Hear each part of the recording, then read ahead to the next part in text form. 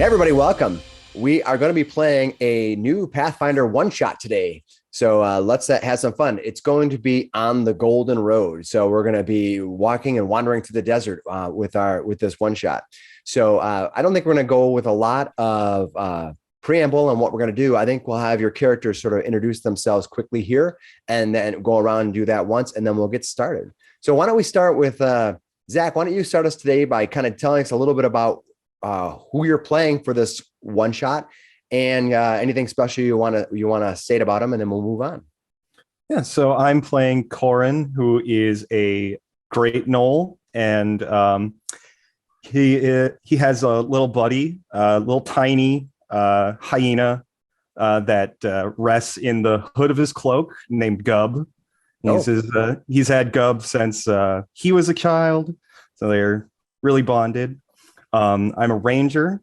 Specifically, I hunt and fight with my crossbow. Oh, cool. And what's your position going to be on the caravan? I am a driver of the caravan. Nice. We like that. Cool. Mm-hmm. All right. Well, great. Nice to see you, and welcome to the adventure. Next up, let's go with Cameron. Cameron, who are you playing today? Today, I'm playing Grotech, the Orc Magus. He's kind of a slender orc, not so traditional. Has a big rune-etched stick with him. He's sitting tail guard on the caravan. Sweet. Well, that's awesome. Welcome, Grotech. So let's go now. We're gonna move over to our Canadian advisory board. So, Graham, what's Canada bringing us today for a character? Canada's bringing you a little thievery. I'm playing Terrence, and he is a halfling thief rogue, and he is to some rather deceptive circumstances of his procuring, he made a few little mistakes and is being chased by a father who is wanting to marry him to his daughter. And he is currently a stowaway on the caravan. Oh, okay. All right. Well, that'll be interesting to see what happens when they discover who you are. And you said you're a halfling, right? A halfling, yes. Nice. Well, you can fit in all the small places. And last but not least, Mike, why don't we kind of go through who you are playing today? Be Mungo Jerry, Claude Catfolk's washbuckling braggart. Oh, so yeah. He's also a caravan driver and pretty much likes to poke fun at the giant dog. Okay. Good boy. Who's a good boy? Antagonistic. I love it. Okay. So before we get started here, any other questions about the Golden Road or anything like that about your characters or anything? We're all good? Cool. We're all good. Well, let's get started with this adventure. Now, I wrote this adventure just this last week, and so it's a complete new adventure for us. And we're gonna get it done in a one shot here, so we'll not waste any more time. Let's get started. Rolling. Here we go.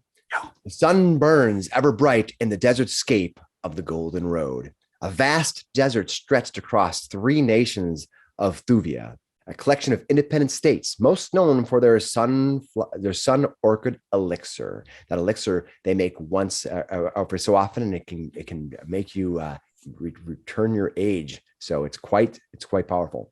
The winding road that connects the city-states appear and reappear as oceans of sand ebb and flow by the wind's whim. You guys are traveling throughout the desert here.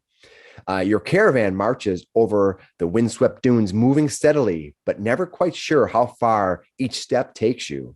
The land changes over the course of days, but from one hour to another, it's sometimes difficult to determine if the dune ahead of you is getting closer or just an illusion of the shimmering day. The caravan leader, Amaric, rides on a camel beside his wife, Sarah.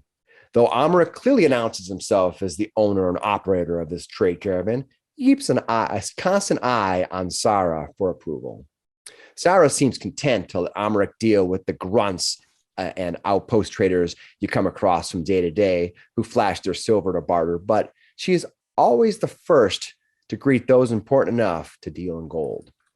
The Golden Road is a place where wealth can build like castles, but should relationships break down in the harsh climate, your future might just blow away with the next dust devil. It's difficult not to get lost in thought as you trek. The horizon is clear blue, cut by a soft, wavy line that occasional rough cliffside will appear, rising up here and there, and far to the south, the barrier wall sometimes is out there. But not all is lifeless on the Golden Road. When the sun falls closer to the horizon, its effect on your vision lowers. You catch a glimpse of stones somewhere tucked in the middle of nowhere. It's small as you walk. At first, you're hoping this is one of those lost flying pyramids of ages past, if you know your lore. A story worth telling when you reach Duor, which is your destination. But it's quickly obvious these are just the same small stones you've been seeing here and there throughout all of your trek, like hundreds of others you've seen. These remnants of the past dot the desert, each once an important part of some long-lost civilization, religion or cause, but time is a way of forgetting about those things. All right, as you walk on the road, we have two drivers on taking the caravan. We have a rider in the back. That would be Grotek, right? Is Grotek in the back? Yep. And we have no idea where Terrence has hidden himself amongst the day. Amaret kind of gives you look as the sun is kind of faded on the sky. The last burning just tip of sun is on the horizon as he looks back, knowing that you're closing in on your destination. Anything you're going to do now on the road as you travel? I mean, we are guards, so he'll keep a lookout for things.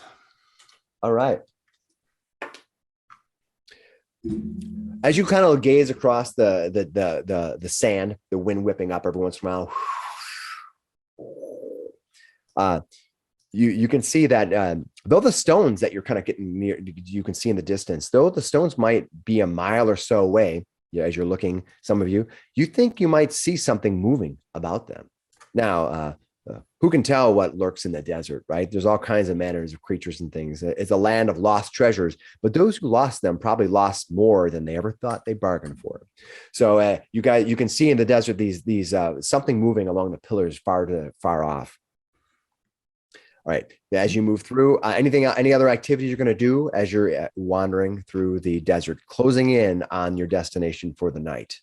Well, I would let somebody know about them if I notice them. Yeah, you can announce that. Everyone else can take a look, and you can also see off to your right as you're traveling south. You can see some movement amongst some of the pillars out there. Now, these pillars dot in random spots. They have not everyone knows what every pillar in history was out there, but you have seen them throughout your travel.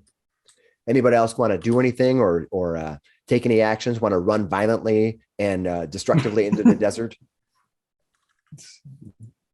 Full tilt sprint. Anybody? Okay.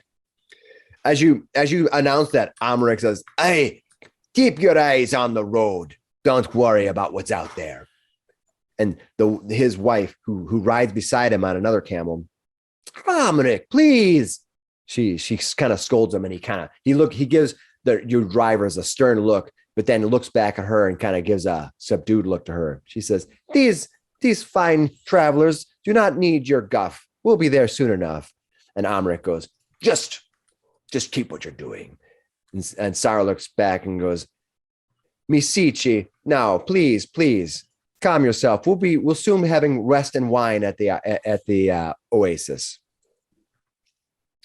The rest of you travel on. The bright moon over the desert is stunning. A blue ocean of sand is serene in its danger. But the road has become more pronounced now, and if you look down, you can make out the clay bricks. Your wagon that you're driving in once sort of slid across the desert sand, but now you're kind of feeling the indentations of the rock as the road has been more maintained here. The bright glow of the oasis has been seen on the horizon now for some time. As you kind of come across, you can see the small lights. It's a small oasis, but you can see it. There's a few small buildings there and an ever-burning magic torch that is growing steadily. You can hear soft singing in the winds as a stone pillar proudly proclaims Nimat oasis just ahead. None of you have been here before, but you've been on other caravans. The oasis is just a few small stone buildings surrounded by a few scattered trees, but those trees promise water and the buildings promise shelter. The rest of the rest and a strong possibility of wine and mead. After a day of travel, the caravan slightly speeds up. You kind of go, oh, let's get there. A boy steps out of the two-story square building with a dome towered, stretching another 2 stories above. He steps up waving, Lady Thrall, Lady Thrall. He comes running out. He has a big smile as the rest of you caravan comes rolling in to a stop. I'll bring the map up now and let you see what we're going to look at. All right. As you come rolling in, you can see that this oasis has one small bit of kind of a water pool in the front with some plants around it and a couple of small buildings surrounding it. There are some guards, which you can see kind of on the outside. And in the inside, there are people, attendants who maintain both the oasis and the arrival of their people who they serve. Sarah steps down from the camel as the boy takes control of the beast. 2 other attendants quickly race to the caravan, leading your team as you drive them just outside the circle of buildings beyond the yellow glow of the magical pyre. So you're going to be just south of the map. They're going to put your carts there. There are a few tents and an open market stall, but this late in the evening, anyone other than attendants and guards will probably be within the hostel, which is that big building to the east with the kind of tower at the top. To the north, you can make out a few rising dots of a stone in the small circle with a few torches randomly burning in its ring. So if you look to the north, far to the north, you can see some more of these pillars that you had seen, but now there seems to be a small fire there, like a burning fire. Amric announces, "Take your leave for the night. Fifi will attend the beast tonight. Have your rest, but do not drink too much. You will still have several days of travel before they reach the wall." And at that point, you're allowed to dismount and go where you'd like inside of the oasis. What would you like to each do? Feel free to put your characters on the map if you choose, though we're not in combat or anything, so it's up to you. Corin is going to turn to Mungo and be like, I really thought that was a good journey. It's one of the safest, smoothest rides yet. What do you think? I think I thought it was pretty boring. Sorry. Wanted some action. Yeah, What came to guard? Yeah. Sometimes it's like a little less action's all right. Who's to say what's going to happen tomorrow Or tonight? Grotek, what do you do? Grotek is going to immediately go and find food. That's what he wants. No problem. You're gonna head off into the 2-storied building right about here. That seems to be the hostel that people have been pointing out to go. Which one? This building right here.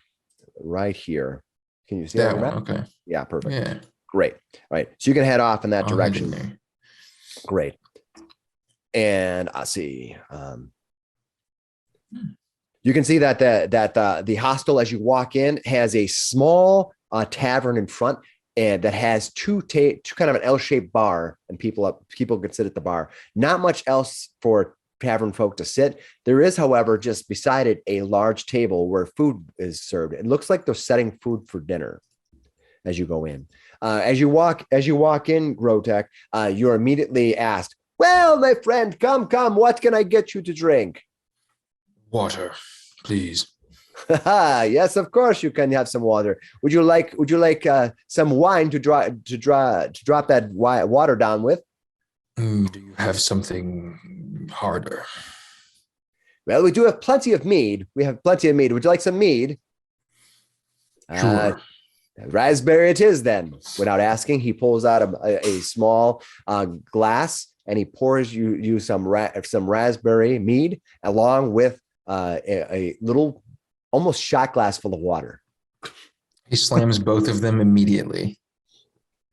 All right. He announces, now, you know that your drinking is on Amric, but let's keep it under control. All right. What's the rest of you going to do? Terrence is going to wait until things kind of quiet down around the caravan, and then he's going to slip out of the wagon. What's your And make perception his- bonus? My perception bonus Yeah. is okay. Perception 9. 9. Okay. Mhm. Perfect.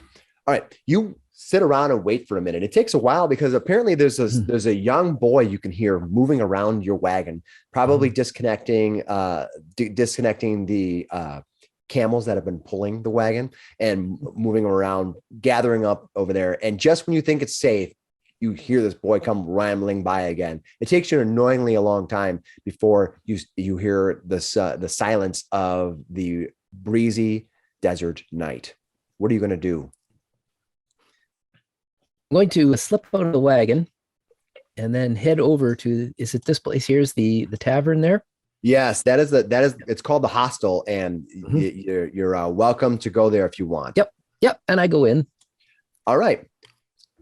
Grotek, you can see a halfling wander in. You've never seen this person. Perhaps he's coming part of another caravan. Although there's not really any signs of any other animals in this area, and it's not uncommon for oases sometimes to have nobody for days. So you see yourself there. Grotek, so you see that Terrence has walked in. Terrence, what are you going to do? This halfling comes wandering in. The bartender sees the door open. He looks up and then he looks back down. I'll just walk up to the bar. And sorry, my friend.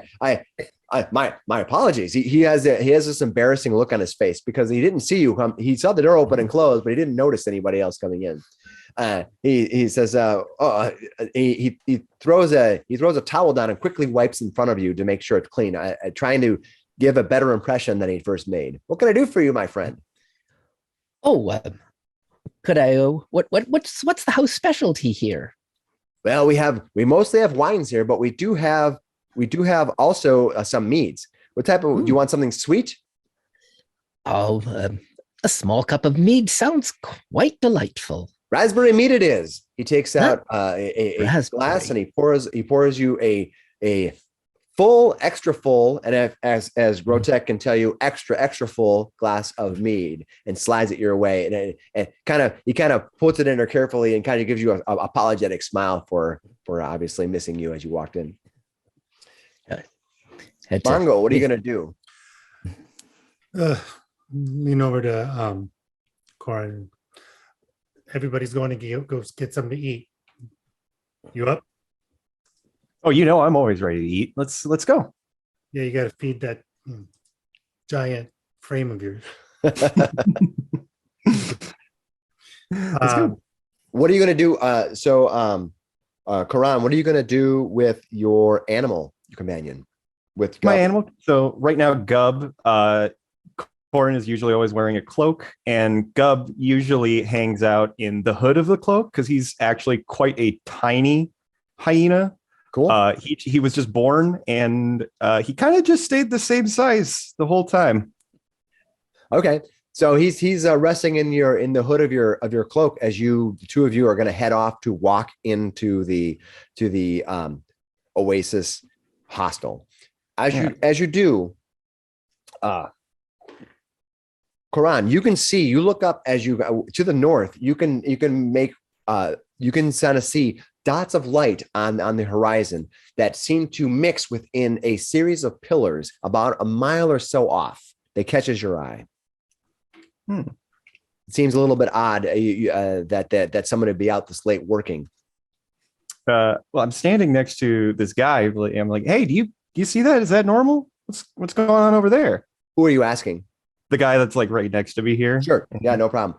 He looks at me and he goes, well, those circles of stones have always been there. We have some guests from Marab who are investigating those stones. I believe they're alchemists or something. At least that's what they look like. They've come from some university there. They've paid handsomely for lodging and discretion. So I suppose I've already said too much. Come. Yeah, the first round is on us, please. And he kind of pushes you. He turns you and he kind of pushes you into the hostel. It was a bit of a slip up, but all right. And as we're walking in, he's going to turn to Mungo and just be like, "So this guy told me that there's some like alchemists out there doing some sort of study on these stones and lights. It seemed like a little hush hush, if you know what I mean." You want to go check it out? I think I do. Should we All grab Grotech and get out there? Sure. All right, let's do this. So I think we find Grotech at the bar. We're like, "Hey, do you want to come with us? There's something out there that looks a little interesting." Interesting in what way? Well, there's some glowing stones, and the person who told me about it was being a little cagey about it. And there's some alchemists paying some hush money. He'll stand up, and as he stands up, his like staff grows to be the same height as him, a little bit further from like a little bit shorter. And he goes, "Let's go." All right.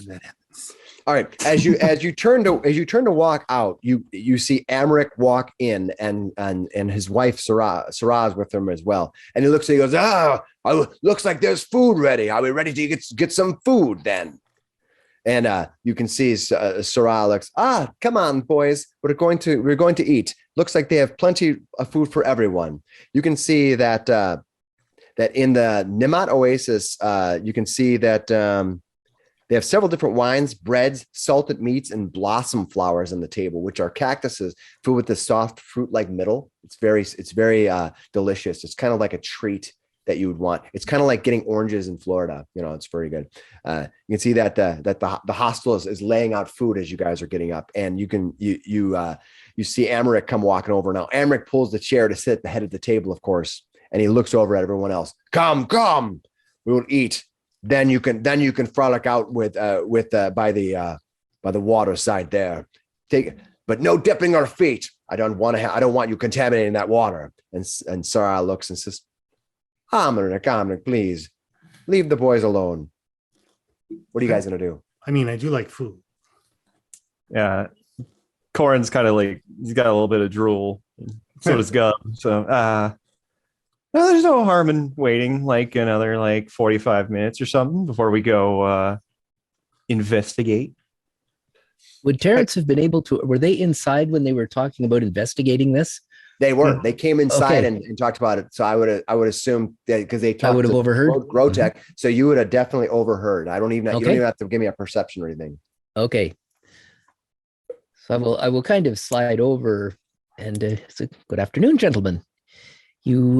I couldn't help but overhear that you may be looking into investigating a little something." Yeah, I saw some glowing rocks. Who are you? My name is Terrence. And I'm something of an investigator myself, and you have me intrigued. Do you mind if I join you on this little expedition? I don't care. What do you guys think? What are you wielding? I have a rapier, and I also, you may or may not notice, but I have a device on my wrist which actually hides a concealed weapon, a concealed blade. Nice. You guys probably do not detect Yeah, that. I probably do not. Yeah. Mhm. He's not very perceptive for a cat. Rather strange. That's all right. But he's I'm very pretty perceptive, but I'm just like, I don't think I've ever seen anything like that. So as long as you can use that thing, pointing at the rapier. I've had a little training. Hi. Are you from around here? No, I just came in from which direction is the caravan? The direction of the caravan was going from north to south, Okay. and they were heading toward Dual. I just came in from up north. Well, that's crazy. We're coming from that direction. Well, isn't that a coincidence? Yeah. Well, hey, can this guy eat with us? Is that okay? Amric looks over and goes, I don't pay for anyone to eat my dinner. He kind of looks over at you and he kind of gives you a little bit of the stink eye. But you, It's all right. I pay for my workers. And he has the three of you come and he beckons the three of you to come and eat with him. And Well, I do plan on continuing south, and I am looking for work. Do you have some work on your caravan? Amrit kind of gives you the once over. You look a little small to me. Yeah. Oh, but Yeah. I have some gifts. You do. I Would have you like talents. to use something to perhaps persuade someone to? Would you like to make some kind of an impression on somebody? Oh, okay. Well, First roll. You can use diplomacy. Yeah. okay. Let's go with the Give me a Well, diplomacy roll and tell me what you got. diplomacy roll. Watch this. All right, we're gonna watch. Oh no. Uh, Setting yourself up. I know. I feel a natural Okay. one coming. What do you get for your diplomacy? For my diplomacy. Oh, What'd you Natural roll? one. You roll a natural one. He gets a +6. Amrit. But unfortunately, that's going to lower it down to a critical fail. All right. oh man. if it wasn't a critical fail already. You just had to say, watch this. Amrit looks up and he reaches, kind of grabs, trying to almost for a broom and kind of throws it at you, kind of like angrily, not really hitting toward you, but kind of like think of it toward a bar, like kind of making a racket. Get out of here, little one. Nobody needs a small hands like yours on a rig like this. He yells at you. Oh well. So I guess I'll buy my own dinner then. Mungo is laughing hilariously. It's like, he does not work in the desert. Yeah, your soft hands do not make an impression on this hardy, well traveled caravan guard. He has no idea how well those soft hands hide the nimble fingers. Nah, he doesn't. Apparently not, and you didn't show him that either. So you must have been hiding your hands behind your back. So he's going to sit down and have the rest of everybody join him to eat. What are you going to do? You're kind of and Amrit kind of yells at the Oasis people here and tells them that he finds you annoying. They're going to say they now know who you are, and they're going to basically grab you by the ear and shove you out the door. Oh no. What are you going to resist that and somehow? Otherwise, they are pushing you out into outside of the Mungo's like, Nimat hey, Oasis. No, gentlemen, please wait just a moment. There's no need for all this. I do have the resources to pay for my own dinner. And you see that the Oasis owner, he looks down at you and he kind of gives you a little snoot and he goes, what do you have? I'll just jingle my pouch. He says, there could be anything in those jingles. Why don't you show me what you have? When you roll a I'll one, reach you in gotta You gotta climb a little bit back. So I'll reach into my pouch and pull out 3 gold pieces and say, I do have more. All right. He kind of looks at it and he says, I'll take that one. And he looks at your gold piece. Mm. Now, a gold piece in this game is a lot of money. Mungo's elbowing Corin, going, he's flashing gold. Yeah, this is just not a good idea out here. Amrit looks back and he goes, he says to the owner of the hostel, Petra, what does he have there? And Petra, who is obviously the name of the owner, he looks down and he goes, nothing. And he kind of puts his hand over the top of your hand, kind of closes your hand up. Nothing, my friend. And you see Petra looks over at you and he says, you go outside and I'll bring you some food. Thank you. And he'll just slip the gold back in his pouch and go outside. Petra turns and begins serving you with a couple of servants as you wander outside. The rest of you enjoy your meal. Now, so if you're inside, put yourself inside of this space right here. And if you're outside, which right now is only Terrence, make sure you're outside. All right, Terrence. Trent Darby? Yeah. What's that? Terrence Trent Darby? Terrence Trent. No, not Terrence. I don't think that's right. All right. So Terrence, you are here. you wander outside and you can see that the attendants are working at maintaining the Oasis pool and tending to the plants and flowers. The Oasis guards, which you can see around you, are standing around doing what guards do. As you midnight at the Oasis? No, it is not. That would be fantastic if it was. When suddenly, suddenly you hear, Terrence, an explosion. Everyone else inside also hears a sudden eruption, a boom from the north, a tremble waves across the desert plain as you wander outside. To the north, where once a dark circle of stones lingered a mile or so away, there seems to be this huge red cloud forming. You hear this, you can hear this. Everyone else who is inside can do what they want. You're kind of in the middle of eating your dinner. You're enjoying it. And there's a sudden eruption. Boom. Terrence is the only one who sees it. What are you going to do, Terrence? Yell in the door. That wasn't me. You're going to open the door and say that? Yep. And then just walk back out and sit down and eat.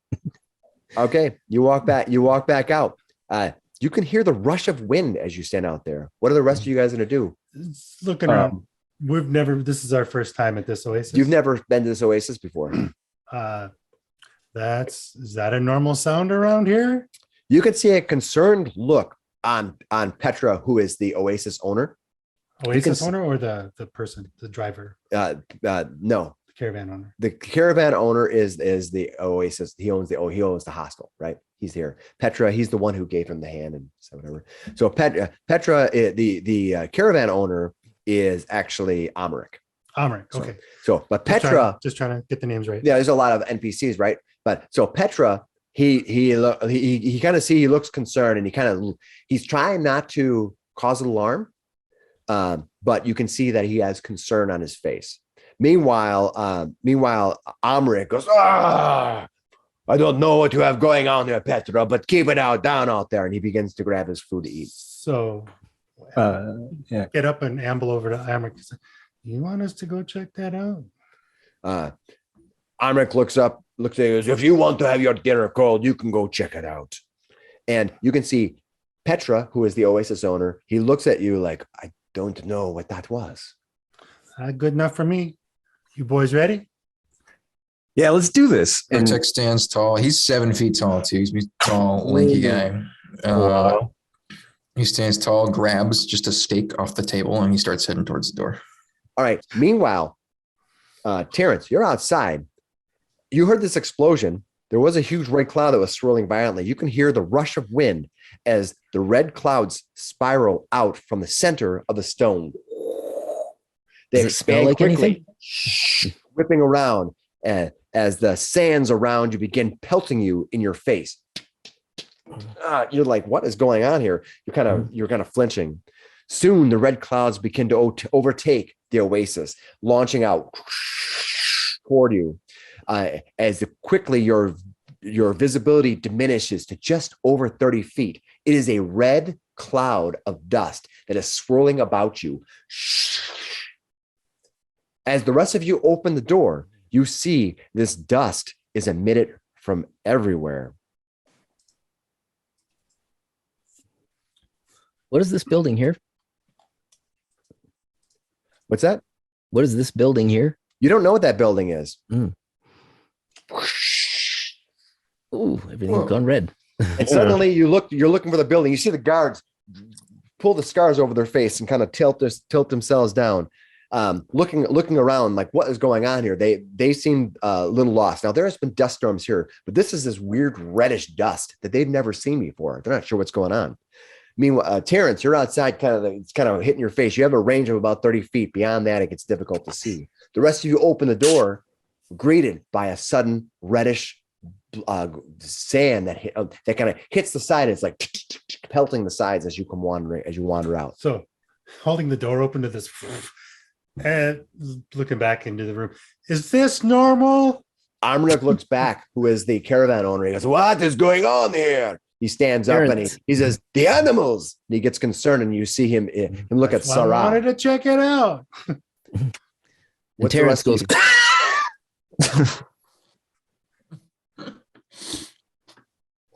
All right. Petra goes, "Aye, we must make sure nothing happens to the Oasis." And he runs to the door, kind of past you, and starts yelling out. You can see the attendants at the Oasis begin taking cloths and kind of covering up the plants, trying to save them, trying to have them do the least amount of damage. With the sacks that they had on them, you think that they do this a lot with dust storms in general. They sort of have a routine that they do for dust storms in general. What are the rest of you guys going to do? I'm going to help them cover up the plants there. All right, you go and do that. The guards here that are here, they kind of move around. They sort of are looking around to see what's going on and trying to, and in some ways, trying to getting in a little bit of a way in which they can maybe appear to be working without getting blasted by sand, kind of tucked in. But the attendants are more specifically trying to do work. Graham and everybody else, roll initiative. Oh, Okay. Go All right, Grow Tech, what'd you get? 14. 14, nice. All right, Terrence, what'd you get? Okay, hang on just a second here. Mongo, what'd you get? 20. 20, nice. That's a good roll. Karan, what'd you get? I got a 16. 16, nice. All right, Terrence, what do you get? So where's the initiative in this thing again? It's under perception? It's perception. Under perception. Got it. Okay. Perception. There it is. Okay. Oh my God. Wow. He's quick. What'd you get? 23. 23. 23. Wow, that is awesome. All right.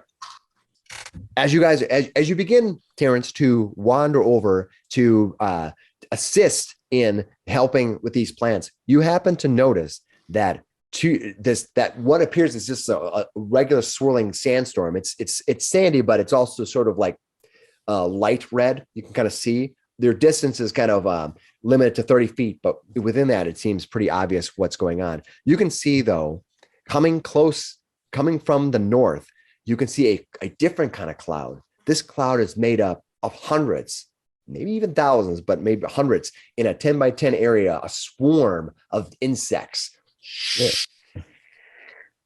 And to the other south, to the north, another way, you can see at least one more of these appear.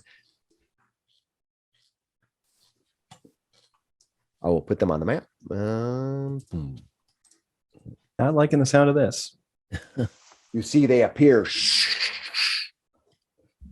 So Terrence, you see them appear. It is your turn. What are you going to do?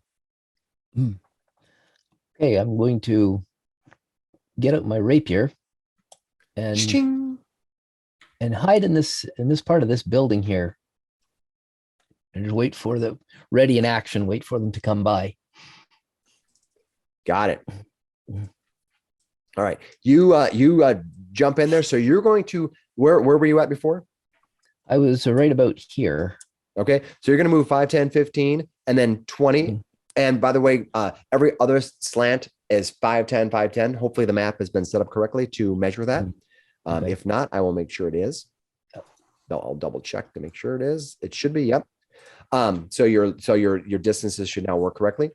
So you took one action to do that. You have 2 more actions to take. You want to hide? Is that what you want to do? Yeah, I'll All right, hide. Drew's rapier too. And you drew your rapier. Perfect. All right. Yep. So go on and give me. You're just going to go and do a hide. Perfect. Yep. I need you to roll me your hide check, and you need to defeat their perception. 22. I think that's pretty good. But you won't know if you're successful or not. Right. All right. That brings us to them. All right. They end up moving in. It moves over the top of this one. And when it does, you hear that woman start screaming. Oh. This is screaming. This one's going to move God. 5, 10, 15. It moves to here, just above the fire. You can see that. Also, to the south, you can see 2 more, or 1 more from the south appear, and 1 more to the north appear. It might not quite be on the map. It is. Good. You see them kind of these creatures. Now, the rest of you, anything beyond 30 feet will be more difficult to target. It'll have a hindrance to target them. All right. That brings us up to Mongo. What are you going to do? So Mungo's like, how do you fight that? It slams the door shut. Oh, actually, no, I'm standing in the corner. I'm going to look around for bottles of alcohol. All right. You can easily find bottles of wine and mead on the back. I want something stronger, more flammable. I asked the Petra. Petra is the owner. Right. She's, Petra. you have to have something. You have to have something more flammable. She says she'll go look, and I'm going to give you a number of rounds for her to go find one. All right. Okay. I'm going to mark this as how many rounds she's going to look. That's what she does. So that is your first action. What else are you going to do? Claws out. I will ready an attack. Okay. It's 2 actions. So you can use your 2 actions to prepare Something attacks a me, yeah. reaction to attack if Yeah. they attack you. Perfect. Karan, what are you going to do now? Guys, I'm not too sure. My crossbow is going to be too good against these things. And I'm just going to. I'm just going to delay for right now. Now, just to help you out, because this is, we're not Pathfinder pros or anything. Most creatures, they don't have, especially at low levels, don't typically have like immunities to things. So, but they will have, they could have like either resistances or something like that, where they take less damage. And sometimes they can take extra damage from other things. So it's just something They have to a weakness. Yeah, they can have a weakness. And so if they have a weakness, they'll take extra damage when you hit them. They have a resistance, they'll take lower. And that number is a number. It isn't just half. Are there any windows here then? There's just small windows and they don't open. You think because of the many winds and sandstorms they have here, the windows don't really open. They're more, think of it like portals on a ship that are kind of locked. Yeah. So what are you going to do? I'm going to pull out my crossbow, load it, and then I guess just that's about it for right now until we have like more of a concrete plan. Can you mark that as hunted prey? I need to see it. Oh, aren't you like looking out the door? I thought you closed it. Oh no, I couldn't. No, I stood where I was. I wasn't. Okay, then I will mark this one as my prey. Got it. We'll mark that one as your prey. I will put how about I put that as your prey marker for now. Cool. Can you see it okay? So yeah. It is something that he can target as prey. Yeah, I think so. What is there a limitation of what you can and cannot? I do not know. I don't think there is. I haven't looked at swarm rules. Yeah, So I don't think there's rules. any rules that say that you cannot target a swarm as prey. Okay. If there is and we made that wrong, well then We'll find out. We'll change it next time. Yeah. All right. So that is Mongo, Karan, and now Grotech. What are you going to do? Grotech is going to from the door here. How does stepping work in this one? Is it still a free 5-foot step? Yeah, but the thing is, it's not a free 5-foot step. Your step is an Costs action. a free action. But the thing about a step is that it doesn't cause attacks of opportunity. You're like a careful step. So you can take it as your action, but you have 3 actions. If you take a 5-foot step, that would be one of them. I don't want to take a step, so I will just throw a produce flame. That's the first one. Perfect. Get it started. Right. You're gonna cast a produce flame at it. Yes, 13. Right, awesome. You throw your produce flame at this creature. Which one can you mark it? Going right outside the door And you here. roll a 13. Yes. Boom! It hits it, but these things are buzzing around it, and it just seems to kind of go right through. It kind of they swirl around. They don't seem to be touched by it. Okay, and then Now he's you going think you to. just missed. You didn't actually. It's not like they're immune. Or Yeah. anything. That's fine. And now, Awesome. now he's done that, he's going to spend an action to enter Arcane Cascade stance. Nice. So his melee attacks are going to be buffed up. Nice. All right, that was Grotech. Terrence, what are you gonna do? We are in round 2. Okay, he's just going to take a swipe at it with his rapier. All right, you're gonna jump out of the shadows, as it were. If you get to attack it, it will be considered flat-footed against you. Okay, so I get my sneak attack on him. So, What armor class did you hit? okay, I hit 28. That will hit. Critical. Unfortunately, Yeah. unfortunately, they are immune to precision damage. Oh, So you okay. don't get a sneak attack damage onto it. Okay. But they take Seeing how 9 they're just points. a swarm of insects. However, you can see that these swarms look like locusts. They look like locusts as they fly around. If you know what they look like, just Mhm. Fucking grasshopper. big fucking grasshoppers, right? All right, so go ahead and give me damage to this guy. It's a 9 points. It's the critical for 17. They don't. Oh yeah. Yeah, you had Yeah, armor class critical for 28, 17. right? That is Yep. a critical. So you did 17 points of damage to him. Now, Yep. what I will say is you're using piercing, right? They are resistant to some of your piercing damage. Mhm. So, but unfortunately, that strike was so fantastic that you actually drop it. You cut it down. Slice through a few. They kind of river. They go. They kind of shimmer away and perish. You see all these Hey, locusts Ed. kind of drop. So he comes around and slashes and strikes a bunch of them. That's awesome. All right, that brings us to them. All right. 15, 20, 30. That's one movement. And I think they move at 30. I will double check.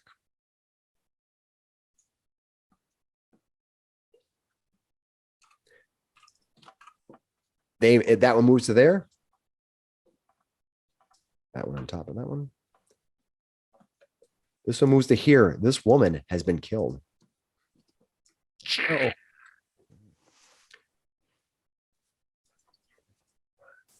Not NPC number 6. I'm gonna move it. I'm gonna put it out of the way.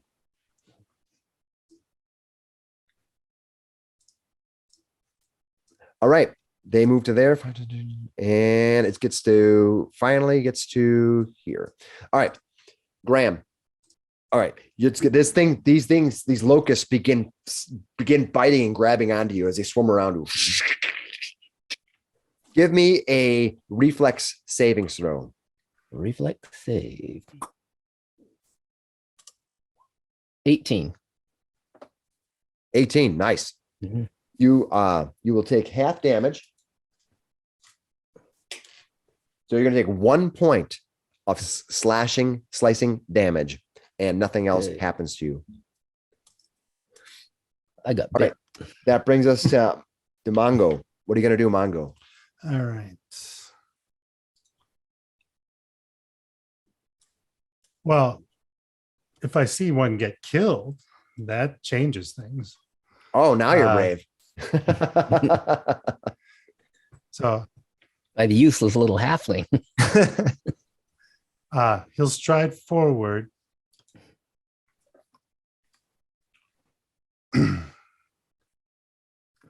And he's kind of approaching this swarm. This is weird. His normal stuff doesn't really seems like it's gonna work. But he'll 13.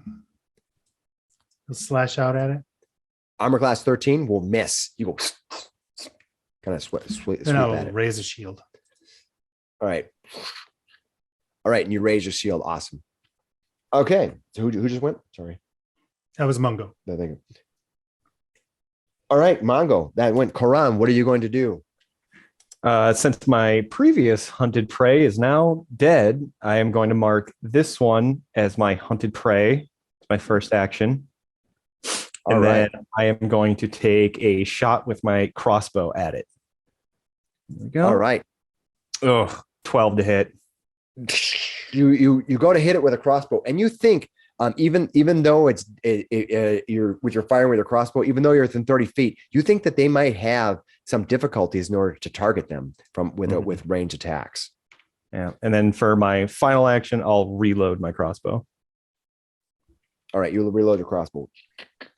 All right, that is Grotek.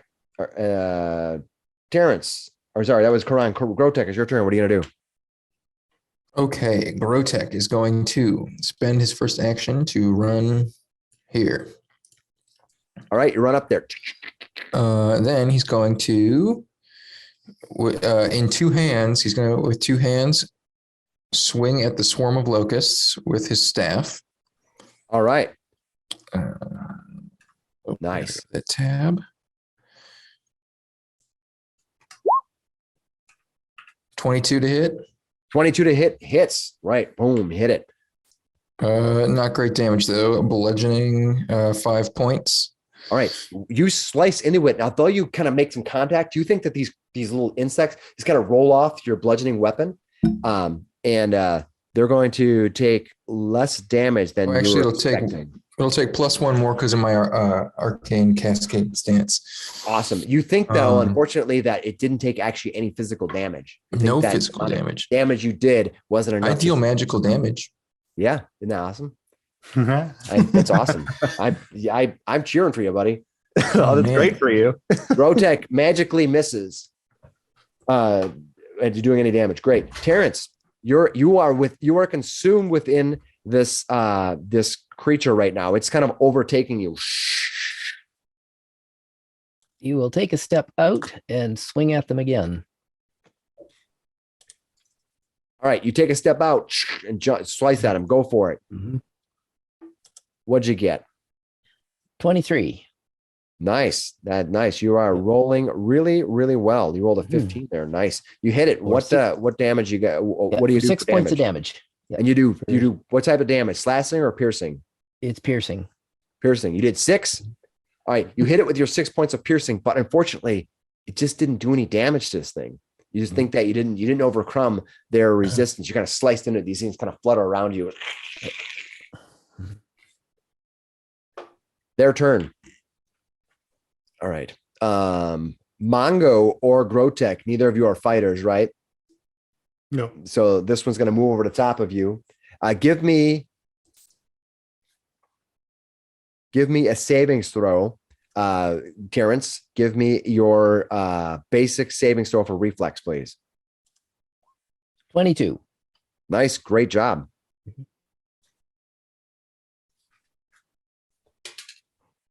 You're going to take 1 point of damage.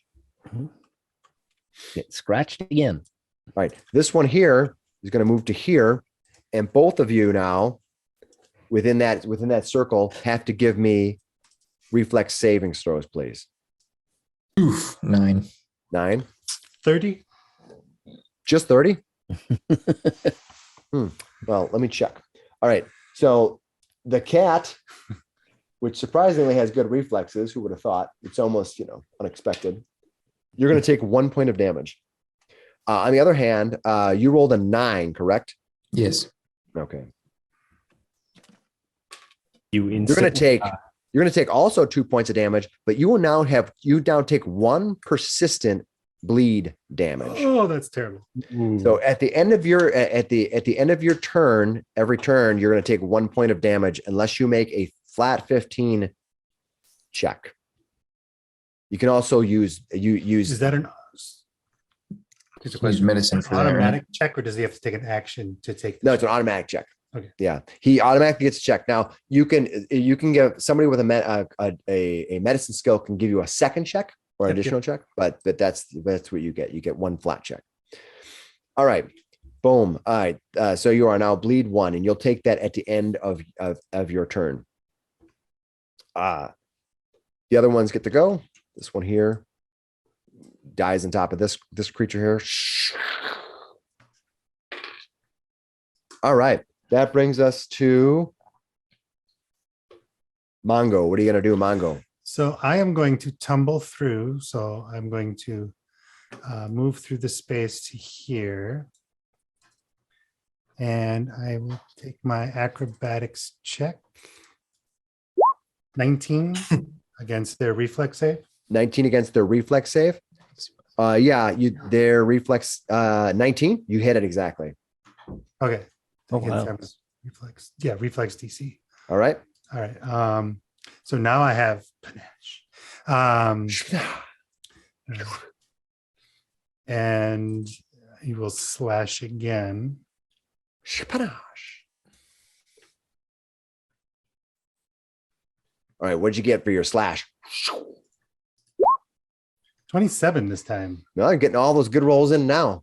You hit it. How much damage do you do it? Is that critical? That is a critical hit. Yes. Thanks for reminding me that way. You do need to keep that in track. So Is your damage precision damage? there's additional damage from a precise strike. Right. They don't take precision okay. damage, but they will take regular damage. So yes. So it looks like 14. 14 damage. All right. And you did it. What kind of damage is it? Piercing? Slashing. Slashing. All right. All right. That will be enough. You slash through it, and you can see that these creatures kind of go. You see these insects just land on the ground as you slice through them. So I'm going to go with my. Nope, I can't do that. Never mind. I gotta call that before. Never mind. We're good. Got it. I can look at the other one and do. I'm going to try and intimidate it. Going, you're next. All right. Give it an intimidation roll. 19. All right. And you do that against their constitution, their will save. All right. And you did it against that one. Yeah. Nice. They fail. What is the result? I have panache. Nice. And they are frightened one. Got it. Against If you they- or against everybody? It's just frightened one. That's They what I have thought. All right. Mango, Koran, what are you going to do? Corin will move out of the house and mark this one as prey. It's And it's then- a long way. So you think that at that distance, they're going to get concealment, just so you know. Okay. And mark that one as prey and take a shot. All right. What I need you to first thing to do is I need you to roll me a D20, flat D20. Okay. And what you need to do is you need to get 6 or higher on your Just barely an 8. yeah. So because you beat the flat check, it's like the old way where it's at a 20% mischance. Now it's a flat 5. You are able to hit it. Now, what armor class did you hit? 17. Okay. So you hit it through the concealment and you did hit it. How much damage do you do? 17. Oh, and that's piercing damage? Yeah. That is a lot of damage there, sir. All right. You hit it and it drops. Finally. Nice. All right. Do you have any other actions you want to take? I'll reload. All right. Reload. That was Karan. Grotech. What are you going to do? How does my check work to stop the bleeding?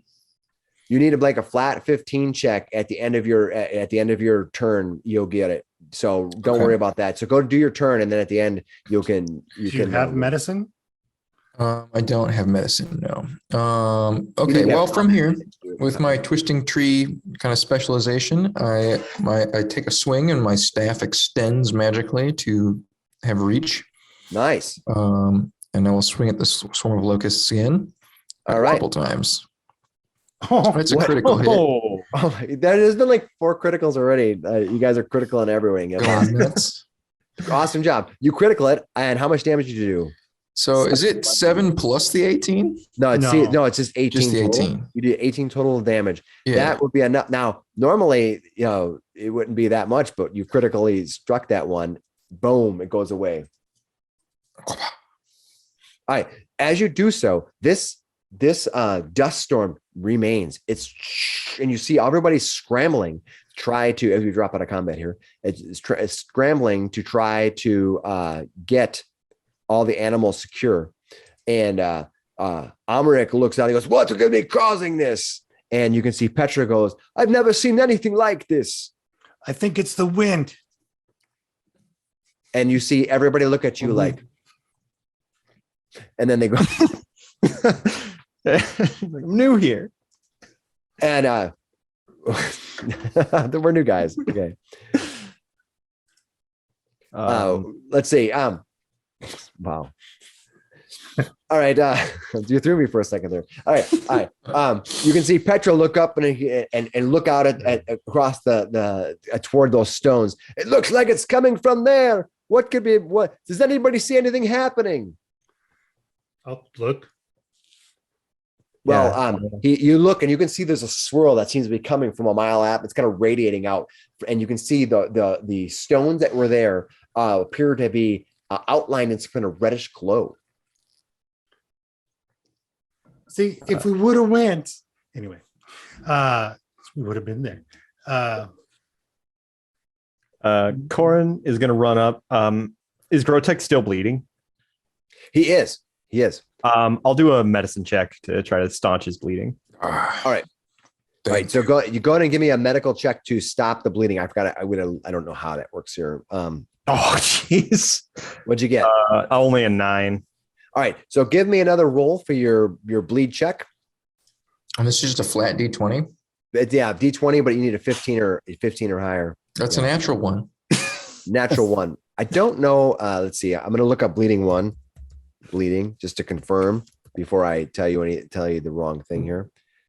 Persistent damage. All right. Resistant damage comes from the effect of acid, fire, etc., etc. Appears at X persistent damage. After taking persistent damage, roll a DC 15 flat check. So yeah, no adjustments. It's just basically you have a 25% chance of passing. So you failed that. So you take another point of damage. Now you're going to try to use a medicine check on him, right? Yeah. Unfortunately, I think you can only do that once every hour against him. You can keep trying. It's to gain hit points that you're okay. you're immune. So, and does he need a 15 on his medicine check to help him get an extra roll? To attempt a medicine check. Before I take my next point and get my next natural check. Does he need a 15 to do that in his medicine? His DC to stop the bleeding? No, the DC is usually the DC of the effect that caused the bleed. Got it. That's all I need to know. Thank you. Okay. Let's get into that line. No, that's a fair question. So yeah, you need got it. That's what I needed to know. Okay. So you've done so you can do another medicine check on him now to try to help give him a second chance. What'd you get? 13. 13, not enough. By that much. Now does Koran want to also give him another chance? I tried and I failed again. Okay. Give me a flat. I'll take another point of bleed. Well, yeah, and give me another check then afterwards. I thought the check came after the point. It did. You take a point of damage and then you roll. Oh, that's an 8. No, you take another point of damage. Please give me another check from both of you. Okay.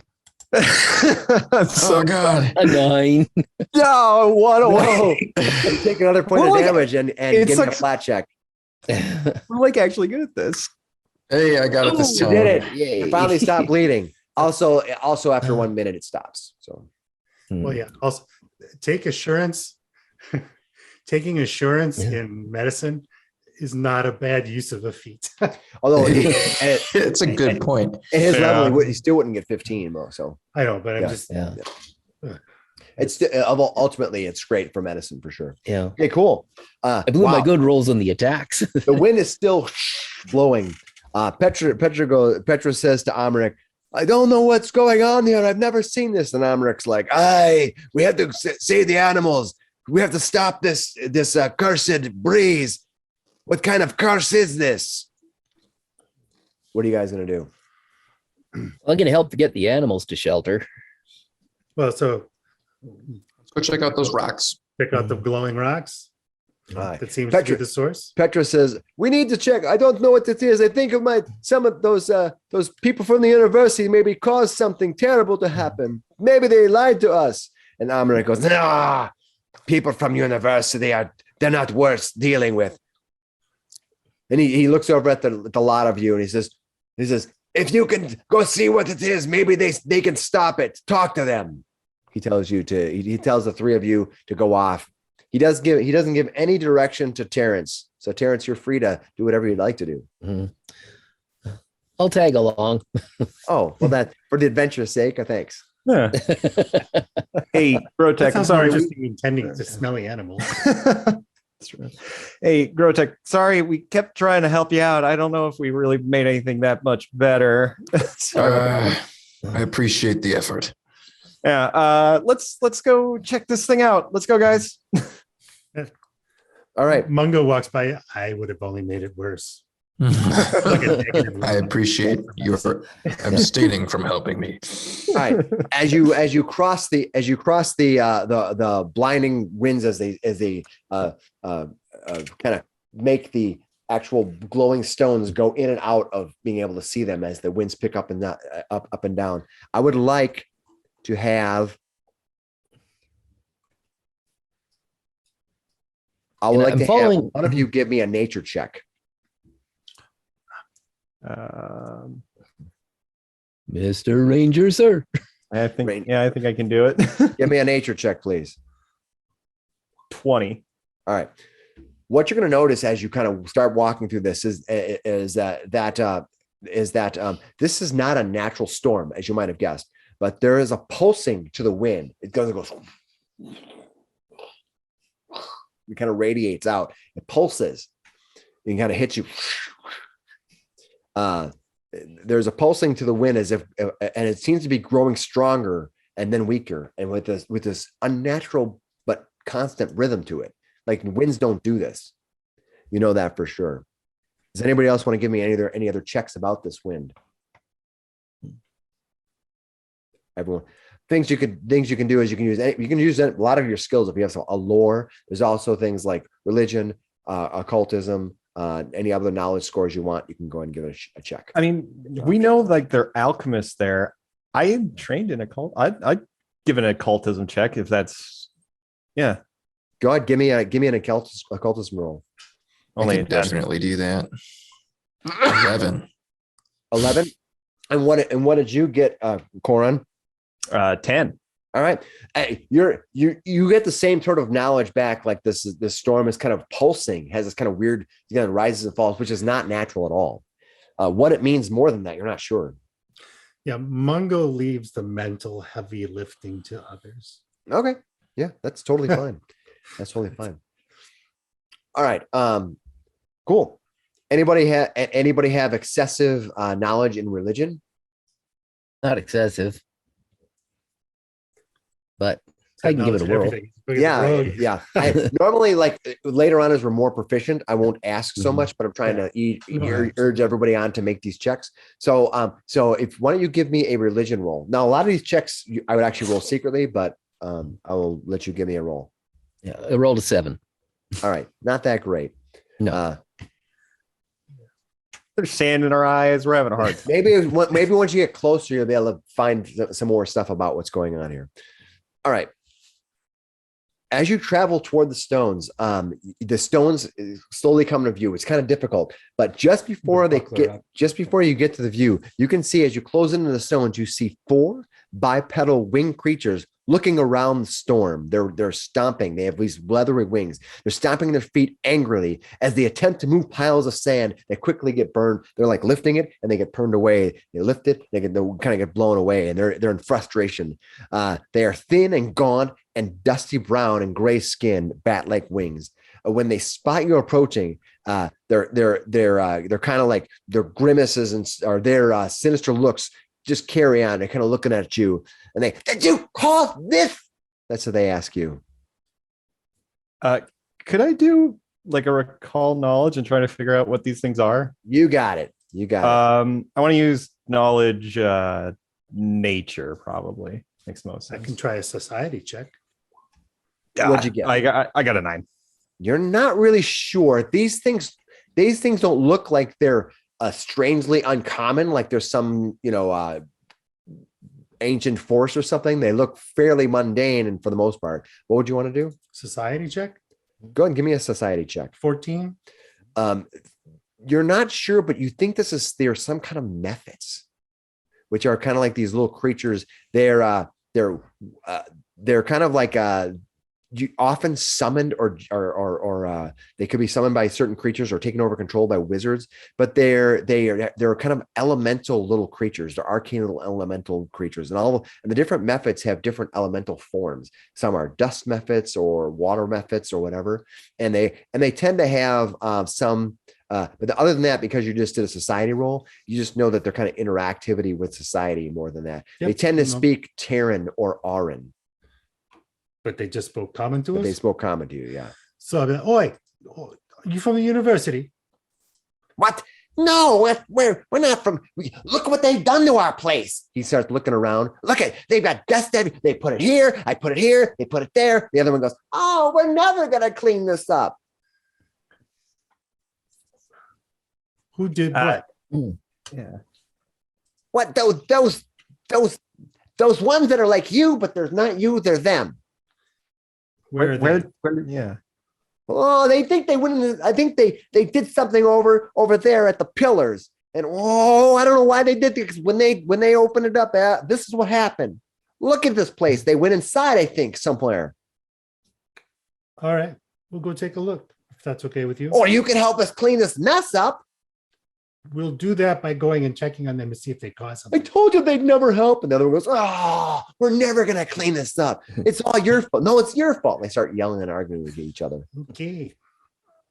So let's leave these guys to clean up and let's figure it out. All right. You kind of leave them behind to whatever they're doing. And you approach these 8 pillars that are in a circle. These 8 pillars have a steady glow to them. And I have a reading text. I should use that instead of making it up. You near the circle of 8 pillars, each etched in relief and ancient writings that glow and pulsate red. Oh, that's ominous. The stones are over 20 feet tall. In the center is a hole and a capstone of some sort that was removed from that hole, probably what kept it covered all this time, using some various tools that are lingering about. The lip is in ruin beside the opening. There are stairs leading into the darkness. I'll bring the map up now. Okay. So as you can see, you are coming from the south. You can feel free to put yourself on the map. So the wind is like coming from this, The wind seems to be whipping all around it. but not like coming out of this fucking. Not coming out of it. Just seems to be whipping around it. And you see those pillars and those stones on either side. All these pillars here are just there's some red writing on it in some weird language, which you don't know what it is yet. And they're pulsating. Boom, boom, boom, boom, boom. And you, the naturalist, can get a sense that as those items are pulsing, the wind is kind of going. Guys, I just gotta say, this doesn't feel right. The wind is kind of like pulsing with the etchings over there. This feels pretty bad. I don't like this. Does Grotech think that those runes on the pillars might be related to the runes that he uses to keep his curse at bay or anything like that? Give me a lore curse check. 14. 14. You don't think that they are associated with that, but you think that this is some sort of released curse. You're looking at these pulsating ruins, though you can't read them. All signs tell you that Somebody opened something they should not have. anything else you're going to do, there's pillars sitting around here. You have a whole host of ways you can do some investigating, or you can just charge blindly into the hole. That would be up to you. Could I do an occultism roll on the etchings? You certainly can. Give me one.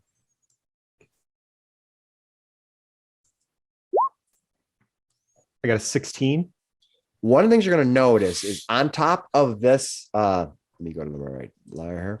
On top of this broken cap, it looks to be a symbol of a sun of some type, like a circle, but it has a little bead on the end. No, it's not a sun. No, that's not right. It could be an eclipse of some weird thing. That may have something to do with it. Maybe some kind of knowledge in religion might give you some more information. Hey, Terrence, right? You kind of know some things. You want to look at this real quick? It seems like it's kind of like a sun or like an eclipse. I'm not quite sure. I can look. It's not really my big thing, but I'll take a look. And religion, 19. Well, Wait a minute, I know this. Yeah. You see, as you look at the capstone, you see that capstone appears to be a tribute to Ahriman. He is a demigod, is one who revels in destruction. And you think that that's not a good sign at all. I'll give you a little more information about he is the Lord of all divs, and divs are kind of like this version of they're like servants for Ahriman. Ahriman is the embodiment of pure destruction and seeks the utter obliteration of existence through these div servants. So he's a demigod, and he has an unholy symbol that is a black circle etched with a thin sliver of silver, depicting light eclipsed by darkness. I'll give you more information on the divs here. Divs are a race of fiends, natives to a different plane that exists only to cause harm. Closely related to demons in many ways, but not exactly the same. That's what you get by looking at this cap. You're like, ooh, this is not good. Do you tell us that? Yeah, we'll tell you that. Lord of Divs, they're nasty little demons, and they just thrive on destruction, and they exist only to destroy. And they're the minions of Ahriman, and he's a lord of destruction.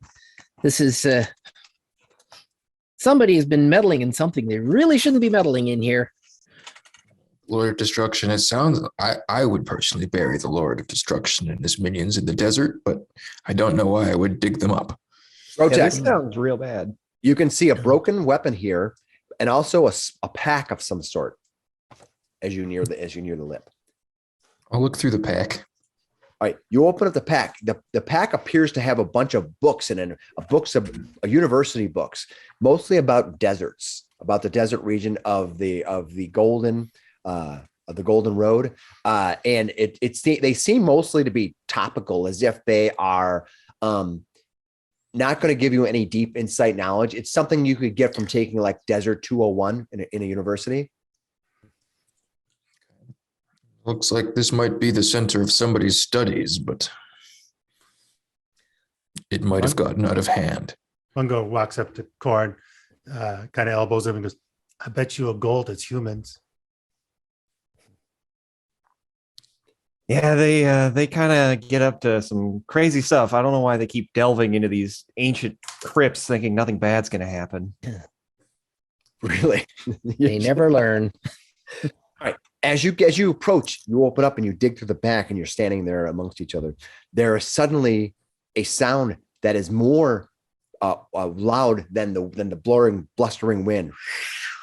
You hear footfalls shuffling up from the opening below, from down here. You hear them. With that, I'm gonna have everyone roll initiative.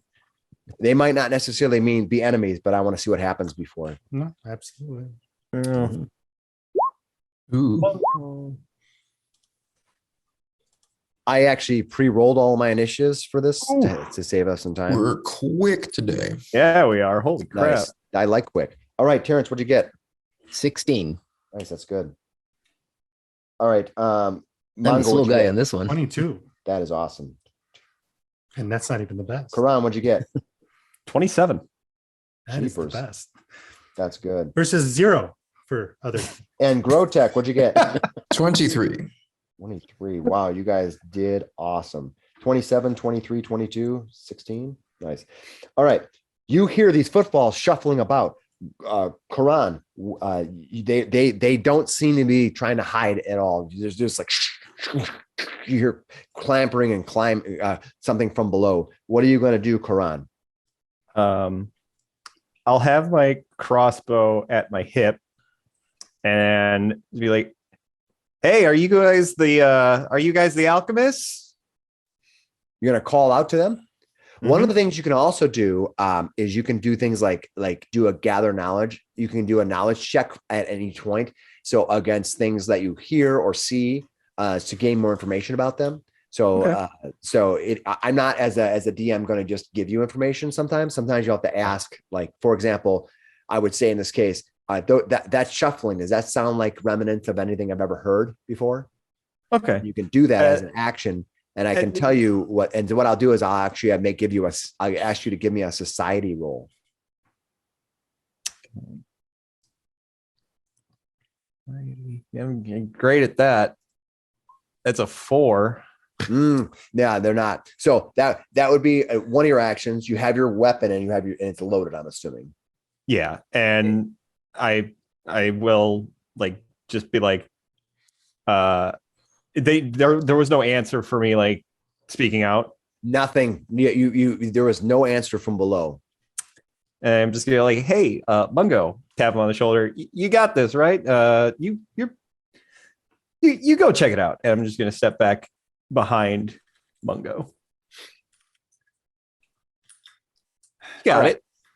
All right. Looking like backwards up Got at him. All right. Grotech, what are you going to do? See that you hear some shuffling coming up the steps, and it's hardly wind all around you, kind of blowing outside. But you hear this kind of because it's kind of echoing as it's coming up the tunnel. Grotech, what are you going to do? I do want to try to gather some knowledge and kind of try to get a jump on who's going there and find out if it's friendly or foe. Tell me what your bonuses are for society and religion. I think those are both just flat 0. Oh, no, I Okay. have +2 in society. Okay. You hear shambling feet coming up. You think that it sounds like it's a slow undead. You're like, I think this is some kind of slow undead. Some undead are fast, but a lot of the lesser undead are kind of be slow and clumsy. And you maybe heard these before in your travels in the last couple levels, because they bring back memories. You're like, there's some kind of shuffling undead. That's the best you can get. Now you might not be accurate, but that's what I'm telling you. Me as the DM, I'm not always when I'm telling you stuff, it's your perspective, not what's the truth. Yeah. Okay. I'll let the party know we might have undead to deal with, and I will just take some steps to the other side of the mouth of the cave. Okay. You run back there. Awesome. Mongo, what are you going to do? I'm going to ready an action. If I am attacked, I will attack. Perfect. All right. You're going to just ready an attack action. Mhm. And Terrence, what are you going to do? Okay, I'm going to run up to the mouth of the cave and get myself in position so that I can do a sneak attack if I can. So if they come out of the cave, I can get the jump on them. You think that because of the angle of the cave as they emerge out, you're not being in that position is going to be difficult. So you can probably be here and try to make an attack on them if you want. Where I am right now? Yeah. So here? you want to go down one more. Okay. One more, Yeah. because it's There. like it's Right just there. straight up. There will be too low before you can actually attack them. All right. Okay. You move to there and you ready an attack action is what you're going to do. Right. Yep. Perfect. All right. At that point, what you're going to see is you see a host of creatures running out, and I will give you more information on them once I bring them in here. You said shuffling. They are shuffling, but Okay. They had a burst of speed. yeah, they are considered slow. So slowed creatures get 2 actions instead of 3, but technically speaking, they get a move. Yep. Yeah. No, I'm just Well, at that point, also, I pull out my rapier Hold on just so here. that it's known. Yep. I'll move them out. I'm going to give you a chance. So this one's going to come running past you. You do get a chance to attack it if you want. This one here. I want. It does not know you're there. Do want. All right. 22. That does hit. How Mhm. much damage do you do to this creature, and what type of Yep. damage is it? Is 5 points of slashing. 5 points of slashing. Yep. Oh, great. That's awesome. Your slashing weapon just cuts through it. Nice. 5 points, you said total? Mm-hmm. All right. should have possibly sneak attack damage as well if it's susceptible to it. These creatures are immune to doesn't say they're immune to precision damage. So yes, you can do that. Okay. Alrighty then. So another D6. How do we roll another D6 on this? Come on, get your D6. You rolled 4. Okay, thank you. So another 4 points of I was damage. almost about to roll it. So All right. So he runs up to you, and when he sees you there, it's going to stop, there. attack you. Mhm. This one here, it runs past. He's going to run up to here. Who is this? It's Mungo. Mongo, that's what you see. That's the first thing you see. Mongo, I believe you were delaying and you had a strike ready, correct? Yep, but I immediately go after this guy, so he gets his full turn. He's going to get his full turn first. So he's going to get his attack on you. Mhm. Perfect. So he is going to attack you. He's going to try to grab. He's going to try to hit you with his fist. I hit armor class 21. That hits. And then, okay. And then I try to grab you on a 20.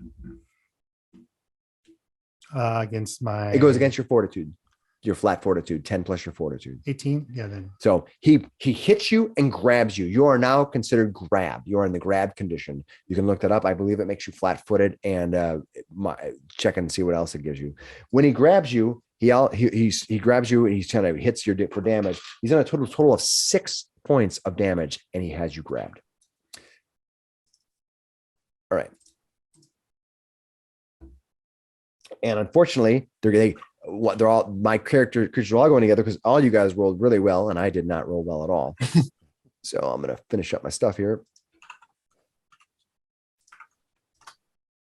So I'll bring my other two in here as well. All right. They're going to move into position here. One is going to run 5, 10, 15, 20 around and attack. Also attack Terrence. I'm going to miss horribly. And this one's going to move 5, 10, and attack the cat folk creature. And I'm going to miss terribly. All right. Now that brings us to Karan. Karan, you see these creatures. You see these shambling mounds come lumbering up. They are zombies. They have their maws, their mouths are black and their teeth are almost rotted out. Their flesh they're completely naked, except for they have they have wisps of, it looks like bandages around them that they're kind of like trailing around them. One of them has one attached to their foot, just kind of flailing around. Just they come walking out. One of them grabs a hold of Mongo, hits him, and it seems to be like going to try to bite into it. What are you going to do, Karan? I will step over here, mark this one as my prey. Be like, Mongo, I got you, buddy, and take a shot.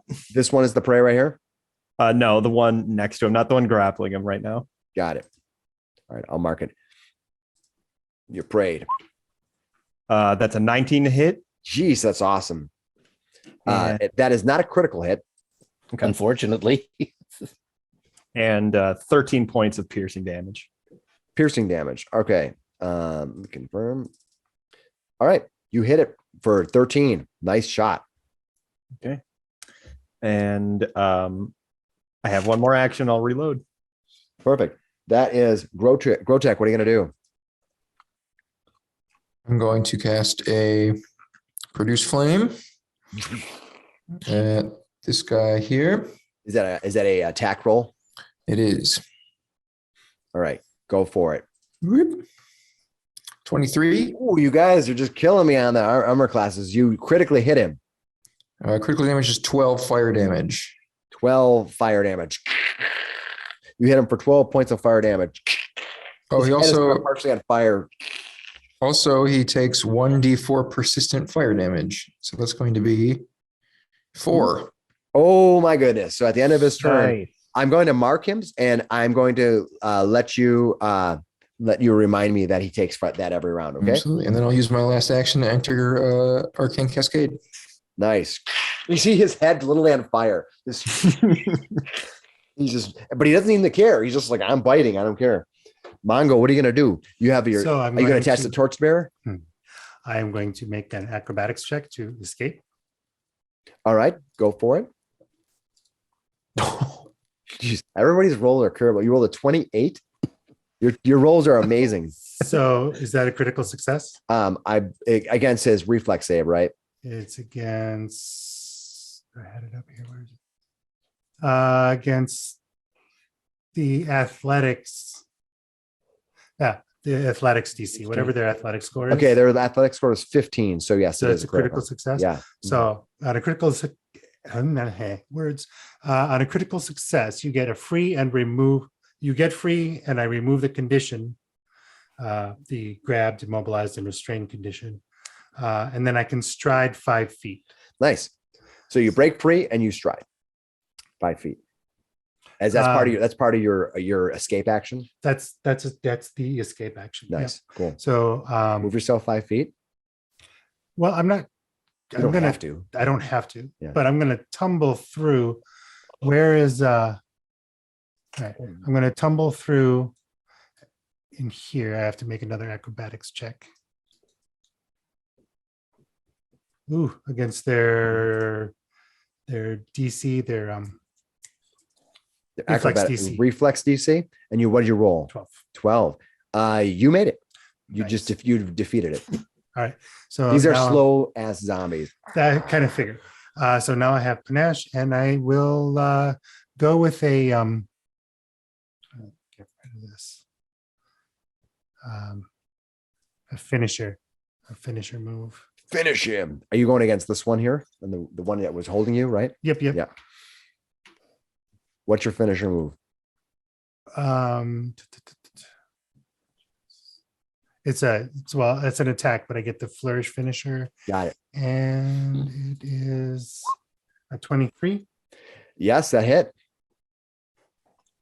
And it Better. critically hit, I think, too. Yes, it did. You Critically hit. him. Yep. Okay. So 17 points of damage. Nice. And because I did the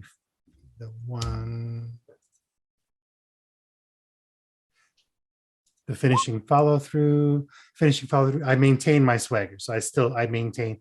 Normally when you do a finishing thing where you get your Yeah. Your panache finisher, your finisher, you're kind of like lose, you lose your panache. but now you maintain now it. when I use a finishing follower. So I still Nice. have it. So Cool. That is Mongo. Terrence. Take another swing at this one.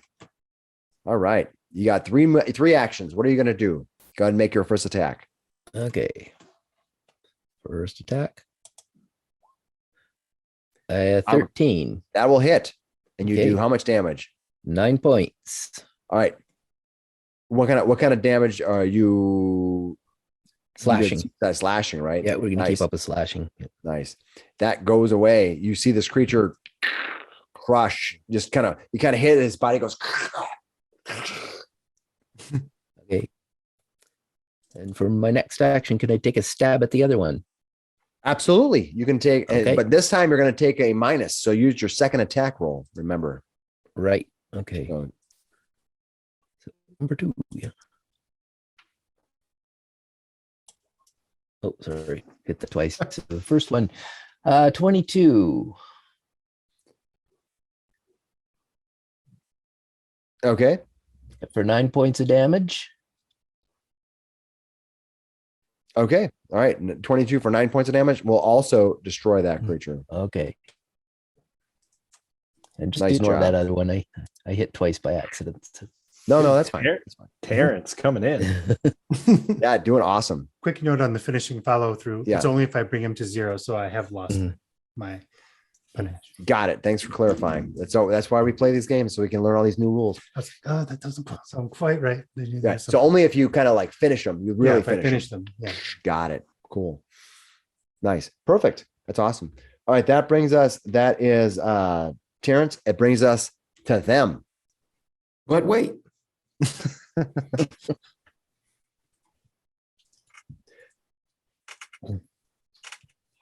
you get an undead, and you get an undead. All right. As you come up, you see the second wave of these zombies come shuffling up. All right. They reach the top. They're able to make a few attacks. It looks like most of them are going to be attacking. 2 of these are going to be attacking Terrence, and 2 of these are going to be attacking Mongo. So Terrence, 2 attacks on you. I missed with 1. However, I hit I think they have a +7 to hit. I hit an armor class 26, That'll hit. but he tries to grab you and he's unable to do it. He rolled really bad. And you're going to take 6 points of damage. The other one against you, you're actually going to get hit. You're going to get attacked by a bunch of them now. They're all over you. You're missed. Ooh, didn't roll a total of over 9 against you on all those attacks. Are any of those a critical miss? One is a critical miss. Yes. I get. So a trigger, a foe within your reach critically fails to strike against you.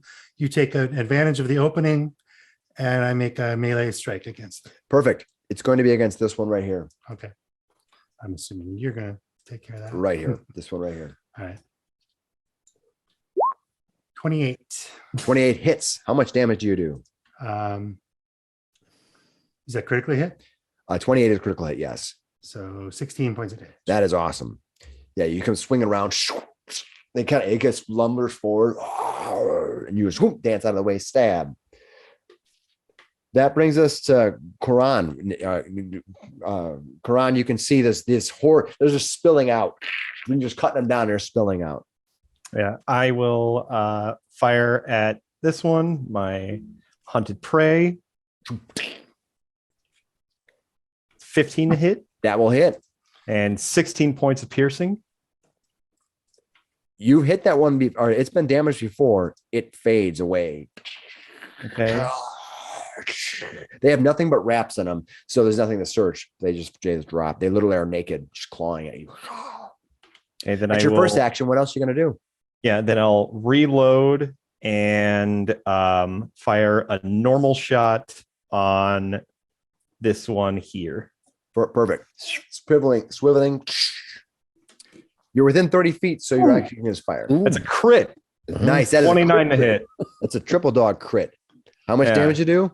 24 points of damage. Just 24? Oh, so you turn around, your weapon goes, all of a sudden, Terrence, you're fighting this creature, and it goes, and the arrow goes, the bolt just goes straight through his mouth. It goes, and falls right down in front of you. Sweet. Nice. These guys aren't so tough. I got you, little guy. Go, little guy. Grotech. Okay, Grotech is going to spend his first action to run all the way down here. He's going to,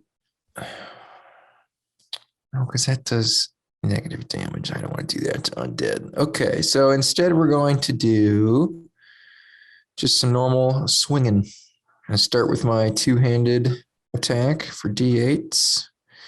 Where did that button go? I gotta go to this tab. All right. Wham. 16 to hit. 16 to hit will easily hit these things. Minimum damage though for 5 bludgeoning. 5 bludgeoning. It seems to be working fine. They don't seem to have much of an array of resistances. They seem to be just marching creatures. All right. And then I will, with my last action, do my second attack. -5. Yep, you got it. My -5. It's agile when I switch it to one-handed, which I can do in between attacks. Nice. But it's only an 8 to hit. Oh no. That's even with that your great ability to switch hands and attack it. It's just unable. You're just unable to connect. All right, I go back to two-handed. Win took your staff a little bit with one hand. Keep 2 hands in that thing. All right, Mongo, what are you gonna do? So I'm going to make my acrobatics check. 13 against their reflex DC. Against their reflex DC, will defeat them. These guys don't have much. I will tumble through. I will gain panache. I will strike. 19. 19 will easily hit these things. So 8 points of damage and then 11 precision damage. All right. 19 total. Yeah, that will destroy it. It's gone. And then I'm going to, I can move up to 40. So I'll move back. All right, you're going to move back a little bit here. Got it. All right, that brings us to Terrence. Terrence, you still got a whole line of them there. Mm-hmm. And I will take my 3 attacks on this one here. The middle one? Yep. Okay. Okay. 24. That will critically hit that middle one. Okay, that's 23 points of damage. Nice job. That is going to destroy it. It didn't have a lot left. Okay. And I'll go to this one. Oh, no, I can't hit that one there. He's too far away. So I will go for that other guy then. The one right in front of you? Yep. Perfect. All right, go for it. What did you get? Okay, I got hit for a 19. Attack number 2. Mm-hmm. Yep. 19 hits. For 7 points of damage. Nice. Let's see if we Still can. up. Okay, number 3. There we go. Okay, it's a 7. 7's a little bit short. Yep. Okay.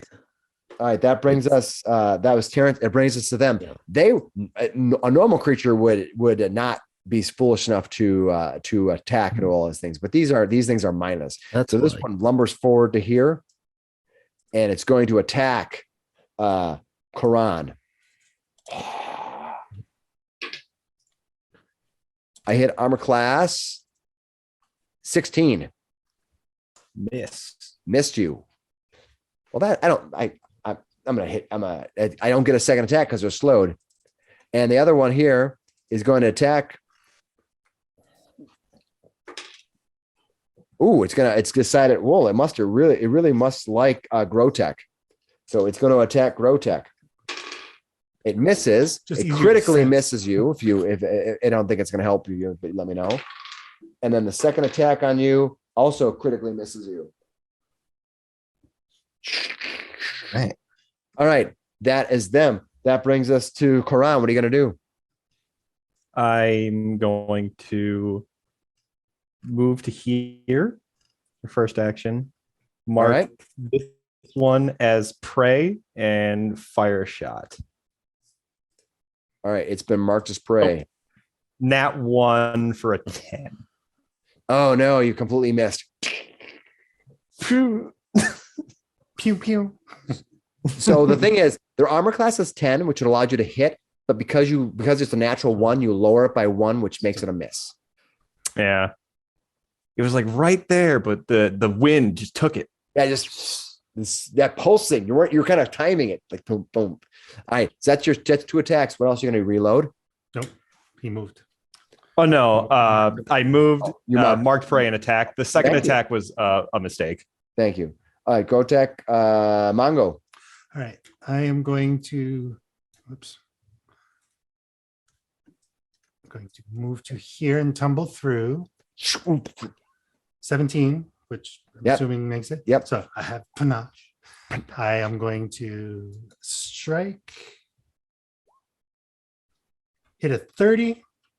Yep, that hit. Okay. Does 16 points of damage plus an additional 7. That will be enough to kill it. And then, is there one left? There is one left. He's going to try something. He's going to try his, he doesn't know if he can even affect these things, but he's going to try. You're next. All right. Might not work, but I can do it and I want to use it. You're next. Oh, and he uses a look because he has unsettling gaze or Yep. whatever the gaze one. Mhm. So he doesn't have to speak. He glares at it and he's using a intimidation roll. Intimidation. Nice. 26. Nice. You given him you're trying to demoralize him. Is that what you're trying to do? Demoralize. Nice. Okay. You it doesn't seem to even notice you. It's like Okay, I need to know if it worked or not. you don't think it did. All right, it's not effective. Yeah. Okay. They're mindless. They're not affected by any mental Well, then I don't get my panache. It has Yeah. to succeed. yeah. So he has this really just classic, "Rrr," and then they're just like, come on. Oh. Okay, so that is Mongo. Terrence, what are you gonna do? Got this one left. Yeah, I'll take a swing at him. 23. Yes, that will hit. How much damage do you do? That's not crit, is it? It is a critical. It is. Okay, Yeah. he gets 21 points of damage. That's it. That's Yeah. all you're doing. Mhm. I boom, killed it, crushed it. These zombies flooded out of here, and you see this pit, this tunnel leading deeper into the earth. These things look old. They look old, yes. If you like to give me some lore checks, you can certainly try to do some lore on them if you'd like. No. They're not fresh zombies. They are not. They have not recently been turned. I can tell that much. Yeah. They're not fresh. Yeah. Anybody else want to do any type of lore, or do you want to you can see around you the wind is swirling. You kind of have to yell a little bit at each other over the wind, and you can see these pillars 20 feet tall with this etched writing on it, which you're unaware of, is this pulsating. Boom, boom, boom, boom. What are you going to do? Walk up here, like, you guys kind of got surrounded a little bit there. Are you all right? And Terrence pulls out a handkerchief and he puts it over a rather nasty gash on his arm. I'm all right. But it's Jeez. not good. Hey, he'll pull out a potion and be like, hey, do you need this? Are you going to be okay? Well, if we take just a few minutes, we could probably just shake it off. If you guys succeed on Well, it. let's take those few minutes and let's save the potion for when we really need it. Can you guys hear Mike okay? It was supposed to be under the breath. Does anyone have a medicine skill they can use? Yeah, I do. Not too bad with mine, but All right, so if you get a medicine check, you can restore hit points. So it's Yeah. probably not a bad idea to try, because it's better than using magic, and there's not a lot of magic healing in your group right now. okay. I got a 22 medicine check. So Yeah, better than mine.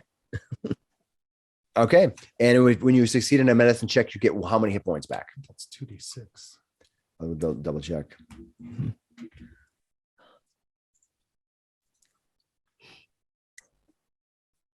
Yeah, and you're not increasing your hit point chance. So on a success, you get 2d6 hit points back. And what did you roll Okay. for your attempt? a 22.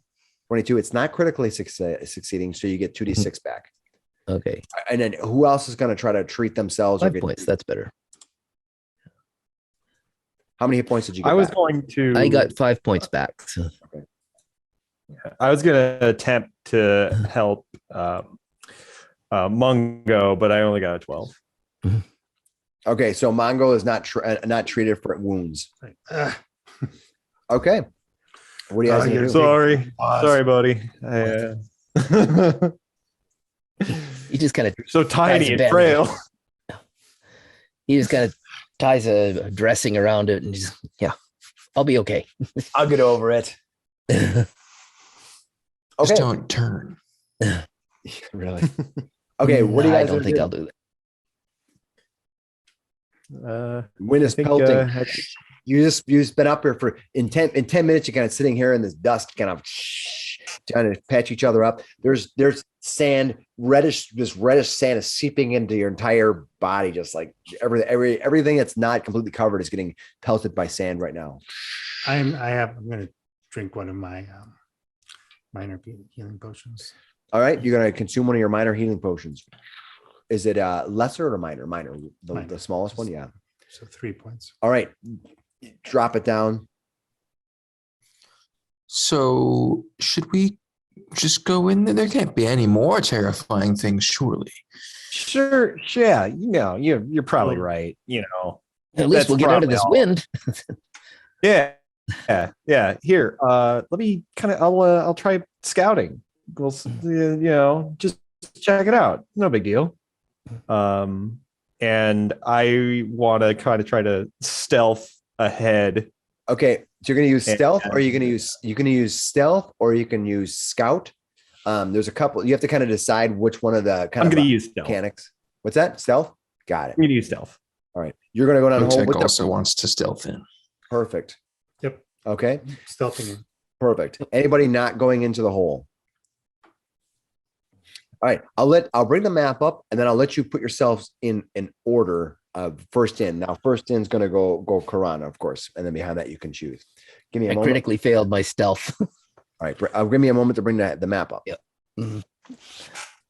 Hey, tiny guy, you're making a lot of noise. Sorry.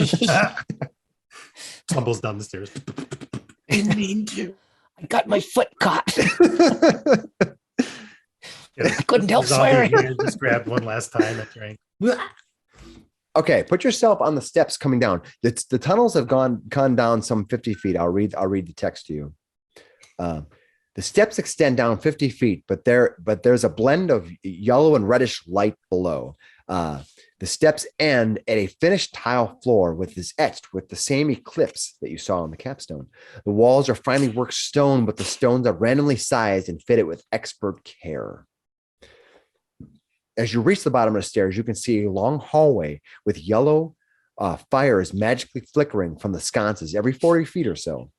Along the warm glow, a light reddish mist leaks from the bottom of each sconce, filling a small area around the light. The hallway is lined with statues of somewhat humanoid beings who are in regal air and embellished with a sinister smile. Maybe they're one of your kin. Maybe they have some panache. The statue's eyes seem to follow you as you move. Is it an illusion, or from a master craftsman, or something magical that's forming in the darker places? In the middle of the hallway is a body freshly deceased with its flesh torn away. Hovering over the body is an undead fiend wrapped partially in old linen wraps, tearing the flesh from the arm of the fallen man. We will keep the same initiative for this round since it's simple, and we will let Karan go first. Okay.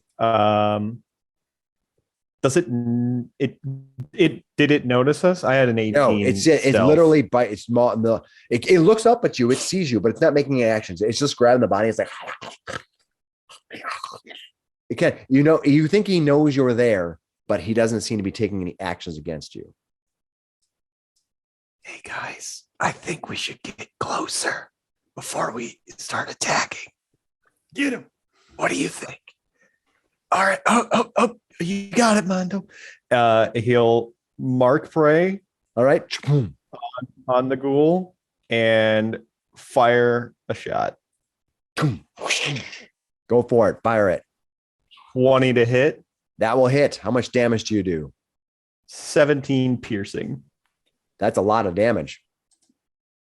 All right, you hit it.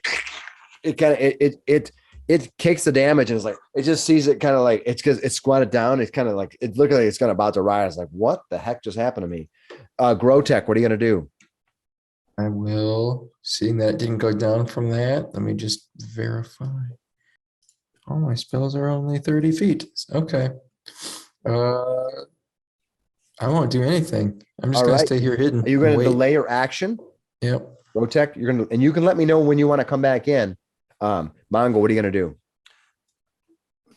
I'm going to move to here. I'm going to try an intimidating glare. All right, Um, go for it. Give me your roll. 20. Nice. Unfortunately, it's mindless. And you just go. You glare at it, and it's like Just look back. yeah. These guys suck. Very Right, rude to you move stare. forward, you try to intimidate, Raise the shield. and you raise a shield. Terrence, what are you gonna do? Terrence will.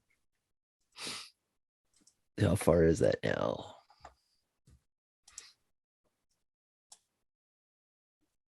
Oh, you can't get to it, but he will move.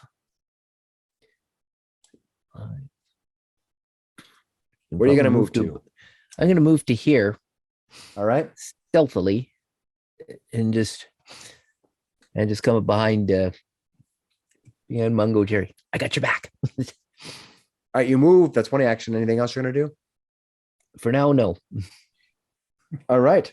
So you're just gonna end your turn. No, nothing else. No. Okay. It's turn. 5, 10, 15, 20. 5, 10. It runs up.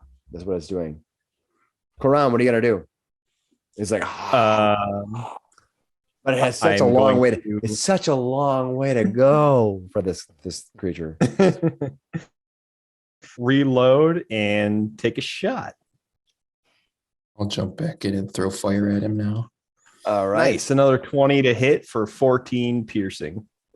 You do Just that, do it, and it though. lays at the waist. You get as it comes lumbering forward, you lean forward and kind of take your crossbow right in one of his face and just let it go. And it just has a crossbow bolt through its face. It just goes. and drops forward. Mungo, I got it right before it got you. I appreciate that. Good Well done. shot. Do it again. All right. I will reload and then move up to here. All right.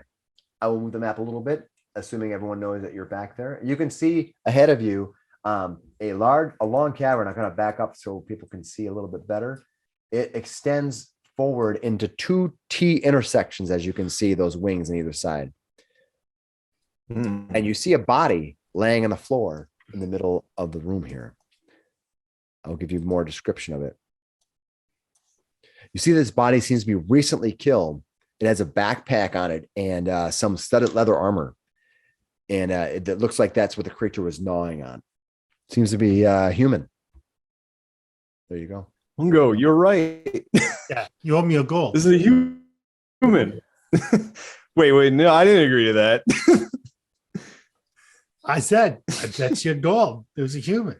Along either outside of the wall, as you can see, there are statues of various forms. They seem to be, as you can see, they seem to be embellished with sinister smiles, and they be somewhat humanoid in their form, but they're kind of different.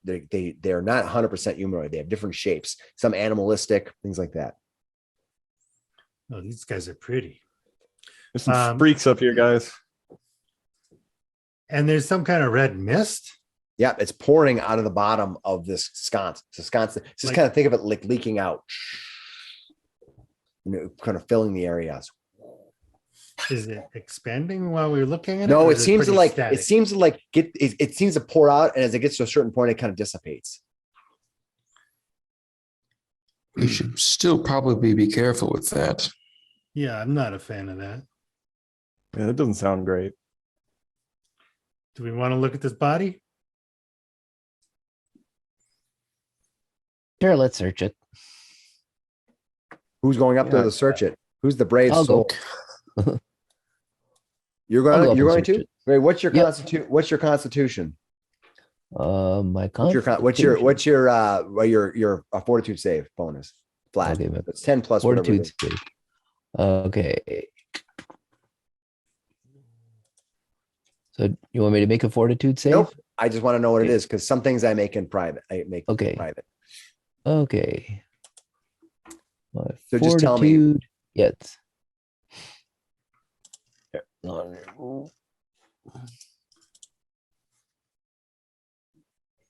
are you looking at? Okay, I'm seeing a +6. I'm not. Yep, that's exactly what you say. Okay. So what you'll tell me is, so if I said what's your fortitude DC, you'll tell me Okay. 10 plus that number. So your fortitude DC is 16. Okay, very good. That's what I want. That's why we Okay, learn. good. Cool. Awesome.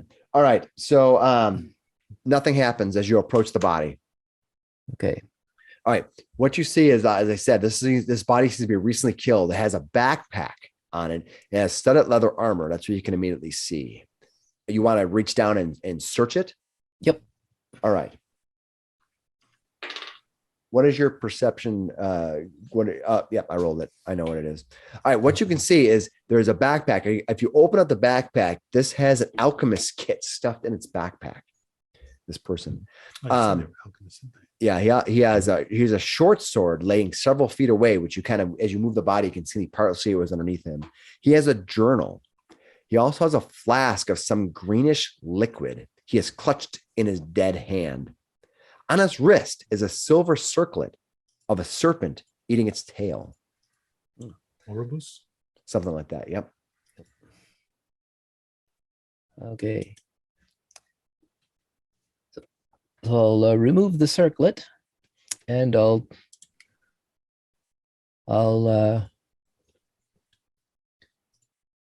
take the journal. All right. I'll open the journal and see All what right. it says. You pop open the journal, engulfed with this kind of reddish light that's around you. It's still easy enough to see. You can see this journal. It seems to be given this dead body's name as Benedict Renault, professor of antiquities at the University of Keshite in Murab. And Murab is a city to the north. It's one of the largest of the free cities. He notes telling a tale of seeking a treasure known as the Heart of the Div. Now, we talked about divs before. Mm. There seem to be like demon-like creatures. Further reading tells you this Benedict believes that the heart was a golden treasure encrusted with rubies. He has accounts of references dozens of old scrolls and that restate its value continuously as being exceedingly high. There's also a handwritten note from a feminine hand. Are you going to read that note? Yep. The note, as you open it, kind of opens up, kind of slips out. You see it and you open up this note. It's handwritten. It says, "My love, my father has given you this trinket so that you can safely return to me. Let its powers rush you back to me as soon as your quest is complete. All my heart, Sherry." I'm not putting that on. I put it back in my pocket. Okay. Too soon. Too soon. All right. You hear him say that, and you can kind of see him stuffing in his pocket. What's the rest of you going to do? What's going on? Found a journal. Oh, okay. Yeah, it looks like he's there's some treasure down here. There's a rather valuable treasure down here. It's called the heart of the div. Heart of the div. Yeah. Does that ring Are you gonna move up to anybody's there? bell? In combat? No, or- you can move up to there. You want to move up to there? Go ahead. Yeah, I want to try and sneak up to this point though. I'm going to hold my breath as I go through the mist. Kind of rush through there.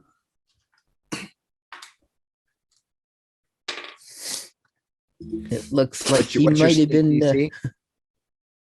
My sneak DC is 19. Okay. All right. As you get to this point, you kind of roll up there and kind of head to that pillar. Mhm. You're like being really quiet and you're kind of moving up there. But just at the last minute, you seem to hit a little piece of rubble, a little piece of no, it's not rubble, it's bone, a random bone with a little bit of blood on it. And it goes skittering across. And when you do that, you can see that from down the lane here comes one of those, comes something shuffling around the corner.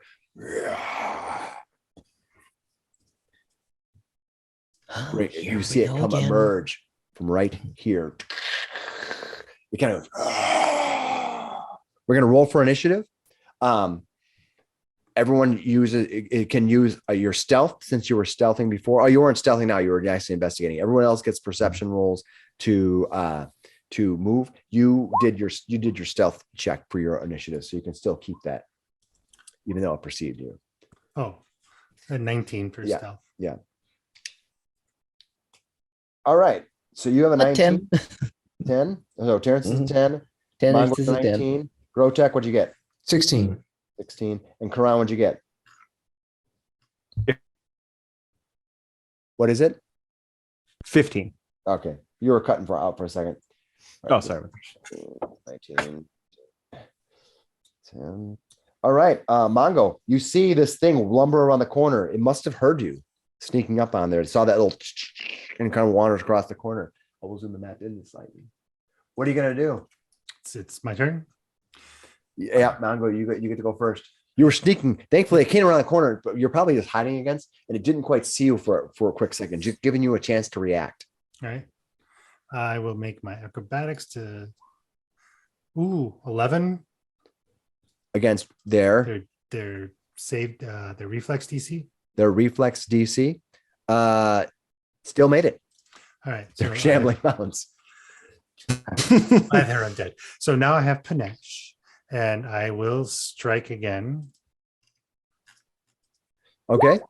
23. 23 will hit. It's a critical. Yes, it is.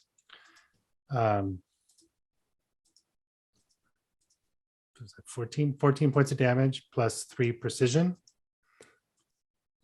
14 points of damage plus 3 precision. We'll take it out. Okay. Nice hit. Way to go. That's awesome. All right. You slice into this creature. It doesn't take much to react, to even get a move in. You just kind of tumble past it and stab it. All right. And as you look around, you can see that there, I will kind of draw a little bit more of the hall. You can see the hall goes east and west. And this ends in a door on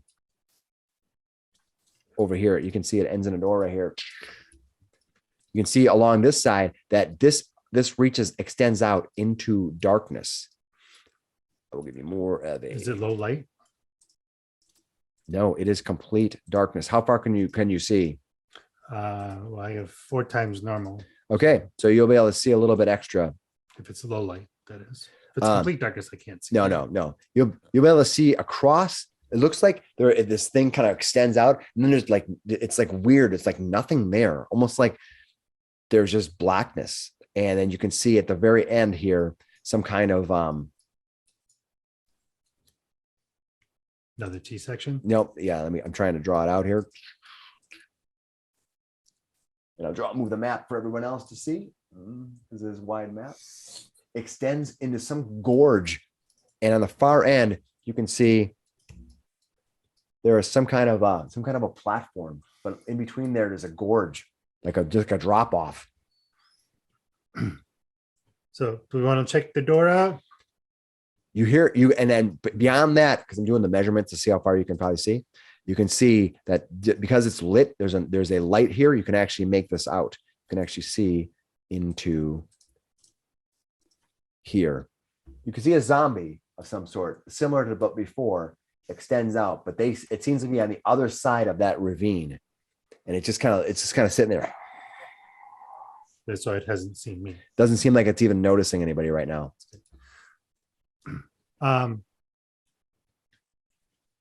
Are we out of combat now? We're out of combat. What would you like to do? Well, what do we want to do? Door or Yeah. Let's Door check out seems the better door. than void. He'll move up through here. For the poison, let me pull that up. You want fortitude, right? Is 18. Okay, you don't need to do any fortitude checks. I was just being a jerk about it. Hey, I can probably shoot this guy over there. You want me to just kind of kill him real quick, or You probably just leave him can't see behind? I got low light vision. but I have a thing that gives me 4 times normal vision. Oh, okay, then yeah, sure. Then I Yeah, can. you can probably see. You can probably because there's light on over there because there's a light on there, but out silhouetting it, you could probably see it. It's still. So I pointed out like, Yeah. you see him there? Yeah, it's just leaning against the. It's just like standing there. You can definitely try to. You're gonna try to shoot that zombie that's sitting across the gourd. Yeah, I mean, Why like, don't you why take not? a few more steps I mean, back? I mean, we take him out now. Hopefully, we don't have to deal with him later, right? So I'm just gonna mark him and take a shot. Put your hand on your arm. Either that or we draw attention. Necessarily. Are you gonna shoot it or not?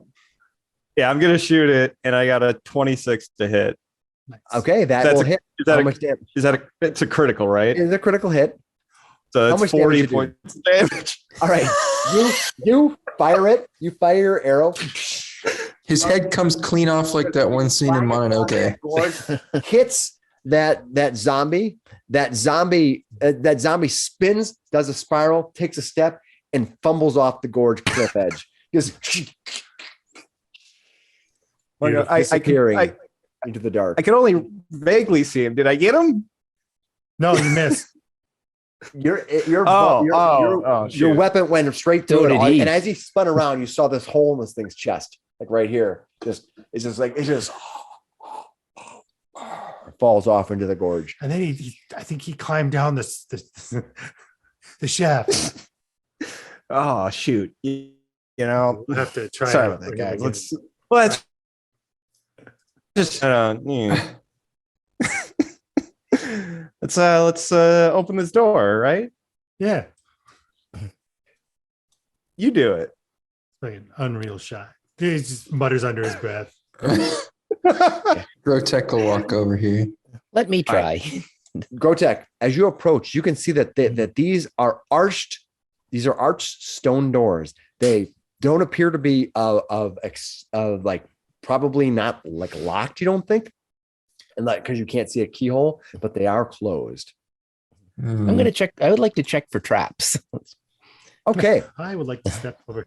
All right. All right. Give me a perception roll then, please, to try to actually I think I make that. I'm sorry. What is your perception bonus? Okay, perception bonus is 9. Okay. So I made a roll and I added 9 to it. And then you have to beat the trap's stealth DC. So and that if you defeat the trap, the stealth, of course there could be no trap there too, but that's up to you. Okay. All right, what are you guys going to do? Okay. I got a 23. 23, nice. Stealth or thievery? What are you trying to do? I use stealth. No, But she she's kept saying stealth. He's trying to find it right. Perception to find it. Yeah. Okay. Never mind. Thievery be like this. Okay, so Yeah. I think it's this. I think that they have a disabled device is under thievery. Yeah. So that you don't see anything. You see a stone archway with a stone door. What are you going to do? okay. I feel pretty confident this isn't trapped, so I'll push the door open gently and cautiously, or pull it open, whichever way it goes. You push the door and the door opens, but when you do so, you kind of have to shove it a little bit, and you get this as it kind of opens up. As this door probably has been open for a long time. You get the I look at feeling the door that and go shh. I will open up and reveal a Oil large can. room. Mhm. Let me read it first, and then I will reveal the map.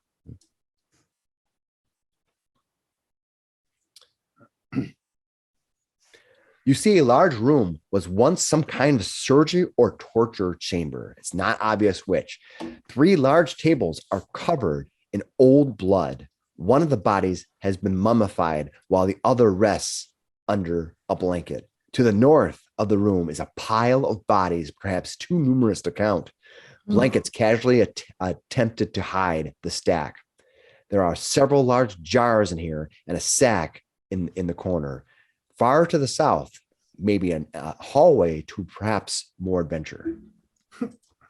Let me reveal the map to you. So this whole place is lit. It looks like it. And for cool kids, that means it's cool. Yo, this place is lit. So lit.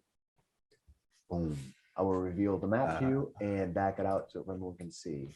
Oh my God. That's horrible. Guys, this is some kind of horror that I haven't seen maybe ever. I don't want to be here anymore. It It looks seems like there's a lot bone. of bodies for a sealed up tomb. What do you got to do? It looks like there's something down here we might want to take a look at. Yeah, to the south, there's a before we do hallway that- that extends down. Can I do a survival check to see how old these bodies are? Like, are they fresh bodies? Not as, you would probably want to give me a medicine check. Medicine, sure. Or survival. Yeah. I got 17 for medicine. All right. I'm double checking here. They don't have a thing for determining that. Maybe it is survival. I'm going to tell you. Sense It's direction. the same bonus for both of them. So Okay. So what'd you get? 17. These bodies look like they've been here a while. When you look at the blood beneath you, who walked in there? Was that Grotech? Or is that you? Grotech yeah. walks up to the Coronal. Okay, Corin, when you walk that blood that's kind of underneath your feet there as you step through, that blood here seems to be old. It's like almost staining the floor. It's not really liquid.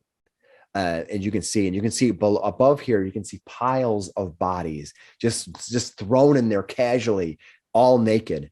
On the table, as you Grotech, as you get near, you can see a body. It seems to be just like a dead body laying there on the floor. However, interesting enough, Grotech, you can see that. Let me get to the right page here. There seems to be something at your feet. you found that at your feet is Canopic jar. no.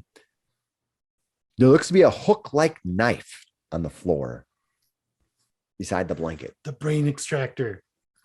Can I use my occultism knowledge? What would you like to know? I want to know if this is part of a ritual that somebody's actively performing. Give me a cult knowledge roll, please. 9. You're not sure, although the Yeah, I don't fact know that there's it's a body just and there's this weird sickle-like hook thing there, it doesn't bode well. Mhm. There are also jars and sacks are in this area as well, all around you. You can see that this is actually an empty table. We don't know what happened to that one. Rotek will walk around and look through jars. All right. Terrence will take a look here. See what's up Okay. with this. It looks like something is being ready for mummification or something. Perfect. All right. Terrence. All right. No, Terrence doesn't see anything. However, when Grotek approaches, you kind of look at these jars and you can see that jars and sacks have materials to looks like some kind of a weird kit. Not a medicine kit. It's weird. Give me an occult roll. Give me an occultism check. I'm gonna let you roll. Occultism check.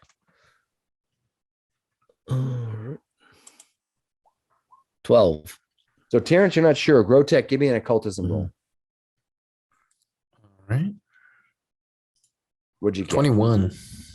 You think that these are all materials for mummifying bodies, but not just mummifying them, to mummify them in a way in which they are cursed. Oh boy. There's ruins that are kind of being attached, and you can see them on the bodies of the one who's laying on the table here. You can see that there are some accursed marks. There's some kind of sinister plot here, so that when they mummified the bodies, there's a purpose behind them more than just sending them to the afterlife. This does not look good, everybody. This is I very hope you brought wards with you. Some kind of wards. It's going to get bad. Listen, I knew it was bad when we saw these like zombie things, but this is a little too much. Grotek, what exactly is going on? Somebody's making some sort of curse. I have enough curse to go around, so I don't know about this. We should probably either put an end to it quickly or leave. Terrence is going to come down here and take a look at what's down this way. You got it. As you walk down there, Terrence, you can see that it ends in another door. Mhm. And I'll move the map a little bit to see. I'll also remove a bunch of dead bodies to the north a little bit. So hopefully it's not as bad for whoever's watching. And on this door, I will also check for traps. All right. You know, +9, you said, right? Okay. Yep. You look around. Again, it looks like a similar door. It doesn't seem to be anything more than just a door that pushes in. However, last time was quite loud, so you know that was a problem. So what are you gonna do? Oh, open the door. What's your armor class? My armor class is 18. That's a good question.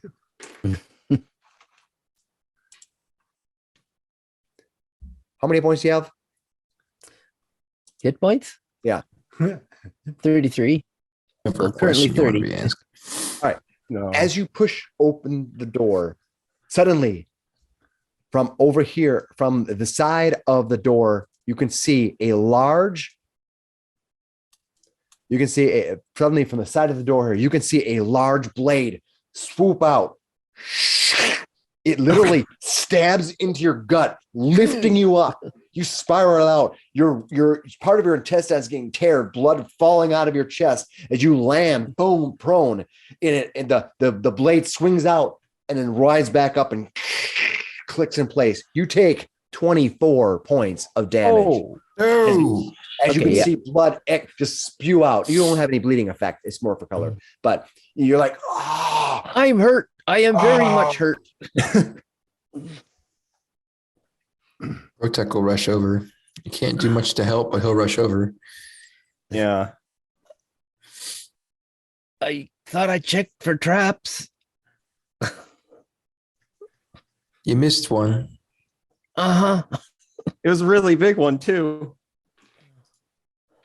It hurt. I'm gonna drag Terrence. I don't even need to drag him. I just pick him up. And I'll move Throw him on the other table. I'll throw him on the table. all right.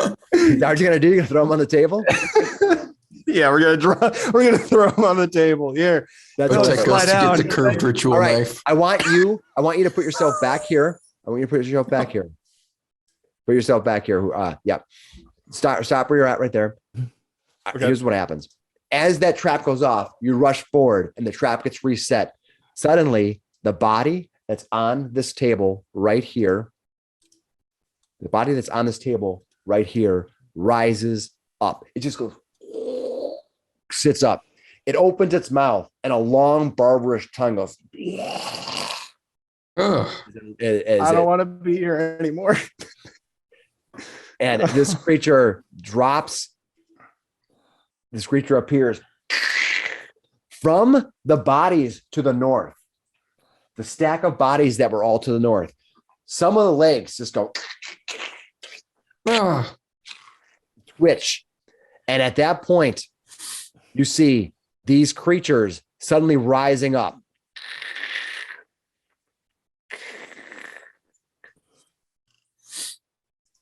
They just kind of and as they lift up, the rest of the bodies kind of fall around them. The dead bodies, there's like, So it's not like 1,000 of them. no, there's 4. Okay.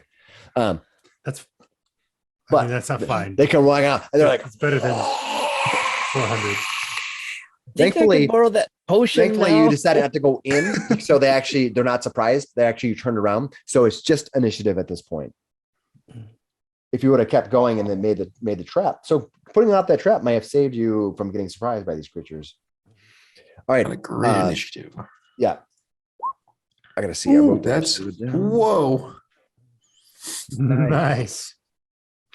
If you're gonna tell me that this was gonna be a horror movie, mission, I was not prepared. Isn't it awesome? I love it. It's a, I love it. Horror is like Mongo, one what'd of my favorite franchise.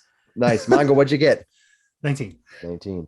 Yeah, I didn't want to tell you guys too much. Grotech, no. what'd you get? 7. Koran, what'd you get? I got a 31. 31? That's a nat 20. Nat 20.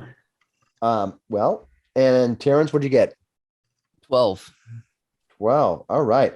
Well, Koran, they actually, these creatures, these undead rolled very well, but you just, it's almost as if they rolled 10. That's how bad it was. they start rising up and you're on it. You're like, boom.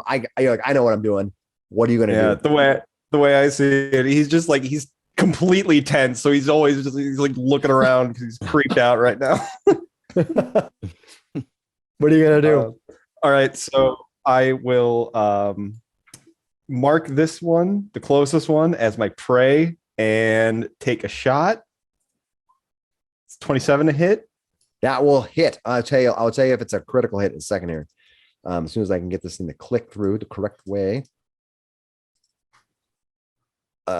Actually, I forgot their armor classes. Yeah, you hit 27 will critically hit them. That's nice. Ooh, that's 36 then. Nice job. And I'm sorry. For whatever reason, the problem is when I look up the creature in the catalog here, they don't. There's like 15 different ways in which this creature is listed. All right, you hit it. What kind of damage did you do? It's piercing. Piercing damage. All right. Okay, and you did how much total? 36. That's it. That's it.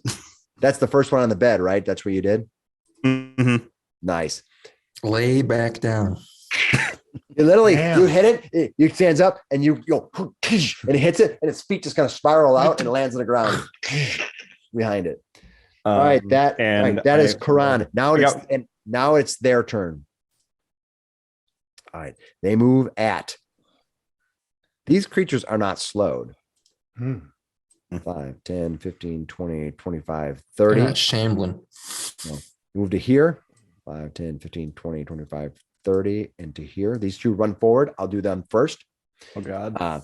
So the first thing they're going to do is they're each taking one claw attack on you. They come running forward. They have these wagging tongues. They're just like you see the ravenous undead who just seem to be wanting to consume everything about you right now. I rolled a 16. It's a miss. Ooh. And I rolled a 27. That is a hit, but it's not a critical. It's one under a critical. Good. All right. You take 3 points of piercing damage as it claws into you. However, there is another problem to this. You need to give me a fortitude savings throw. 27. You made Damn. your fortitude savings throw. You guys are on fire. That's what you need. Really are. We are. All right. The other one's going to come running forward, and it's going to go 5, 10, 15, 20, 25, 30. And then it's going to jump up on here without a problem. So it basically jumps up on the table. It's going to take its last attack and try to attack you one more time. Do it to me one more. I rolled exactly the same thing, one below critical hit. Oh my God. All right. You take 5 points of piercing damage. However, you also need to give me yet another fortitude save. And I dropped my dice. Shoot. Ooh, 24. 24. Nice rolling, Tex. Heck yeah. All right. That would brings us to Mongo. Mongo, you see these creatures all. So I will move to here, kind of curl around Gore-Tech, Yep. and Corin there. And then I'm going to tumble through 14. Does that be their DC? DC for what? Their reflex DC? Their reflex DC is 19. Wow. A little better than the other ones. huh? That was the starter set you just got them. So actually he stops there. And he'll just attack. You kind of like stumbles forward and the creature's like, oh.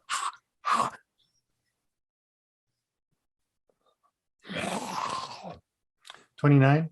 29 will critically hit these creatures. So 15 points of damage. Nice job. Hits it for 15. What kind of damage do you do to it? Slashing. Slashing damage. Thank you. All right, you hit it for slashing damage. What else are you going to do next? And then I still can move. So 5, 10, 15, 20, 25, 30. And you're going to move around and kind of back toward that way. Yep. Got it. Nice. All right. That is Mongo. That is Terrence. What are you going to do? Mongo just went. Okay. You are injured heavily. Yes, heavily. I'm thinking You're looking down. You kind of like have that bloody hand kind of looking at it, like maybe even a little stunned for a second. What are you going to do? Can I do a medicine check? No, you can't do that. A medicine Okay, check in no, combat not unless in you have combat. combat medic feat. Okay, which I do not have. Yeah. So, Nobody coordinated to put a medic in your Would have been smart. um, Or a, You didn't buy any potions? No. No. what are you gonna He'll do, move little up to guy? here. He'll just move up to here, prepare to defend himself if anything comes close, and hope that if Koran gets a chance, he can pass me the potion that he offered to me before. All right. That brings so that you're just moving. That's all you're gonna do. You're gonna do. That's all I'm going to do. Yeah. So you're gonna delay an action to drink the potion when it's handed to you. Mm-hmm. Yep. So you can do that as that's what you're gonna do. Yeah. That way because you have 2 actions left, you're gonna do that. Terrence went. Grotech. You see these creatures. They're humanoid creatures. They're greenish. They have these thick tongues that leak out of their blackish mouth. There's a little bit of a blackish goop kind of pustling around their lips. They have deep set eyes. Ooh, okay. Well, his first attack is going to be with this 2-handed staff with reach. And he's just going to go ahead and swing at the one right there. Which one are you going to do? The One right in the middle. Perfect. 27. Is that a 27 will hit the thing, but however, it does have cover. So it's actually 25, and that is not a critical hit. Okay, sounds good. So that'll be 8 points of bludgeoning damage. All right. And then for my other 2 actions, I'm going to cast a cantrip. I'm going to cast telekinetic projectile. So use the end of my stick to point at probably that knife that's on the ground in the back, and I fling it at the same guy for 20 to hit. All right, that'll hit. How much? That'll hit. How much damage do you do? 3. That's the one that's been injured minimum already in damage the rolls on side. Yep. Yep. All right, for 3 points of damage. Yep. And that's that sickle-like thing. You pick it up and whip it. Sticks It into him. kind of Sticks sticks in to the it, back of the head. falls into it. All right. Cool. That's what you do. That brings us to Mongo. And that was an attack, right? Yep. So if it's an attack action, you would normally have to take your multiple attack penalty, right? Mhm. I did. Yep. I was just asking to make sure I understood. Mhm. Thank you. I appreciate you letting me know. All right, Grotech, Karan, what are you gonna do I'm going to move. other than be To irked here. out? Yeah. I'm gonna move to here and be like, hey, here, you probably need this right now, and hand you a potion of healing, minor healing. All right, that will trip your delayed action, and you can now take your minor healing potion. That's Okay. the minor, which is what 2d6 is that right? 2d8 D8. or 1d8. 1d8 1d8. 1d8. 1d8. And then I think pulling out and handing that's all of my actions probably, Mhm. right? Move. Handing, yep. Hand. Yeah. You should get one more action if you want to. You probably need to reload. Okay, if moving, grabbing, and handing is 2 actions, then he'll reload. Because was your potion in your bag or was it like worn? It's worn. Then you should have been able to just grab it. I'll say that Okay. because you're basically you're just gonna you're Dropping pulling it. it out and you're kind of tossing it. It's To like him. if he has his hand out, dropping. That's his right. hand. He had a prepared action, so you get one more thing you can do. What would you like to do? I'll reload. Okay, cool. Yeah. All right, their turn. Ooh, they have some yummy people to look at. I have a whole host of yummy people. Yeah. 1, 2. And I put up a meat shield. This That's giant. about all he's going to be in a minute. All right, this one moves to here and is going to attack Gore-Tech. It has to take a 5-foot step, burning one of its possible actions, and it's gonna now it's going to hit you with its. It's going to try to clamp you with its jaws.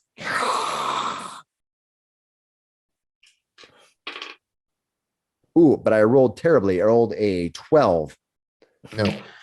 And then it's going to take its second attack. Thankfully, its jaw is our finesse weapons. But I only hit a 14. What is your armor class? My AC is 19 without my Yeah. shield raised. That one moved forward. Didn't do as well as I think last time. This one here is going to move forward. It's also attacking you, Gore-Tech. it's going to make 2 attacks on you. It's going to try to bite. It's going to try to bite you twice. My best one. Ooh, I rolled a 14, and they have a +9. That's going to hit you. That's going to be a 23, not a critical hit, right?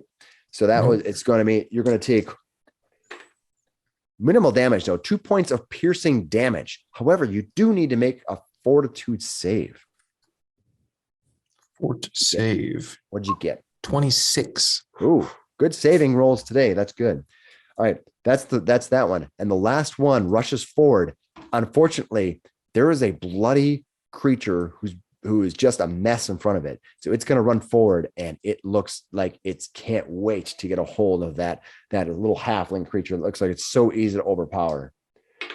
First bite misses. Second bite. Ooh, I rolled a 20. What's your armor class? It's 18. You're going to take 5 points of damage.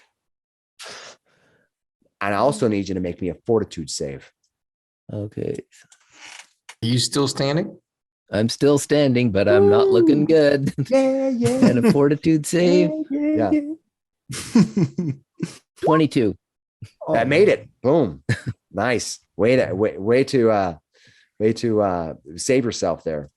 All right. All of my bad guys are run forward. You fixated on what's in front of you. These creatures are probably not considered mindless creatures. You can definitely tell they kind of have a cunning about them. That brings us to Mongo. What are you gonna do, Mongo?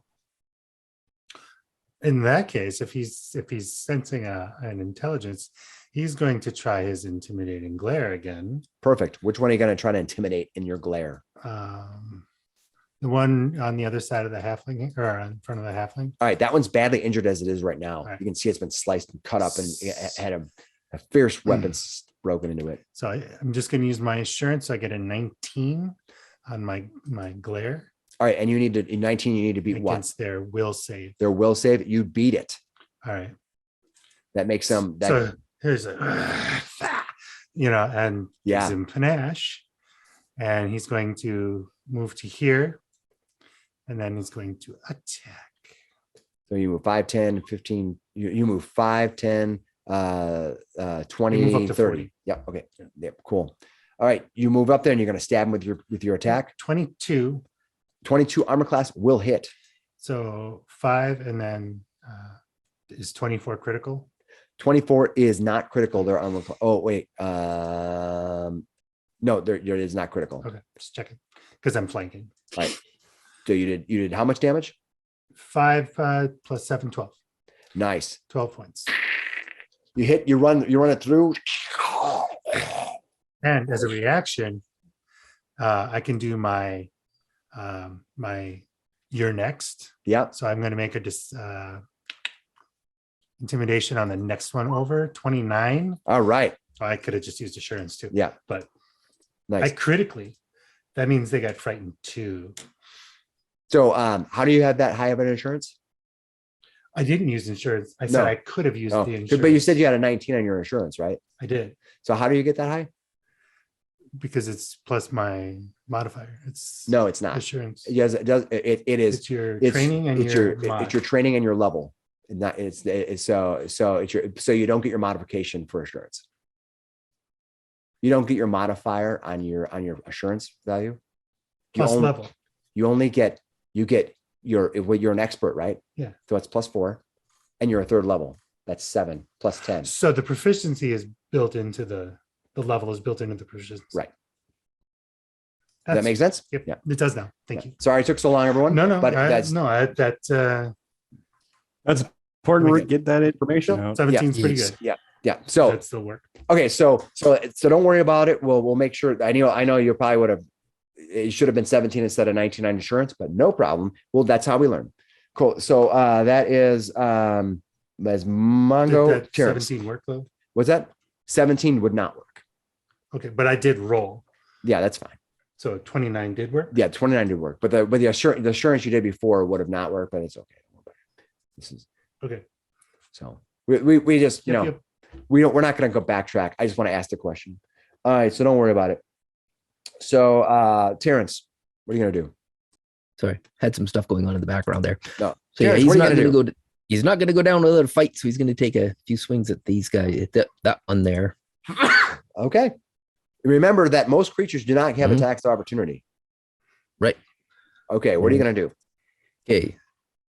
You're gonna attack it. 10. Okay. A 10 does not hit on your first attack. What else? Okay, Now you have first 2 more attack. actions. What are you gonna do? Okay. 14.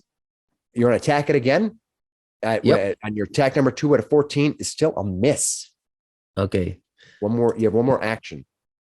I'm going to step away.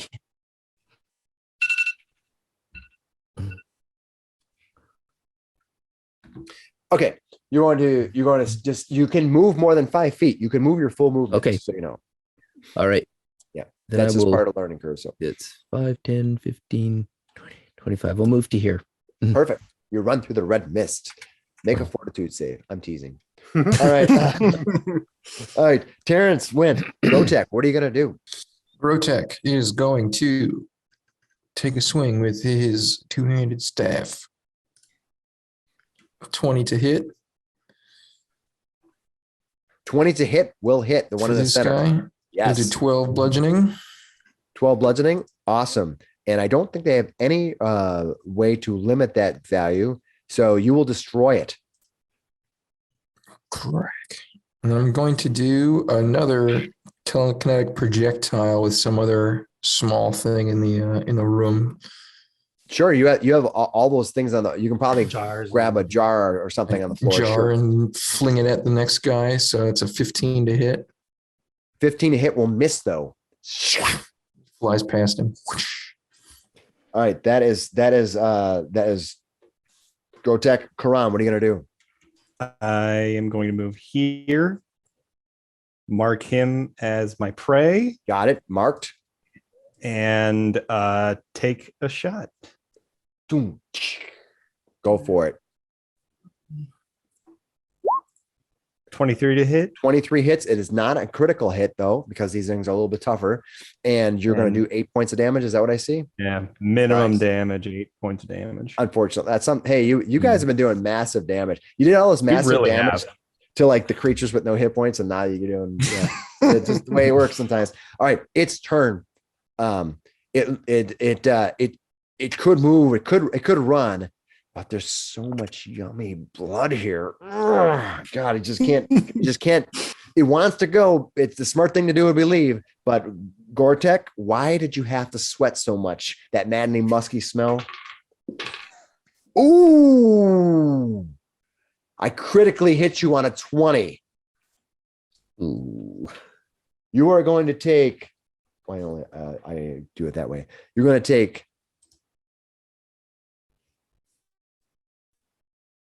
You're going to take 8 points of piercing damage, and you must give me a fortitude save.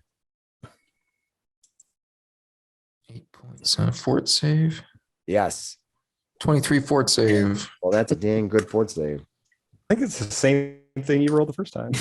All right. It's going to take a second attack at you at the -4. Ooh, I rolled a -4, gives me 14. Sorry, 18 plus 4, which is 22. He's still going to hit you. Yeah, wow. He's going to hit you for 4 more points of damage and give me a fortitude save. 17. You made it again. Woo! This creature didn't move, so I just took 2 actions. You know what? You're really yummy, and I can't. You're so yummy. But I rolled horrible. I rolled a total of 1. Oh, That won't do it. he kind of slips a little bit. He just his tongue is on the floor, and he's like, I want to eat you so bad. Mongo, what are you gonna do? Let me try this acrobatics thing again. 27. That will work. All right, so move to here. It's going to attack. Come on. 26. That will critically hit him. So 12 plus my additional damage, 16 points of damage. Destroys him. Nice job. All right. the last of the bodies fall. I want Gore-Tech, as you use that you move that cleaver to fly towards you to attack that creature. You notice something interesting about that cleaver. It catches your eye. There's some markings on it. I'll grab it out of the dude's shoulder wherever I lodged it and inspect it. All right, you pick it up and look at it. There seems to be some markings on it. This may be more than just a simple tool. However, you might need a way to determine what type of properties they have. Of course, you can always use it at any time, but you don't know what type of properties it has. It is technically a sickle. That's what type of weapon it would be considered. However, if it's cursed in this place of curse, who knows? Or if it's magical, who knows? Because I don't think any of you have any way of telling. No identifies yet. Just my lore curse skill. Okay. So, but there's some markings on it. You can throw it back on the ground and not carry this cursed possible item with you, or you can take it and take this all powerful, overpowered magic item that Alan put in the game. It could be one of those two things, or it could just be something that somebody whittled into the palm. Maybe it's their language saying, J plus K. The God killer blade. So the purple sickle. All right. Well, this knife might have more properties, but I don't know if I want to carry it on my person. I don't want it. So right now you searched kind of this area over here, and you have that thing. You can do what you can if you want to do search anymore. You can certainly do that. Terrence, you doing all right? I can walk. Guys, this place is just awful. What do you? Should we keep? We should probably. I mean, do we leave? I don't know if we should leave or not. It's kind of like it seems like they're doing some sort of awful magic down here. Well, I don't want the awful magic to spread. You see what just opening this tomb did to that oasis nearby. That's true. Based on what happened to Terrence, though, I don't know if we want to try to go. Yeah, we do need to heal up. How are you guys looking? I'm okay. I could be I'm in better. really for bad sure. shape. Yeah, the little guys, he's not looking good. No. You guys going to do some? He's going to do some healing up to each other, and maybe take 10 minutes out and kind of get yourself together. I think I so. think yeah. that's. I think so. I'll go And try do, to do medicine check. I'll medicine check on myself Terrence. too.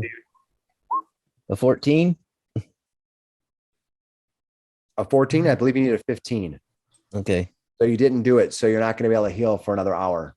Okay. All right. I got a 24 for Terrence. Thank you. So Terrence already tried to heal himself, so he can't. Oh, so he can't. Okay. Oh, okay. So oftentimes then I you want to will let heal myself? you want to let the person who has the best chance of healing you do it. I think we have an equal chance, honestly. Yeah. It's totally But, fine. Yeah. I'm going to heal myself then. Go for it. What'd you get? All right. Yeah. I got a 24. That works.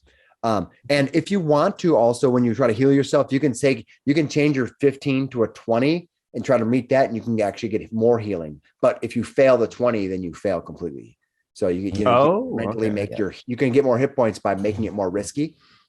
Mm-hmm. So anyway, but yeah, you go ahead and heal your damage. So go ahead and heal you back. And is it when you heal, is it 1d8 or 2d8? 2d6. I think it's 2d. Let's see. On a success, 2d8 hit points. Oh, wow. Yeah. That's good. Oh, there we go. Back to Mac. Perfect. All right. Anybody else injured? Have you been injured? Okay. Not this fight. You can Yes. still get healed from previous fights. If somebody wants to give it a shot, sure. Technically speaking, it's an hour between them, but since we're having fun in this adventure, I'll just say, to go ahead and give it one more shot to heal. Okay. Which one of you guys is feeling worse? I can give it another shot. Probably me. You can't, unfortunately. Yeah. You Yeah, can't sorry, get buddy. healed, Just said but you can get healed. Yeah. Yeah. You just said. Stay in the back. So which one of you guys thinks you need more? I can try to help you out. Well, you can't help him, but you can help me. Yeah, definitely give him a All try. right. Let's do it. All for right. Here we go. What'd you get? 10. 10. 10. Not enough though. Yeah, just a little. Some of those wounds are a little bit sticky right now. Mungo, sorry. I tried to put my best work for myself. All right. In the meantime, as you look through the rest of these sacks and Yeah, things you're like great that, at touching yourself. Great. as you look through the rest of these sacks, you can find 18 pieces of gold stuck in here.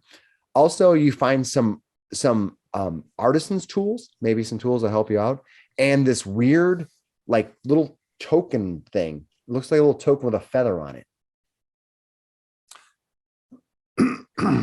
So Token with a feather. Yeah, you can try to identify it. you can if you want. You can. Yeah, but I believe you have to determine if something's magical first before you can identify it. But you know what? For this game, I think because we don't have any mages in this game, I think I will make it so that you just have to do identify. That's not really per game session, but since you don't have any mages, I think that's fine. So if you want to spend some time and identify, it takes about 10 minutes to try to identify it. You haven't done anything in 10 minutes, so if you want, you can certainly do that. So what kind of roll is it? So it depends on what the item is. So I will look and see. So what you do is, You have to be trained in it. yep, you do. Yeah, that's not me. So give me an Arcana roll. Okay. 21. All right. So what you see with this token here is it appears to be a simple feather of some exotic bird. So feather shaft, dipped in a little gold. Things bears a single arcane ruin on it. You can see that this is a feather token of a holy bush. That's what you know what it is. And a holly bush. I saw not holy. Holly bush. When the feather is activated, it immediately transforms into a living holly bush, filling a single square. Then the token is used up. The bush can provide standard cover. In addition, the bush has 2d4 bright red berries when you do it. And while the holly berries are usually poisonous, these berries are infused with beneficial magic. You can pluck and eat the berries as an interact action to recover 1 hit point. Once plucked from the bush, the berry becomes non-magical. So you're going to get up to 2d4 berries, which each give you 1 hit point back. And that bush that kind of bushes there. You can use that one time. Hey guys, hey, I think this could be helpful. It's not a lot, but he's looking like he's gonna fall over. I'm wondering if we want to use this thing can heal him a little bit. Do we want to try to use it right now? Yeah. Yeah, no. Hey Terrence. Some berries. Hey Terrence, heads up, and he throws it over to Terrence. Okay. And I'll catch it and eat it. You're going to use the token. You need to activate the token. I'm throwing it to him. Grow the bush. All right. You're going to activate that token. It doesn't say that you have a special trait to use it. So you can activate the token as we told you to. Normally, you'll need to know if things are magical before, if they're a magical effect, you need to identify them. But we're kind of breaking the rules a little bit for fun. I'll just come and get it. you put the token down. It bursts into a holly bush right in front of you. You have a big bush in front of you, and there's so many jokes there that I'm not going to say. So you can reach in and pluck the bushes, or you can rub the bush, whatever you want. You can do, but you can get the berries out, and then you can eat them. So I'm going to roll you 2d4, and So they're dingleberries. not on the bush. There's no dingleberries in the bush. A cat person's probably got lots of dingleberries. There are 7 berries Okay. on the bush. Ooh, there we go. So it'll allow you to eat. You can pluck it's like so many bad jokes. You can pluck the berries off the bush. You're flicking the cherry. There's no cherries. They're just berries. I just plucked Holly's cherry. Hey, You plucked buddy, Holly's have cherry. these little snacks. Have these little berries. They're for you. Okay, you do that. You have this bush that's sitting there. You can do whatever you want to do with this bush you want. But if it's get too descriptive, we're gonna go off. Could I have the room, guys? Okay, now you've used your token and you've used and plucked your bush. What do you guys want to Okay. do?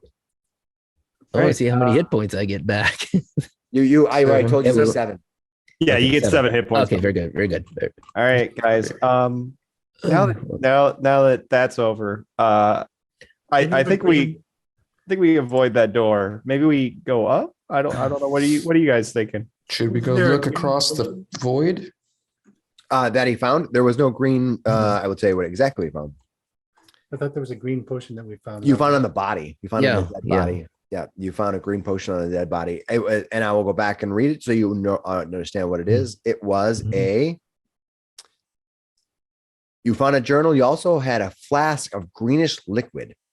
Mhm. He was clutching in his dead hand. Mhm. If it's not magical, you could use a crafting check to determine what something of that is. It's just it can be difficult. Does anybody have crafting skills? I do have a little bit of crafting. You guys did not coordinate your characters very well, and that's okay. 6. Yeah, I there's a don't have green a clue. class there. I mean, it's green liquid was in his hand. It doesn't look. I don't know if I trust it as being safe. Nah, take a swig, bud. You have the knoll and the cat person on either side. You go chug chug chug. Do it. You think you could feel any worse? Well, what do you guys think? Where should we go from here? You think we should maybe look across the gorge, Gortek? Check out across the gorge, see if we gather any more What information about this door? further down. The door nearly chopped one of our members in half and then reset itself. I don't know if I want to try to open that. I don't want to. He seemed to try to get up there. He's the smallest one of us, and he still got hit. I don't know, man. Of Might course. I be able to Why did they put disable traps it? on stuff? Might I be able to disable it from this side? Yeah, you can try to disable it for sure. Okay. Just be real careful. That'd be a Thievery. thievery check. What is Thievery? your thievery bonus? My thievery bonus is 10. All right. So I will roll. In Pathfinder, there's a lot of blind stuff, and you don't know if you did it or not, which is sinister. All right. You made a roll. You kind of reach up and you reach in there and you use some of your tools to pull apart some of the springs that are in there and kind of unclap them and unfasten them in some way. And the shaft of that blade kind of loosens a little bit, but you're not sure if you undid it. I mean, you think you did. Okay. What are you going to do? I don't know if I want to take a chance if it still might even be, if there's a chance it could be triggered. I think we might want to leave this till later if we come back at all. Mungo, you're nimble. Why don't you try? You know, you got this, right? I have. Don't you have catfall? Was it did you have to make a reflex save? Or was it an attack roll? I will tell you. I have to go look and see it. Look it up the trap. It was a reflex save, I think. Oh. No, I made an attack roll. I apologize. It's an attack roll. And I critically hit him with my attack roll. And did he reach the door? Did he try and open the door? He reached past, he kind of like reached extended past into the door. You think it might have something to do with a certain area walking into. So I'm going to grab that body. Okay. I'm going to chuck it at the door, Okay. You grab the body and you chuck it at the door. It hits the door. like in front of the Yep. area. Mhm. Nothing? Nothing. I'll try the door. All right. I would have completely missed you if the trap would have not been disabled. All right. You walk up to the door and open it. I will reveal the area to you. Terrence, great job, buddy. You did it. Mhm. You did it, boy. Who's a good boy? Oh, Who's a that's good- him, not you. Listen, I know we just met you, but you're doing great.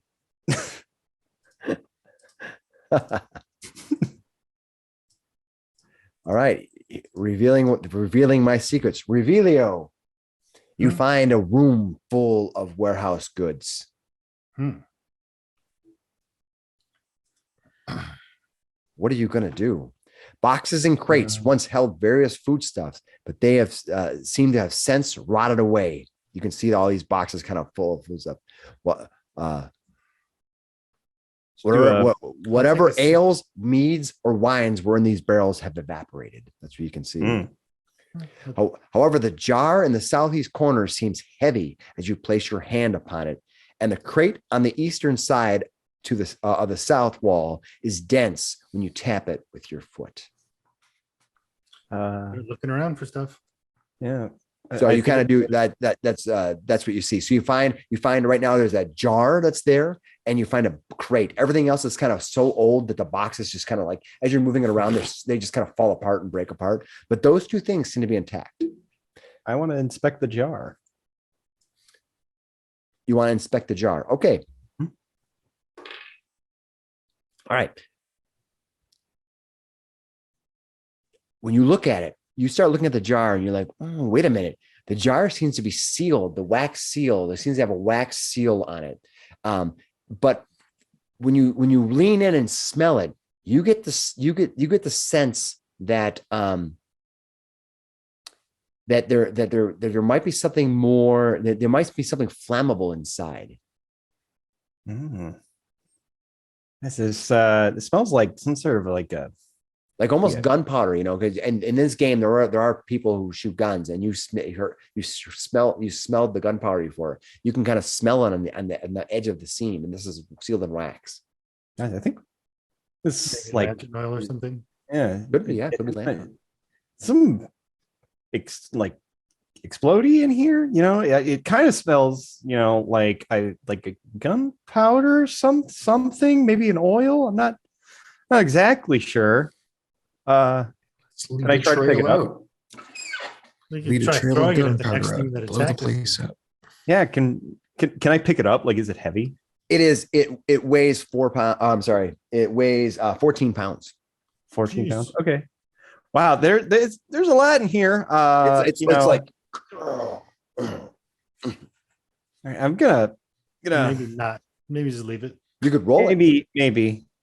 I Roll the possibly explosive device. Yes. I don't. It's a one shot. If you lose your character, I'm it seems like it's a volatile chemical, whatever it is. I don't know if we want to take it.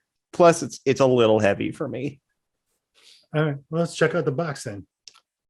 all right. You go to look at the box, and it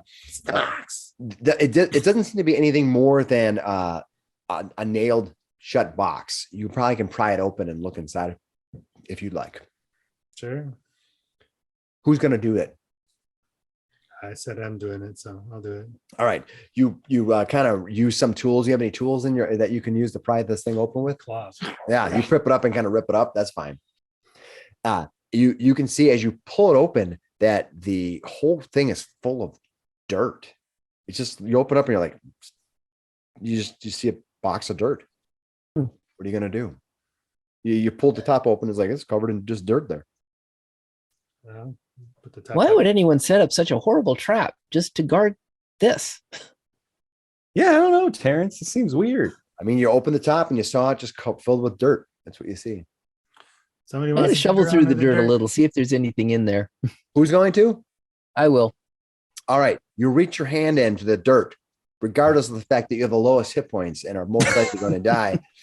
You reach your hand in, It's just a one Start shot. spilling around, and you find something. It's kind of cold and to the touch, and has a weird shape to it. It almost feels like glass in your hand.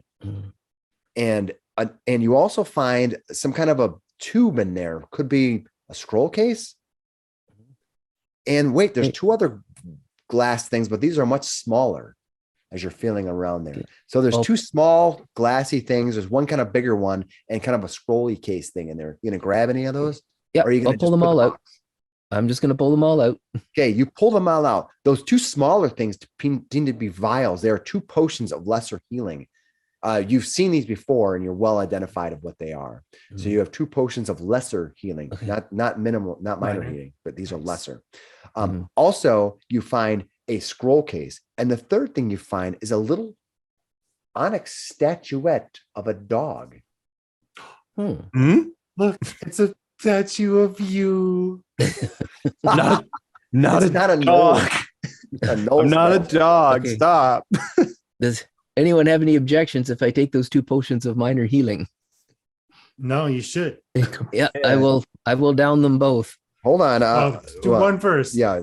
It's not just Yeah, okay. a D8. Okay. Okay, so I'll take one. Yeah. So a potion of minor healing does Or lesser healing, was it? or lesser healing, sorry, does 2d8 plus 5. Oh, nice. 2d8 plus 5. Okay. Oh, that's nice. 17. 17 points. Nice. Where's that put you at? Okay, that puts me at 27, and that's getting a lot closer to. I'm not quite up, but it's a lot closer. What do you have left? What's your maximum? Okay, my maximum is 33. I'm up to 27. Yeah. Probably don't want to waste one of those, another Yep. potion on that. So I'll stash that away. Oh, Okay. I feel so much better. You also have that scroll case and Mm-hmm. that statuette of that onyx dog, Mhm. onyx statue of a dog. I will hand the scroll case to Grotech. All right, Grotech. You're probably the one most capable of reading this. I'll take a look. All right, you open it, the scroll case. It has a single word on it. The word Boom. says, Ordrin. Ordrin. Okay. Ordrin. I am going to put the dog statue on the floor, Yep. look at it, and say, Ordrin. The statue cracks, breaks apart, begins shattering. And suddenly Grotech steps to the doorway. Expands out. And when it retracts, there is a guard dog sitting there. It goes, it comes over to you and starts smelling you. Hi, buddy. What This- happens if you say it again? This guard dog will be with you for, I believe, 1 hour. Oh, it was a one-time deal, huh? No, it's not. You You can use it once per week, I believe. Oh. But then since we're just doing a one-off, it's I'm just letting you know. Mhm. So this is a wondrous figurine of an onyx a dog. And so where is it at? And I'll tell you how long it lasts. I believe that when you use it, it can be used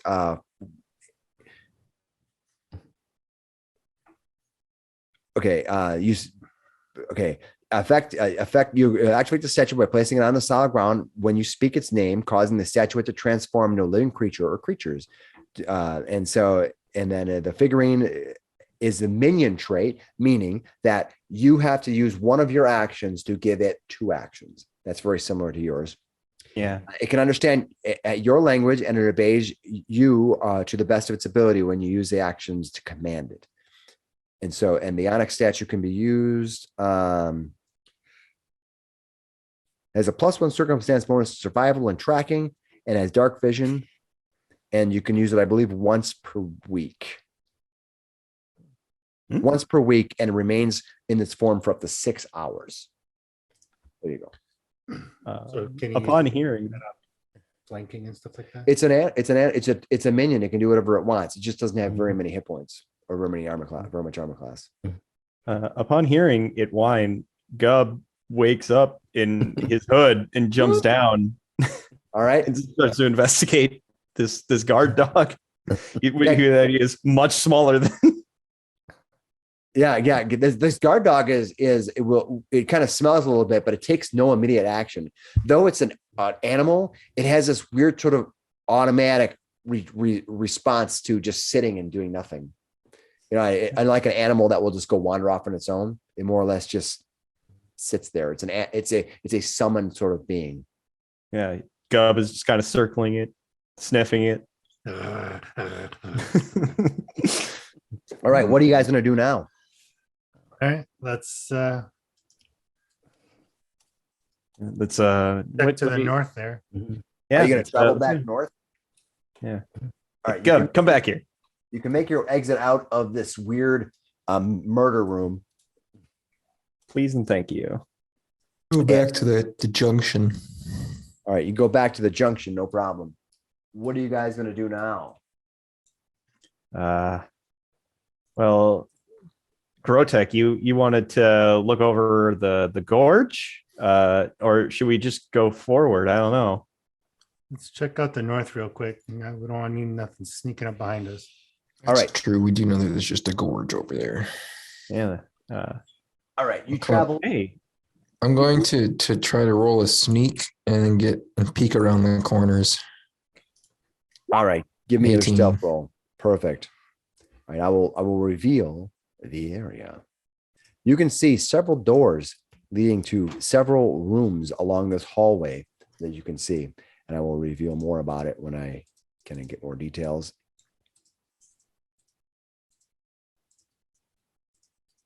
All right, as you can see, I'll back it up just a little bit so everyone can kind of see the whole hallway in all of its glory. But you can see there's 4 doors that extend up here. They all look exactly the same, leading up here, one after the other.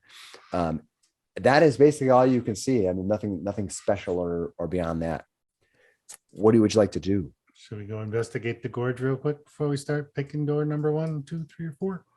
Yeah, I think that's a good call. I was gonna Just say to we make just sure. all open a door at the same time. You know, let's check it out. Anybody ready? I'm just kidding. I'm just kidding. Leroy Jenkins. Yeah, that would be akin to splitting the party. We would All right, never well- do that. You tell me what you want to do. Yeah, let's check out the gorge. Gorge it is. Okay, Sure, try that way and I'll sneak. perfect.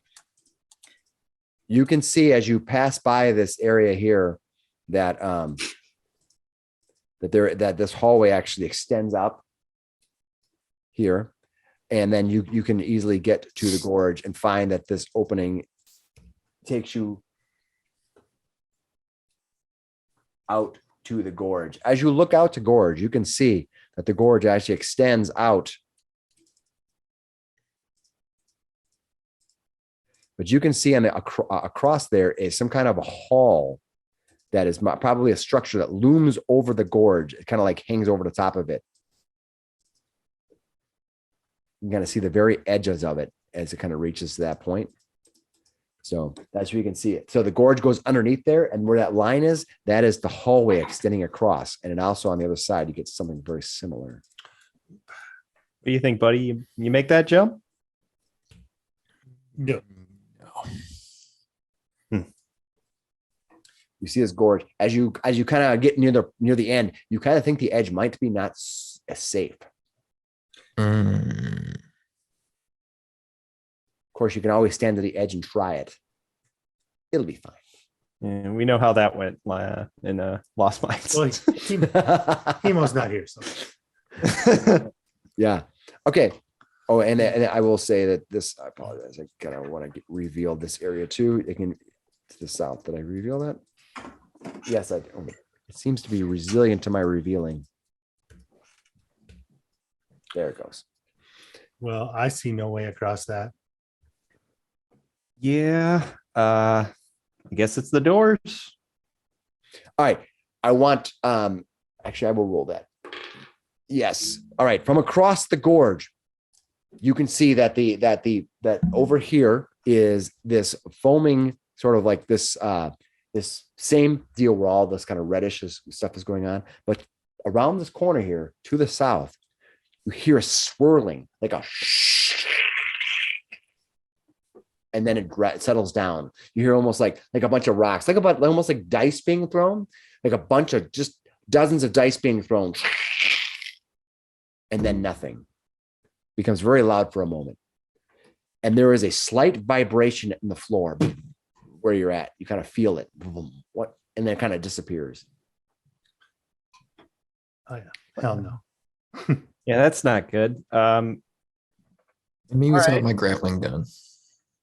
All right. Which let's try to explore these doors, and maybe we can get over there safely instead of trying to bridge this gap. Don't Yep. you have a jump check? Gotta be a way around. Yeah, we all try to jump. I Adventure do. over. All right, where are you guys gonna go? It's I have to roll real high. yeah, maybe we check out We that first start door with- on the right. Should we start with this one? Sure. All right, Yeah. you'll go Okay. up to the door. The door appears like any other door. The doors that were not trapped, the doors that were trapped. There's not much of a difference. That it's if somebody who made this map used a lot of copying and pasting. Yeah. I actually I will didn't make check. this map, by the way. I bought this map and then adjusted it. Okay, we'll check for traps. All right, you lean in, checking for flaps with a +9. You said, right? Yep. All right. You think that there are no traps at this door? I think there are no traps in that door. I just said that. However, I do still understand the need for caution. So This is so not that I'm telling you there is or isn't not a trap, but I will say that once a DM puts a trap on a door, like the pace of their game slows down incredibly. But at the same time, if you don't put a trap, but then everyone runs through. Mhm. What are you gonna do as I start Okay. roll damage? Anybody got a long stick? I do have a long stick. Okay, That's- push the door open with that big long stick. I will do that. I will push with my long stick. I need you to give me an athletic check to do so with that long stick. I'm good at that. Now, 20. 20, that's great. And you would have got advantage if you could have put your stick through the bush. But right now, so you go ahead and push out the door. The door opens up and you can see from beyond the other side is an opening that opens up into a room. You can see the room is lit and the door being open allows you to see a majority of it. I but will not peek all of in. it. And I will roll the map down to show everybody. Unfortunately, I have to keep the map a little big for right now to get it on the map because these rooms are getting a little bigger. Mhm. I'll try to isolate as much as I can. All right, that's what you see as you look in the room. Okay, I will go into the room. All right. And- I will read the description of the room.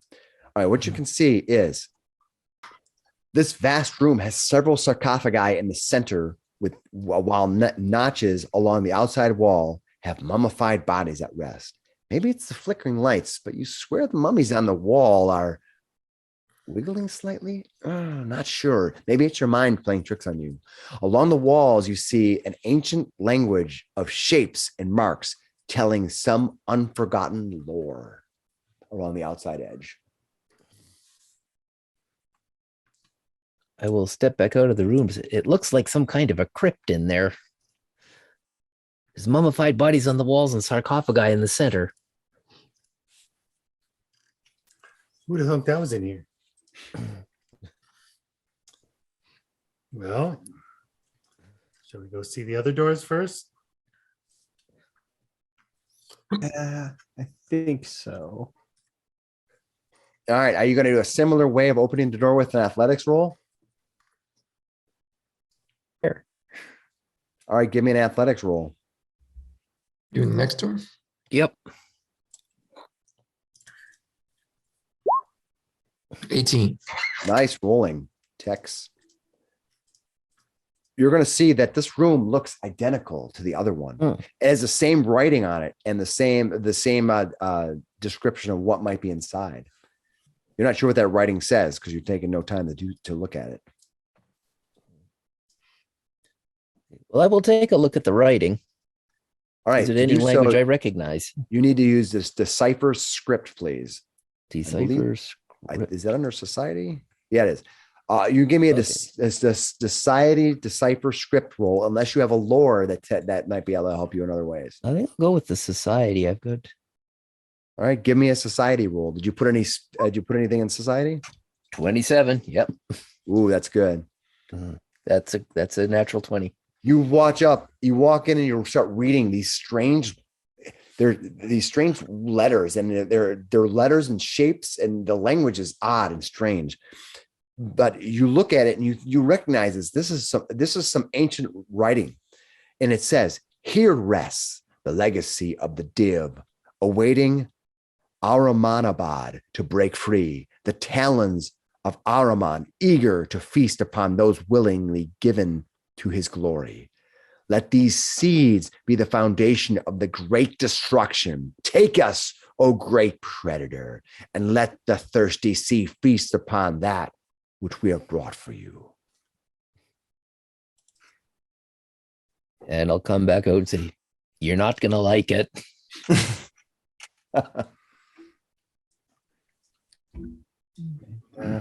What do you want to do? Check the next one. You want to check the next room out? Okay. All right. Nice. Let's do it. You got to do the same thing. So go ahead and put your characters big over stick. here. So when I spring my trap on you, Very nervous. Sorry about your stick. all right. This one, you open the door. You open the door very similarly, and it looks mostly similar, except there is a body in here and some strange mark on the floor.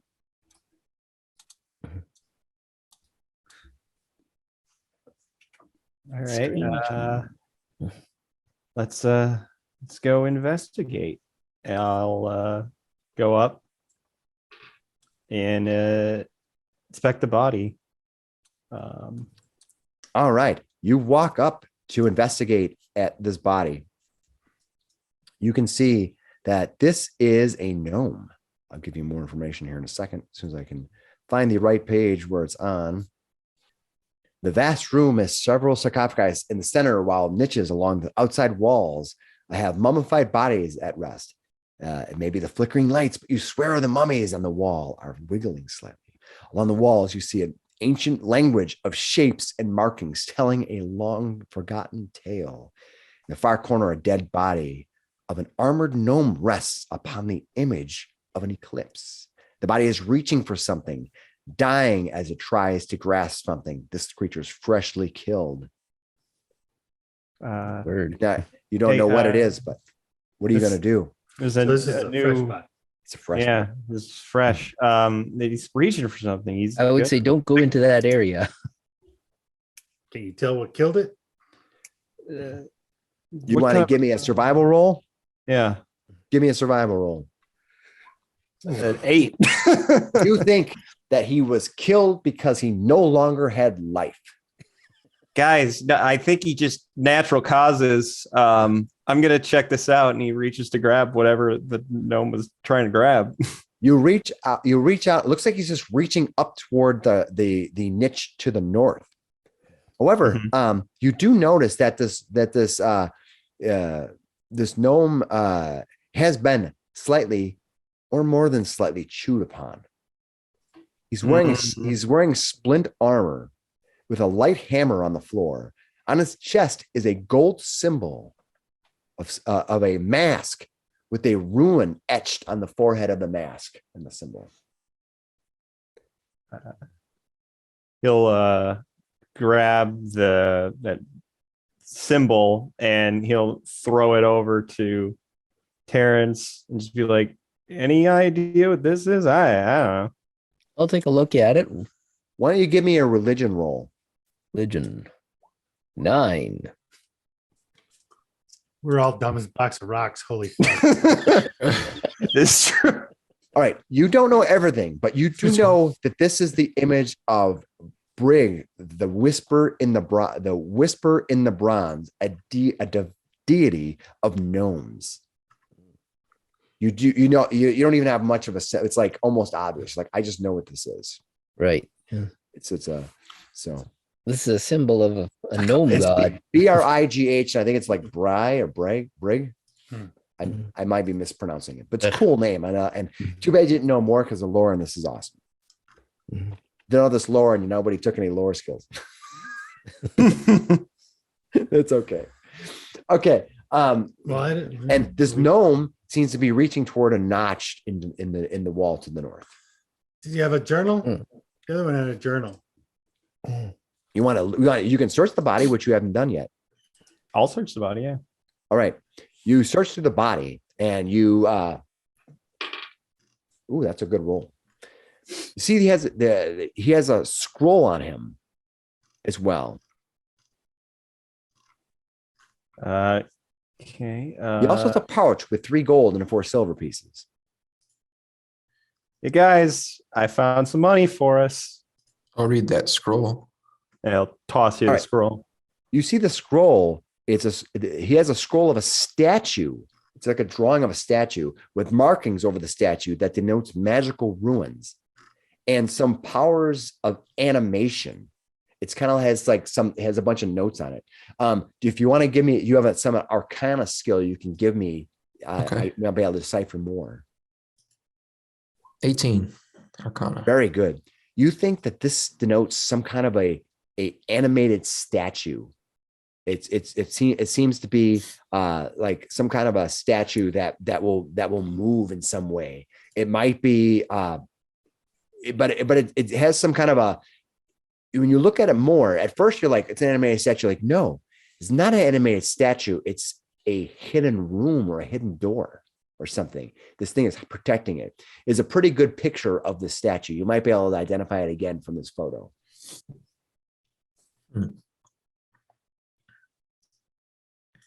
It's not the dog statue. That's a dog now, is it? Yeah. No, the dog is still with you. That crossed my mind. The dog looks up at you, cocks his head like, you're not my owner. Now, they Yeah. said there was a notch in the wall there that the guy was reaching for. The notch is where the mummified body is in the niche. Right. So you're Okay. kind of Touched it. working toward. Yes. You can certainly look into there if you want. Yeah. Move up.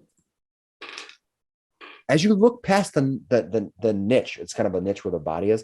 You can see that it doesn't really have any moving parts, but strangely enough, you can see that it keeps wanting to give me the wrong thing here. Beyond the body, you can see beyond the body, it opens up. It just keeps going, and there's no back to this. It disappears into some kind of a tunnel, some kind of a rough-hewn tunnel where this is all finally work stone. It's just rough-hewn tunnel that just keeps going. Secret tunnel, guys. Through the mountain. Let's. You gonna search anything else in here? What are you gonna do? Guys, I think this is probably the way we want to go to get to the other side there. It seems to be veering off to the right. Oh, might as well check it out. Let's do it. Who's gonna go in? Who makes I'll go. the save? You're gonna go in? Send the trap bait through first. Yeah. Right. Maybe you should like tie a rope on him. So like Yeah, no, when all the zombies are biting on him, you pull them back with all the Just a rope. zombies on them. Mhm. We just Yeah. met the guy, you know. So yeah, it's like the three of us go, hey, let's get the little guy to do it. I will right. go in stealthily. Do you have dark vision? No. You see that and nothing more. It's pitch black in here. Hold on. He'll However, light it. on the far side, I revealed too much. That's okay. That's okay. On the far side, you can see over here a glowing light down on the far side. You can see a light coming from down there. The tunnel, though, in between is pitch black. So you just see a dot back there, but everything here is just dark. You don't think the light coming from the other side is very strong from your position. What are you going to do? You're going to chance it and try to finger your way down the passage and hope that there's no sinister creatures that I can make you attack you with? What are you going to do? I'm going to call somebody else up who can see better down in there. Grotech will step in with his dark vision. All right, guard I check. can't What's see a your- thing. Looking with your Gore-Tech with your dark vision, you're going to able to see that this passageway leads, and I'll kind of leave out the mystery of some of the corners, but there may be something hiding in there. I'm just going to do it for the reveal. That there is a long passage through here. There could be something hiding in the shadows. You're not sure. How tall is this passage? 10 feet. So we can stand in here. You can stand in here, yeah. And go through real quiet, like. All right. Was that you are all going into the tunnel? I think it's the way it Remember, goes to. everybody, cluster close so a fireball works. You're Keep it now, nice and tight. Mongo has a torch. Mongo, okay. How big is your torch range? Is it 20 feet? I think so, yeah. Nice. Thanks, buddy. You're always Oh. so prepared. I know how to spend my money. All right. You can see that you should. Do you see your torch? No, I you see don't, it. I see because it. you don't. You see it, but nobody else does, Oh, and that's okay. I need to because they're forced to click the C button. There you go. Now you can see. All right. Where else are you gonna go? What are you gonna do now? You gonna go down the tunnel? In which order are you gonna go down? Just like this? actually, I'm going to hand the torch to the halfling. All right. Halfling, are you going to take the torch from him? I'll take the torch from him. Grotech is going to raise his shield and walk forward. All right. Good idea. You get can the halfling takes over, grabbing the torch, Mhm. putting it in its hand. All right. I'm going to stealth. All right. You're Same going to here. stealth. All right. I if I need a stealth roll from you, I'll ask for it, but you are stealthing right now. All right. Oh, who's going down? Gore-Tech, you going first? Yep. All right. I'm going to have you put you right here at the end of the hall and put everyone else behind you as you kind of sneak down. And I'm assuming you're moving all at half speed unless somebody wants to rush forward. All right. You sneak down. Boom. The light of the torch kind of echoing out into the spilling of the room. I will reveal the room. First, I'll read it, and then I will give a description of the room. First, I'll read a description, then I'll give a reveal. This is another large room here. I want to make sure I get the right one. You enter a huge storage chamber lined with boxes. The red smoke that pours from the light is heavier here. You can see the legs of another fallen body, this one dressed in commoner's garb. And I'll reveal the area. Okay, in As we you go. approach. What are you going to do? I'm going to come to the tunnel entrance and let everybody in so they can. All right. The tunnel that you walk through the tunnel entrance, your torch is bright in your hand as everyone comes up from behind. You can see there's a body down here. You can see like legs of a body below here. What are you going to do? Corin is going to go investigate the body again.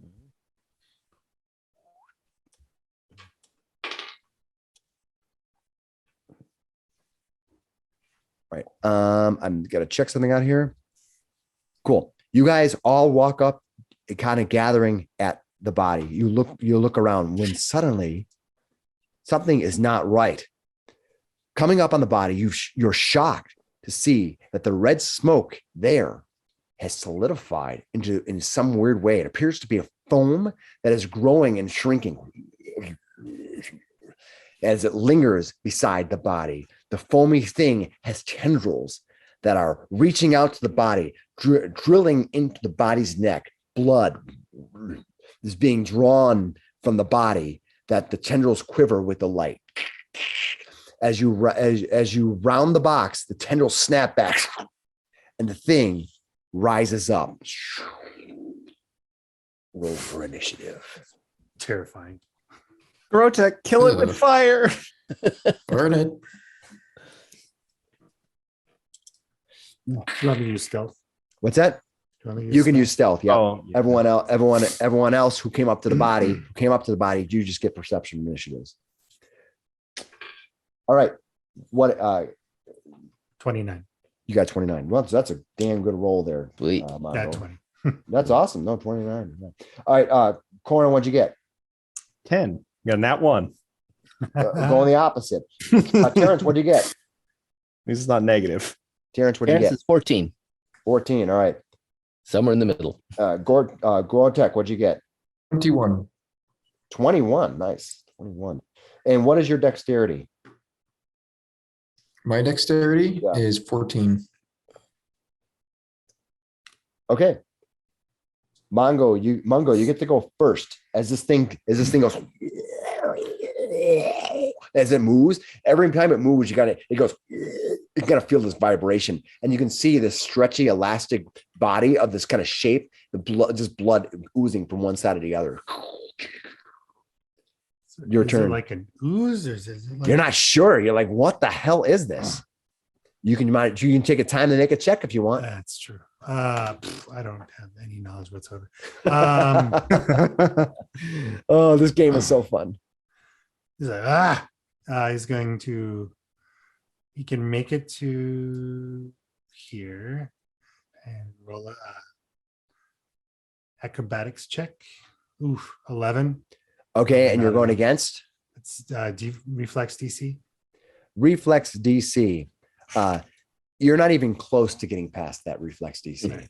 Uh-oh. It's going to stop there. Yep. And then does it look intelligent? Does it look?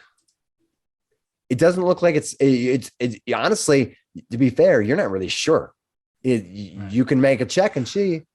That's the whole I'll knowledge. try it. I'm going to just try an intimidation check. Okay. 23. Okay. You're not sure if it reacted or not. You're just seeing it. Just kind of, you can see it quivering, but at the same time, it was quivering before. So, did it help you? What does it give you if you succeed? It becomes frightened, and I get panache. Got it. All right. So, I'll say yes. You do get panache. What do you have to beat? You have to beat its will save. Will save. 23. Yeah, you beat it. All right. Well, then I will hit it with my flourish.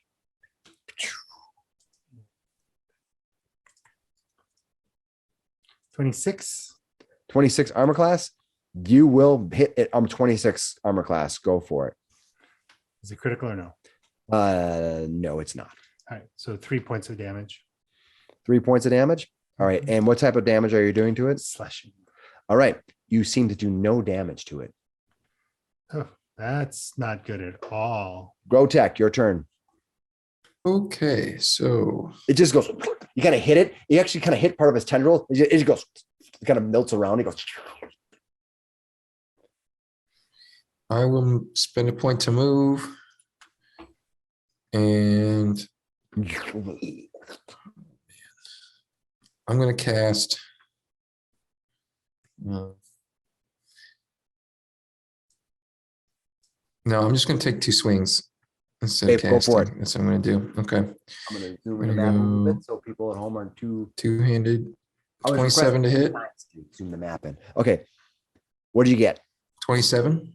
27 hits, but not critically. Not critically. Damn. 5 bludgeoning damage. You did 5 bludgeoning damage. Yep. It does nothing. It does nothing. Oh, God. And then 12 to hit for the second attack. No, I'm not just even. Not even afraid close. my minimum rolls won't do anything, but oh, Not man. even close. This is where it gets a little bit interesting now. Its turn. Well, you had it. You had your chance. It's now going to use this misty tendrils. It's going to lash out at one of you. Let's see who's closest. One of the two here. The person who's to right here, that is you. That is you. You are the closest. It decides, you are full of blood. Though it doesn't say anything, that's what you imagine it saying. It reaches out with its tendrils, hitting armor class 26. That hits. Not critically though, right? No. Strikes you 26. It's going to do 7 points of slashing damage. Ouch. And you're going to take 2 points of persistent bleed damage as blood starts floating away from out of your body, and it's just your particles just start sifting toward it. Ugh. And it goes, and it takes a second attack at the person south of me, but I missed terribly. Dang it! All right, and does it get a third thing it can do? Advantage created tendrils. Are you okay? Hold on. Now.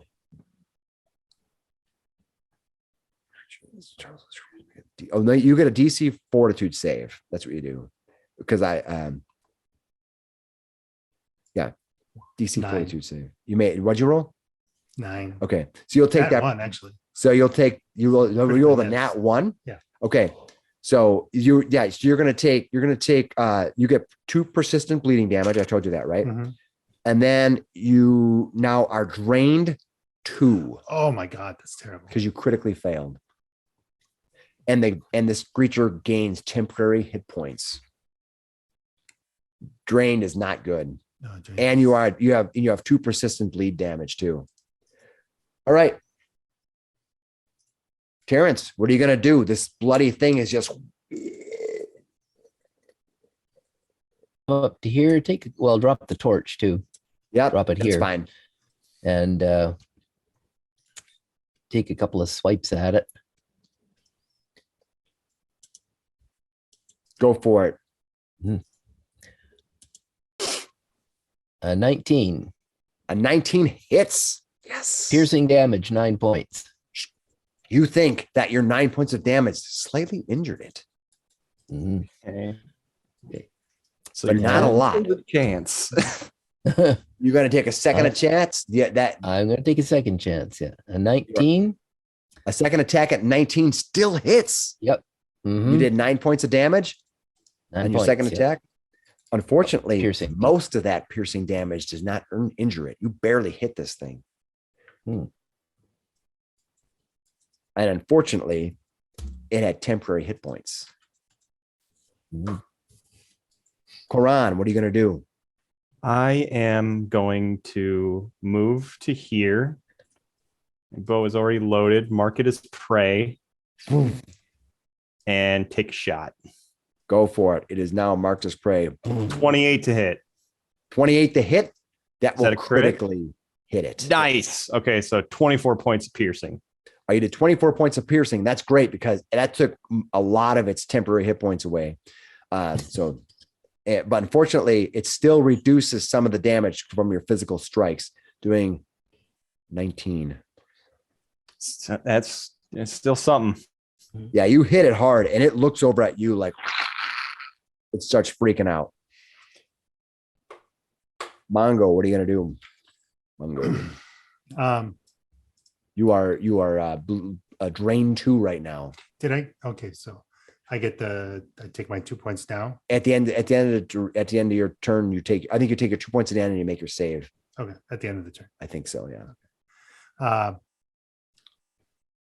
Back up.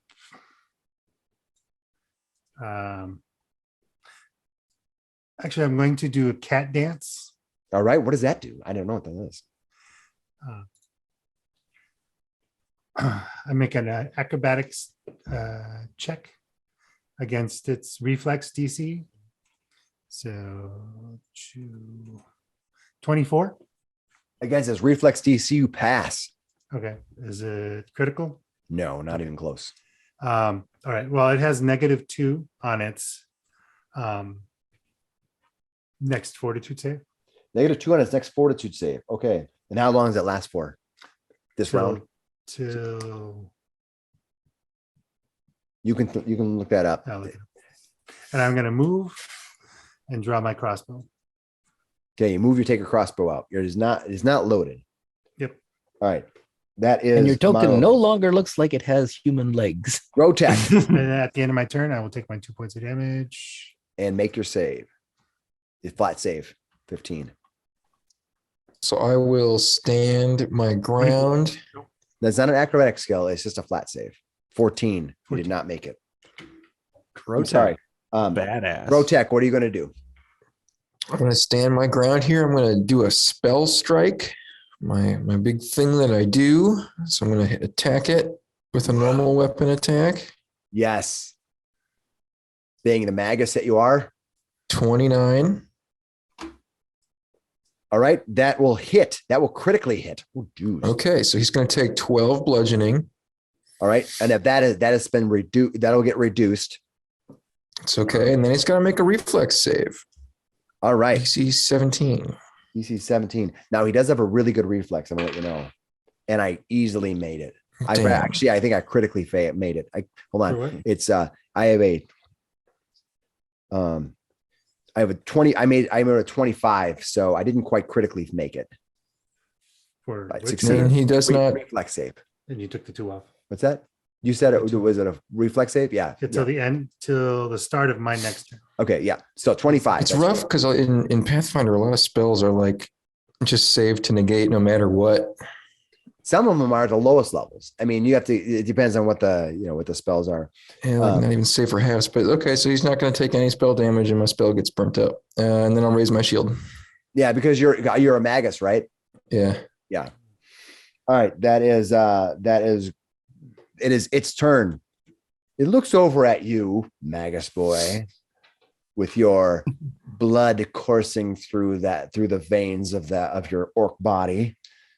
Green blood is as good as any other blood. I don't even know if orcs have green blood in this game, but we'll say it for color. Yeah, why not? You are completely missed the first time. I have to take a minus to my second attack. I have 21 with my shield raised. Yeah, I rolled a 19, but I have to minus 5 from that. And so I've only get a +6. So he's going to hit you. Okay. He's going to hit you. Yeah, your shield is reaction. raised. I'll use my reaction to do the what's it called? The shield block. Perfect. You're gonna suck up some of the damage. Ooh, I did 5 points of damage to minimum slashing. That gets completely absorbed by shield block. Your shield block consumes it. Plus 1 point of persisted bleed damage. Again with the bleeding. Now you So you didn't actually take physical damage. No, the damage is 2d6 slashing damage plus 1d6 persistent bleed damage. That is the damage. I roll both of them, and he has to have a way to absorb both of those to not take any damage. That's why this creature's badass. Now give me a DC fort save.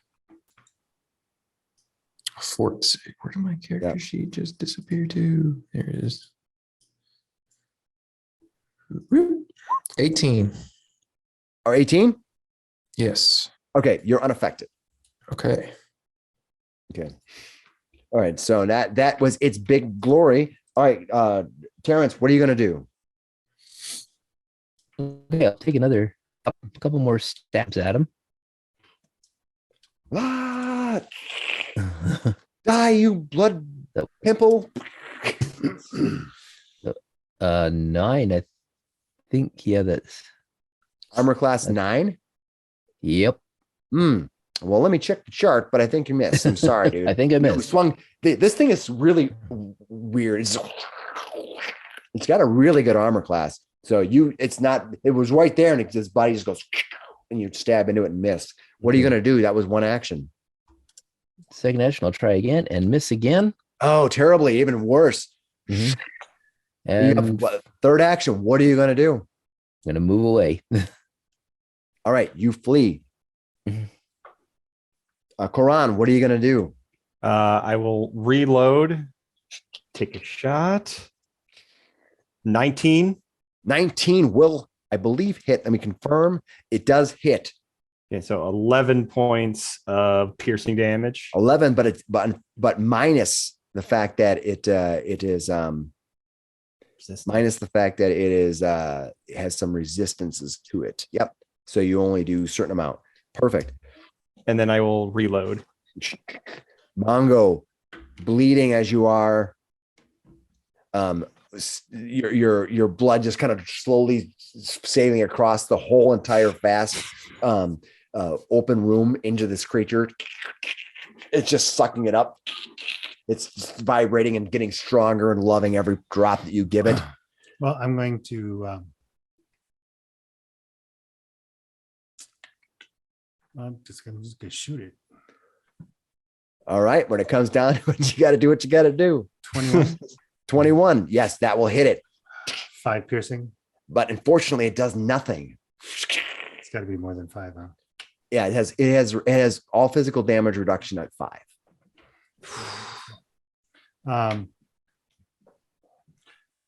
Well, okay, so I had to load it, fired, and I'm just gonna stow it. Yeah. Fuck it. Okay. That now Grotech. This creature seems to be quivering. It actually seems to be shaking and vibrating, trying to suck up his blood, as much blood as possible. It seems to be weakening as it doesn't seem to be in a great shape right now.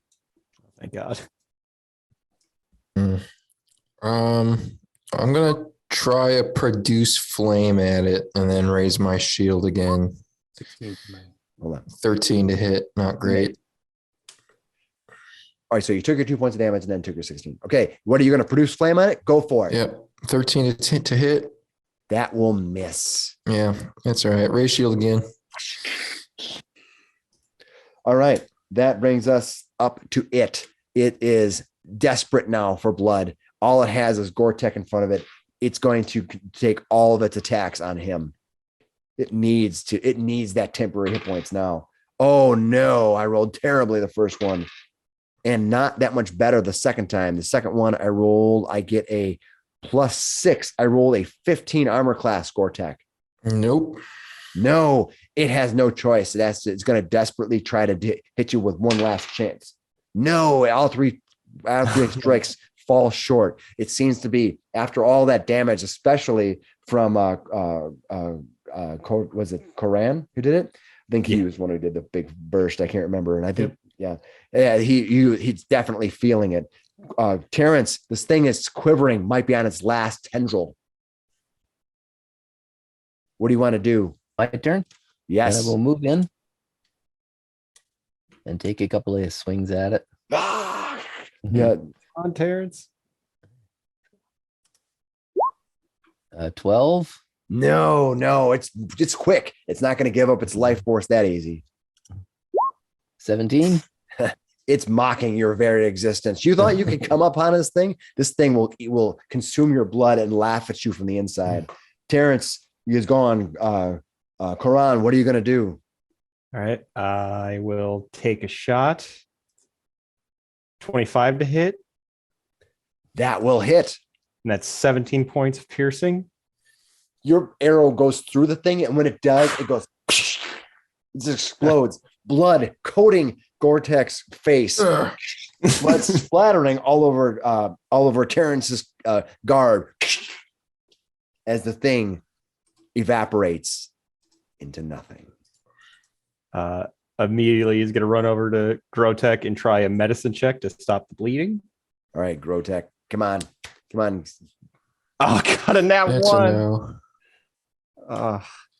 I'm not sure what happens on a. He takes damage. Yeah. I believe you take 1d8 damage, right? Is it a D8 or is it just the? I'm gonna check and do we see. roll it? I'm gonna check and see. Medicine check. I rip open your wound. The target takes 1d8 damage. Yes. Oh, jeez. Roll 1d8, please. 6. Oh no. Okay. Terrence God, I'm so sorry. Terrence will hand him the potion of lesser healing, the other vial of lesser healing. I think you need this more than I do. Okay, I'll drink it. What is it? It's a potion of lesser healing. It does 2d8 plus. Yeah. I think it's 2d8, right? 2d8 plus 5. 20. That gets me back up to max. Nice. You can see down below here as you kind of are all looking out here, that down below that does indeed connect down to what you've thought was the ledge across the gorge. You can see it connects down there. I'm going to take my last minor healing potion. You hear a bunch of bones rattling like dice. And you hear something like a wind howl coming from the south. I think we're almost at the end of this here, guys. This is a little precarious. Well, we've come this far. Move forward. Right. As you move down the edge here, you can see that this whole side to the east has all been pretty much almost broken apart and has had not much left to it. Be careful. Watch your step. One at a time. You can see that this thing extends out. It's gonna be like the Mines of Moria, where it's like the falling stairs that we gotta jump. Yeah, like it's like the falling stairs. As you come down, you can see that moving down this passageway, you pass the gorge itself. It looks stable as long as you don't get too close to the edge. You think you can kind of feel around and get around there, being careful. If you want to run recklessly, you let me know. You can see down that this room curves and opens up into some sort of room at the far end. I knock a helmet into the abyss. You do? That's awesome. Does it wake up the Urkai? It falls down and you don't hear it land. Oh, that's even Oh, more shit. ominous. What are you guys going to do? You can see that thing curves and it opens up probably into a room of some sort. I'm gonna be stealthing up to here. All right. What is your stealth? It's plus 11. Plus 11. So 20. Okay. I will reveal the room and then we'll cover what it is. All right. Oh no. I'll reveal the room. I'll kind of back up. Oh my God. I think. Yeah. I think this is where the curse might be coming from. You think? Strong possibility. All right. Let me read the description of this room. The large circle room is covered with fragments of bones. You can see them all over the floor. These dozens upon dozens of shards have been splintered and shattered ages ago and now lay scattered indiscriminately. In the center of the room is a deep pit that is bellowing out reddish smoke. The smoke lays heavy in the center of the room. To the south, you can see a passageway leading off into some strange direction. Around there, surrounded are 4 statues, and embedded in the ground are reliefs of skulls. What are you going to do?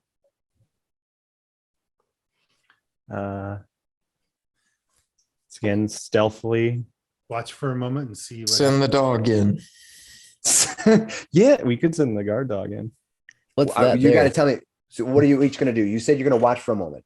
Yeah, I want to watch for a moment so I see what happens when it makes that rattling noise. You got it. What are you going to do? Yeah, I'm gonna. What are you going to do, Karan? Are you going to use that with your dog, or are you going to lead the dog? Oh no, actually, it's Terrence who has the dog, right? Mhm. Yeah, Terrence is the dog.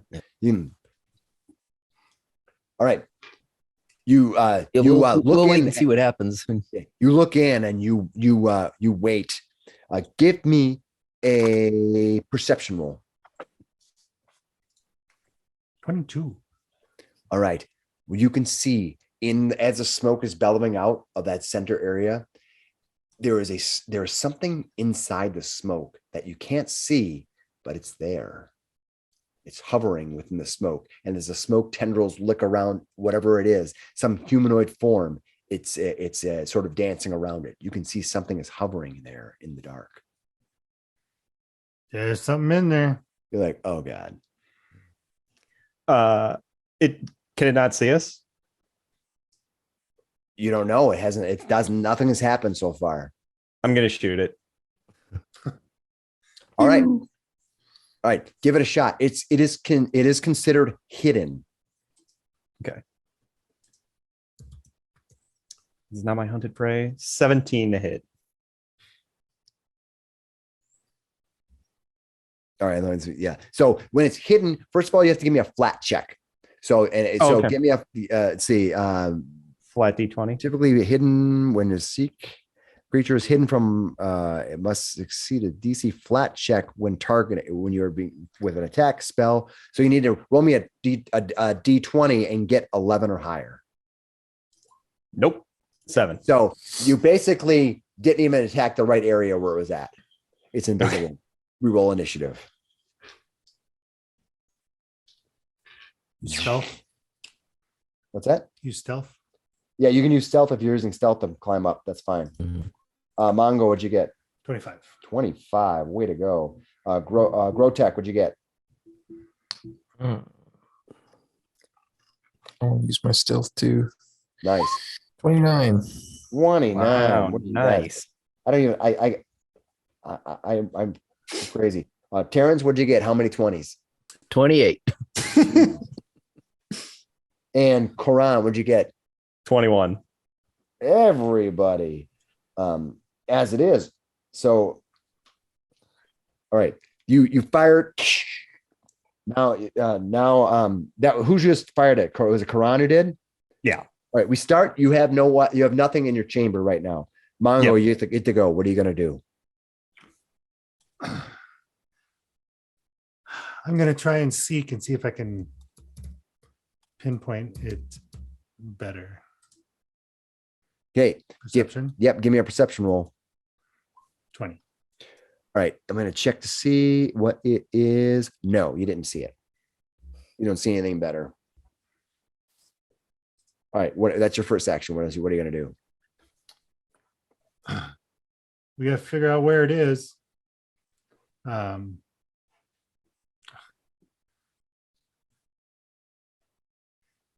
I can't even see it to target. Fuck. Well, I'll pull up my crossbow and load it. Okay. That's awesome. All right. That is Grotech, your turn. What are you going to do? Okay. I'm going to step it right here and raise my shield. And that is it. All right. You go there. Well, that's only 2 actions. Are you going to do anything else? Nope, because I don't have anything else that costs me 1 action that I can really do. All right. Seek. Yeah, I guess I could seek Yeah. Give me a roll. You might be able to see it better. perception. Yep. 22. 22. All right. Yeah. Nope. You roll the 22, not this round. Nope. It's too, they get a plus 14. So yeah. Damn. All right. Terrence, your turn. Okay, he's going to double move here, here. Okay, so here. He can get to about here on a double move, All right. and I will hold my action there. All right. You move deep into the room. Well, you're not holding your action. What did you do? You move twice? Okay, what? Yeah, I moved twice. All right. And so you have one more action. You can do it or do nothing. Yeah, You I have think a I will shield? do it. I will. Because it costs Is it- 2 actions in order to Ready in action. ready an action. So Yeah, you know what? I will move here, and I will. I want to check out whatever this is. all right, that is you don't have to make any roll on that. That is actually a light. That is actually a flame, a continual light that's bellowing this reddish smoke that you've seen all around. So you don't need to make a check on that. You can do something else if you want. You just Okay. your character would know that. Okay. Do you want to All try right. to seek it to see if you can see it? Yeah. Go ahead and give me a roll. Yeah. Your perception. Yeah.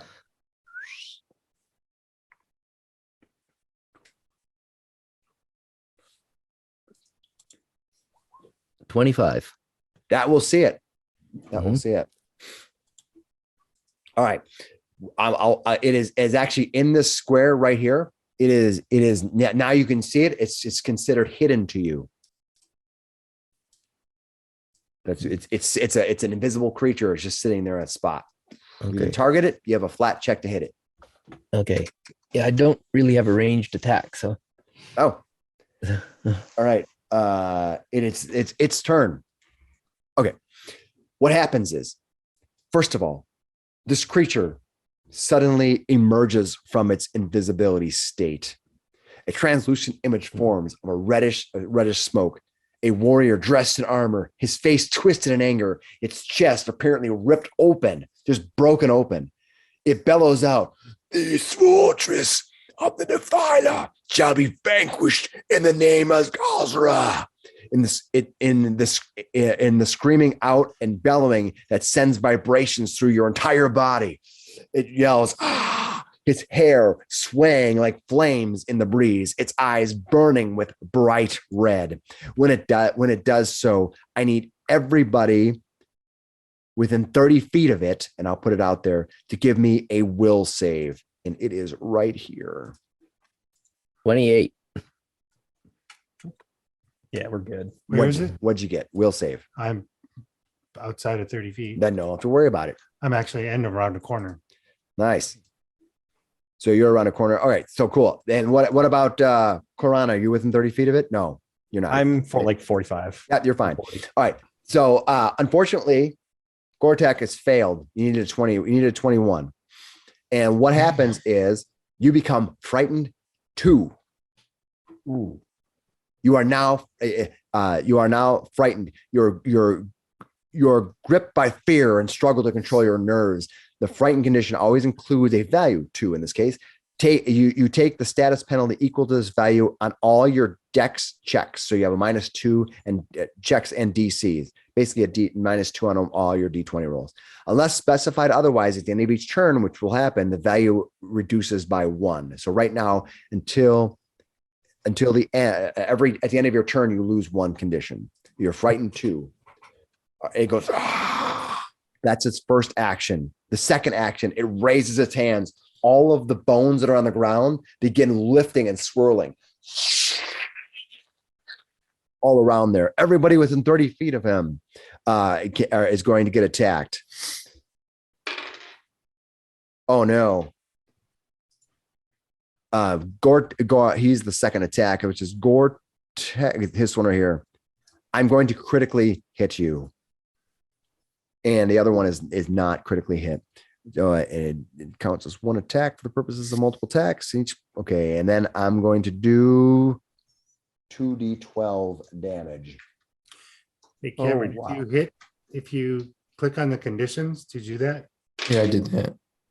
that's cool. It does So- all Yeah, of that for right. you. So got Graham, trans- you are hit for almost max damage. You're hit for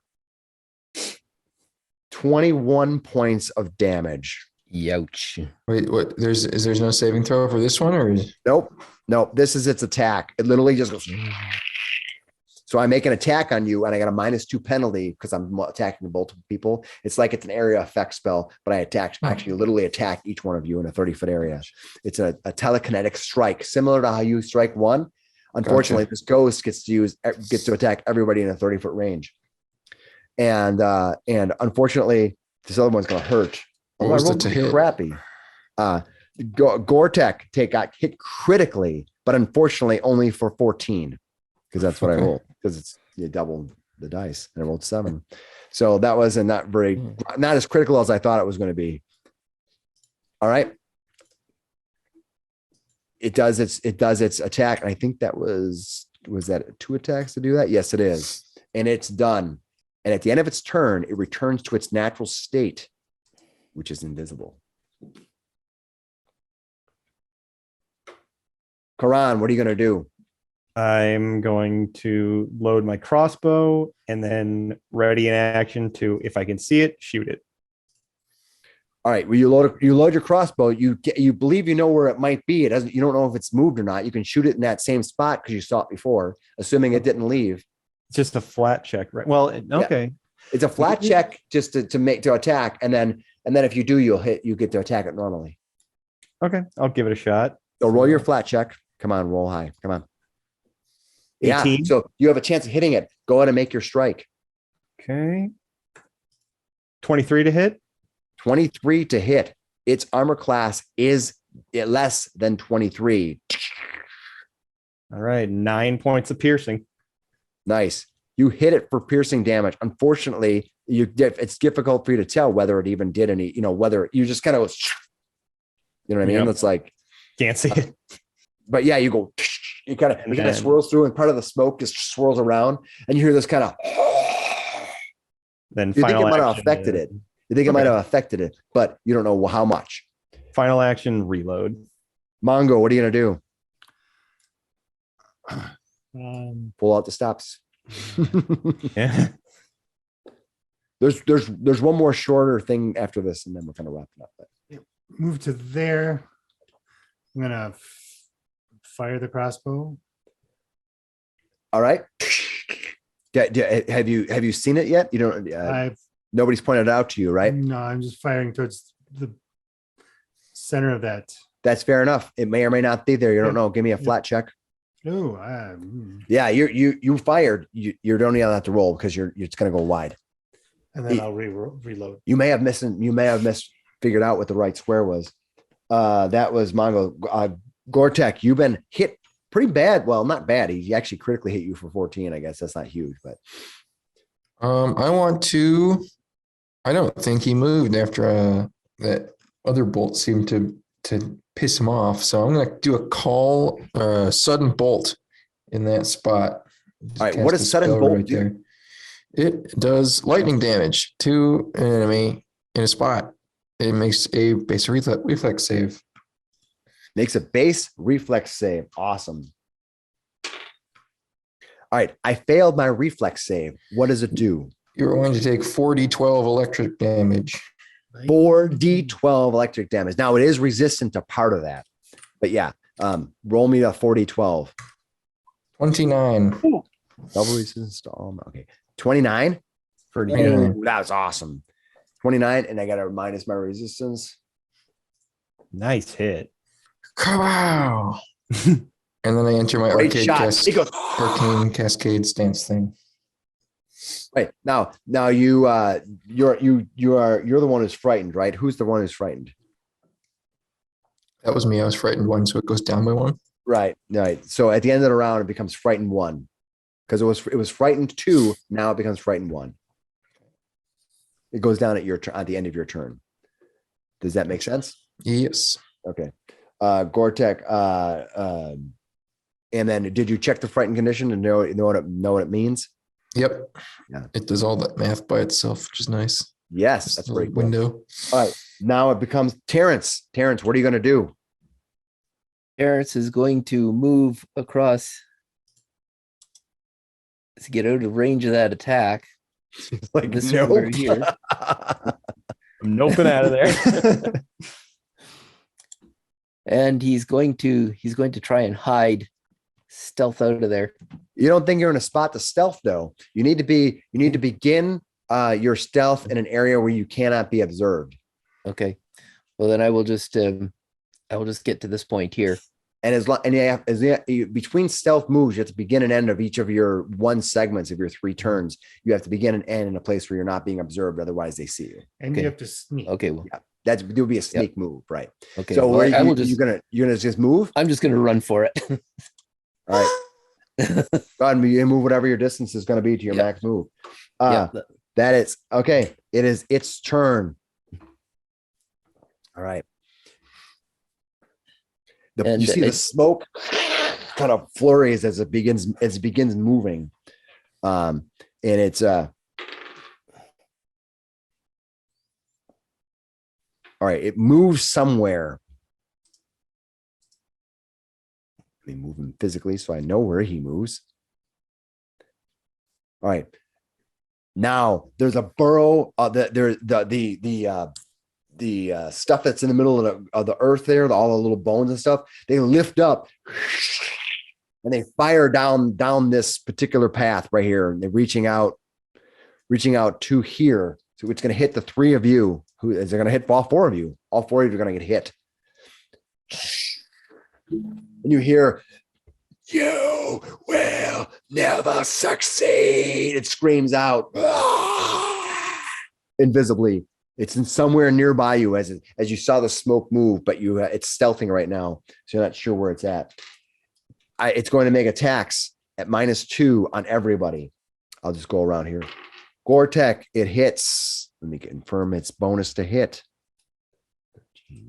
It's gonna 24 against Gore-Tech. Yep. 21 against your character. That is. Against Terrence, 21. It hits. And against Quran, 25. That's a hit. It literally just does all. It's like. And by the way, if I remember, the description of it had a broken up chest, like his chest was broken out, armor, hair full black, but he's invisible right now. I'll just do one. I'm not going to do one for everybody because if I roll high, I can hurt everybody. Doesn't it become visible during the attack and then it goes invisible? It doesn't. Again? No? It's not. It doesn't attack. Its natural state is invisible. It only becomes visible when it makes its fear check. It's naturally invisible. It's fucking awesome. All right. So let's go around the room. Mike, you're going to take 8. Grotech, you're going to take 8. Oh, sorry. That's you're going to take 8. Terrence takes 20. Terrence. Are you Terrence, kidding me? I'm sorry. I just rolled. And Kavar, you take 7. Okay. Are you He's still down. up? Oh, I'm beat. You see him just get all this bone hits him. In fact, as the bones get swirled around, they literally all collapse into him and send him into the wall. Poor Terrence. Terrence is down. You didn't Wasn't like it? that you ran. I think our last game, Zach was like hit 50 times compared to everybody else. It's just how that works. I'm sorry. That's a 6, 5, 28. Check your death and dying rules to make sure you understand what they are. Mhm. Look them up in archives. All right, and Kavar, what are you gonna do? Karan, what are you gonna do? Oh, I can hear it, right? You can try to hear it. It's stealthing right now. Okay. All right, because I thought we heard it say like you will not succeed, right? It did. Yep. Okay, so then it did, and then it moved. So okay, then it's kind of harder to say because for hunt prey is like if you can hear or see the prey, I can mark it as my prey. But like I guess if it moved, it's harder to. Yeah. So one of the things you could do if you want to mark it is you can make your target prey for what, because you need to, is it just that you hear it this round or is that you've ever heard it? It's if I've heard it like this round, and it would extend to after that once I've heard it. Right. Okay. So one thing you could do is you can ready an action for when you hear it, is it if it says something this round, can you do it? I want to make sure I don't want to cheapen it. Yeah, no, it's you designate a single creature as your prey and focus your attacks against the creature. You must be able to see or hear the prey, or you must be tracking the prey during exploration. So it's like, okay, it's kind of. Yeah, this creature is difficult because it flies and it has stealth. Yeah, so I will. What you could do is you could delay your action till you hear it, right? Yeah. So that I think that's my plan is I already have my weapon reloaded and I'm going to ready an action to when I see it, mark it as my hunted prey. And then you can as your reaction, you can mark it. Cool. Yep. Cool. That's what Karan does. Mongo, what are you going to do? I am going to book it this way. Which way would you like to book it?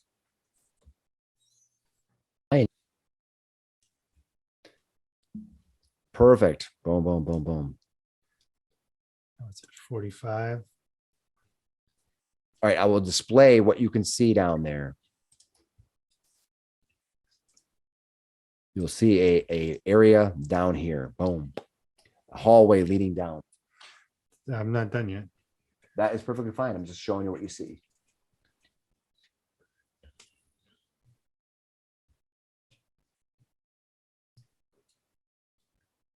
Is there more? Yep. Doing our favorite activity. Splitting the party. Oh, yeah. Boom. I will read the room to you since you are in this area. This is an old library from ages past. The books and tomes here seem to be surprisingly well preserved from what you can see. There is a huge chest in the north wall and a large red gem on the bookshelf. I can make it to the gem. All right. You make it to the gem. Sweet. That brings us up to Grotech. What are you going to do, Grotech? I'm going to seek this thing. All right, Grotech. Give me a. Oh yeah, I think I roll that right. Perception, right? Yeah. All right. There's two things you see. First of all, you're going to know that this creature is roughly right here. You can see it in this, roughly in this area. But also, this statue right here reminds you of the statue that you saw in the description of the mechanical statues that did whatever, some magical sliding thing. Which one? This one right here. Oh. We'll have to toy with that once there's not a giant demon in our face. Yeah. But if he's if I think he's about right there, I'm gonna try swing at him with my stick that's long. All right. Go for it. That's a solid 3. All right. That's gonna be great. All right. Oh wait, that was the wrong button. Well, yeah. First of all, give me a flat check. Flat check. Yeah. So you roll a d20, and if you roll 11 or higher, you actually hit the right spot. Because he's d20. 9. So no. I'm gonna double check. I'm gonna read that right because I don't want to short you. Because I feel like because right now you did see him, right? So he's hidden. His condition is hidden. Okay. When your creature is hidden, that you knows a space, but you can't tell precisely where it is. If you kept using a stealth. A creature you're hidden from is flat-footed to you and must succeed a DC 11 flat check when targeting you. Okay, yeah. So he's hidden from you. All right. So that I'm doing that right. Okay. So I didn't hit him. That's one attack though. That's one attack. That's okay. So I seek attack, and I'm just gonna raise my shield again. Got it.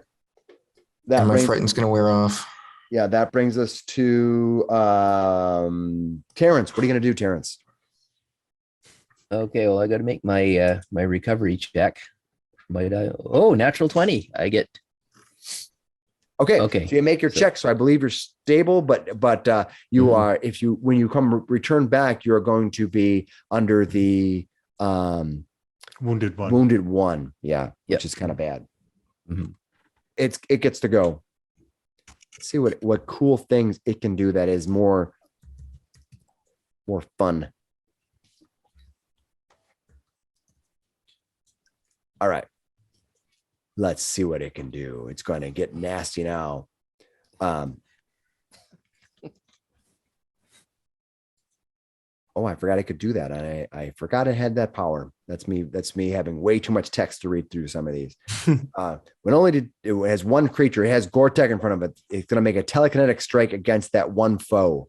It takes all of its stuff and just goes all the stuff around it goes and spirals it and launches it straight at Grotech in front of him. Gonna make one attack roll. Ooh, but I rolled a 2. Dang, that's an armor class 15. Not enough. All right, that's gonna be not happy. So it's gonna try to stealth and move. Okay, it's stealthing and moving. Okay. That brings us to Kavar, or I'm sorry, Koran. My writing is horrible, so I miswrote it. Oh, you're fine. I guess he's going to try to perceive where it is. Perfect. I have a +9. Okay, so what's your roll? Let's see, 15. All right. Oh, I suppose I'm supposed to roll, but that's fine. You can roll. Yeah, you don't see it this time. Mm-hmm. Like, shoot. Oh, yeah. Wait. I will say this. I mistakenly said when it made its attack on you, you would delay your action, so you could actually get your hunt prey on it. Okay, so then We forgot that you forgot you were doing that. So yeah, it kind of makes some noises and whatever, and casts its spell thing, and it's invisible, but you can actually get your hunt prey on it. Okay, then in that case, it's actually a 17. Perfect. Unfortunately, this thing is stealth is super great, but it's still awesome that you have that. Now you're up on prey on. What are Okay. you gonna do? Yeah, I don't know. That's only one action. Going to run to over here for my final 2 actions. All right, you run past and you can see some light down there around the corner. Grotech, Terrence, this is your second round. You're now stable, I believe, right? Yes, I'm stable. Okay. All right. It brings that to that. It's gonna do the same thing it did before. How's it getting Wait, another wait. attack before? Grotech, did we skip Grotech? I think we did. And Mongo. Yeah, we just goofed around. okay. We're just playing. We're just playing. You don't need to go. Karan went, but we backtracked because he gets his free he got his free action, and I made a mistake. So Mongo, go ahead. So how big is this jewel? Is it pulsing? No, it's not pulsing. It's just a gem. Just a big ass gem? Yep. It's not this big, it's more like fist size. It's just a gem. Well, I'll grab that. Okay. You have the gem. And I am going to stealth to here. Okay. Yeah, and that's it for now. All right. That is now Grotech. Grotech, what are you going to do? Once again, I'll try to find it. What do I roll for that? I guess I rolled against. I guess roll your seek. You can roll the seek actually. I because you'll know if you find it or not. 20? 20. It is. You will find it right here. Okay, there you go. Boom. All right. He's just out of reach, but I will throw a produce flame at him. Give me a flat check to hit it because it's invisible. Come on. Buddy. Come on. 9 again. No. Just 9s. All right. Raise the shield. Or no, wait, that's all my actions. Yeah, you're Spelling. kind of run. You kind of ran out. Unfortunately, it is now my turn, and Quran is running past it. It's going to focus all of its energy on Quran, and this time I'm going to hit. That's going to be a 21. Yep. He doesn't get a -2 either. All right, he's going to hit you, but this time being focused, this is going to hurt. Oh God. I rolled really crappy though. I'm 12 sure if points, you only roll 12 points. crappy. Wow, it could have been a lot more. 12 points of damage. You take 12 points of kinetic damage as it strikes into you. All right. Let's see. It deals strike skins. Oh, even if I fail, I do cut some damage. I didn't realize that. I see. Okay, cool. All right, it hits you, and then it's going to move. All right, that brings us to Quran. What are you going to do? Try to perceive it. All right, give me a roll. So, what'd you roll? I got a 16. Yeah. Because I made a mistake actually last time, and that's okay. All right, that brings us to that's your first. Your seek action. What else are you gonna do?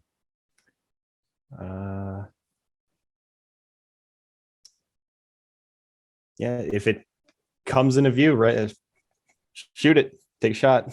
Shoot her. All right. Shoot her. All right. So you're gonna ready an attack action if you see it. Mongo, what are you gonna do? I can book it to that statue. Yes, you can. That's what I'm doing.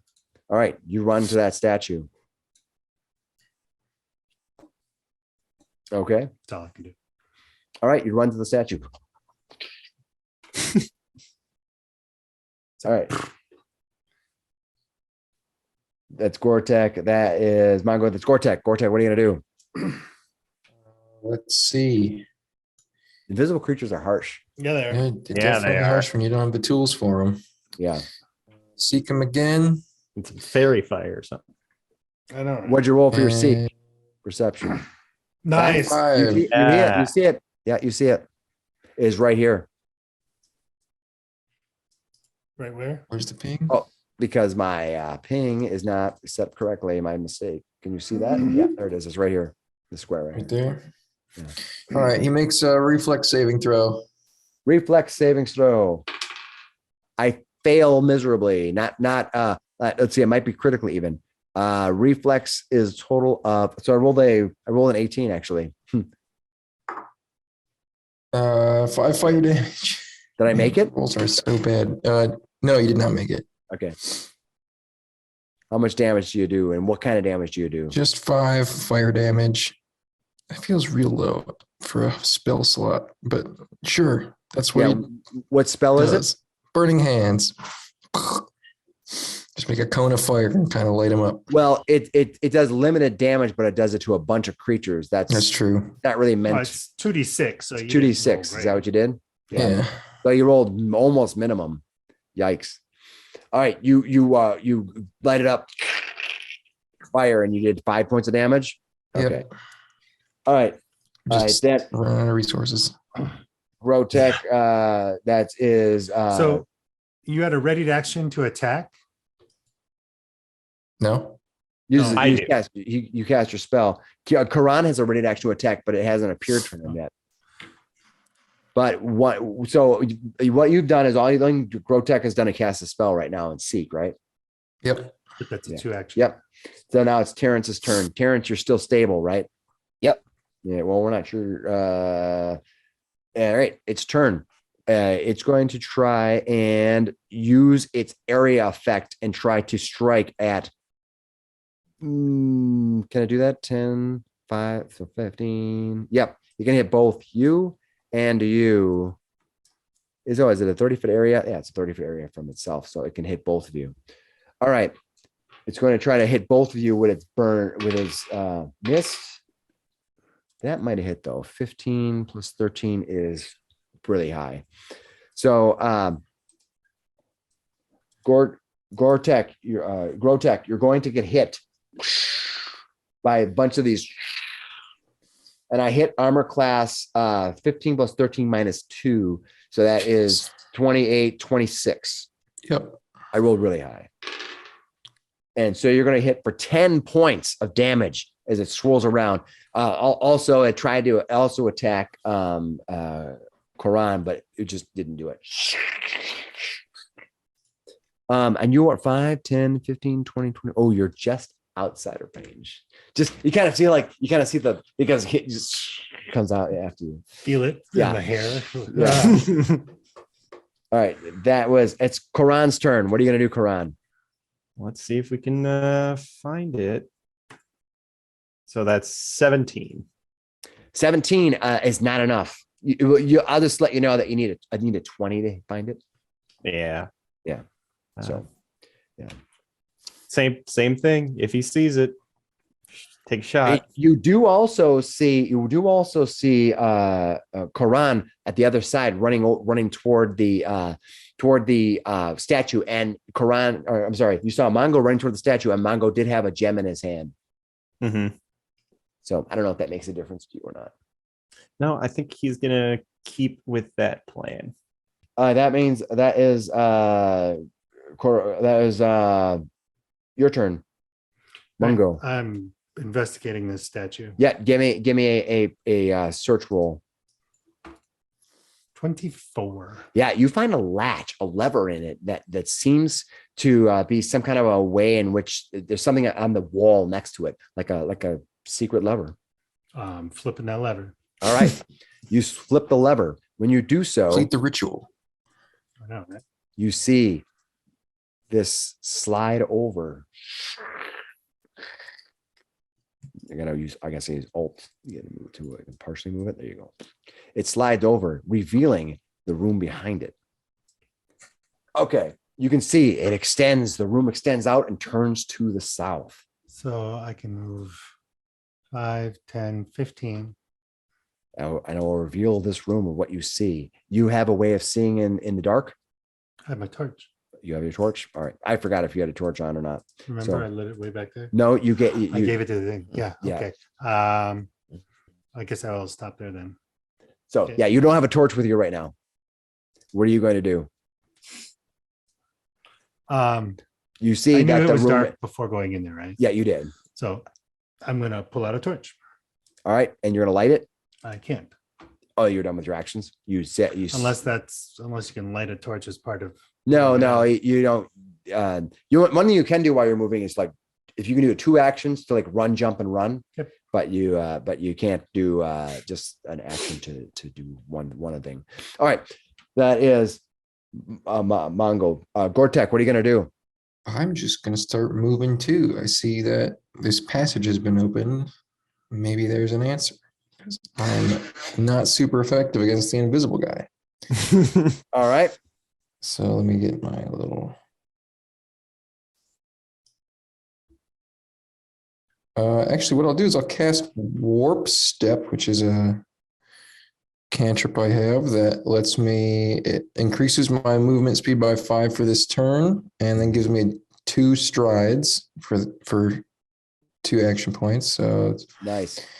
20, 30, 35, 40, 45, 60. And I'll come into here. And you have dark vision, right? Yes. All right. I'll take a peek. Let me show you what you see here. All right. I reveal the room and I will read the room to you. You can see that you enter the chamber, seeing a long, dark hall where 2 bodies are on the floor. One of the bodies has its chest ripped open freshly. This is not very long, maybe within an hour or so, assuming how long you've been resting or whatever. The room is covered with old boxes. There is a huge box or case there with a glass top. From the glass, you can see a red glow pulsating within the box.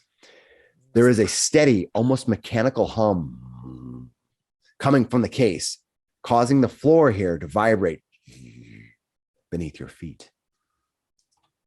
I'll use my last action to move all the way in, and then I'll end my turn. Okay.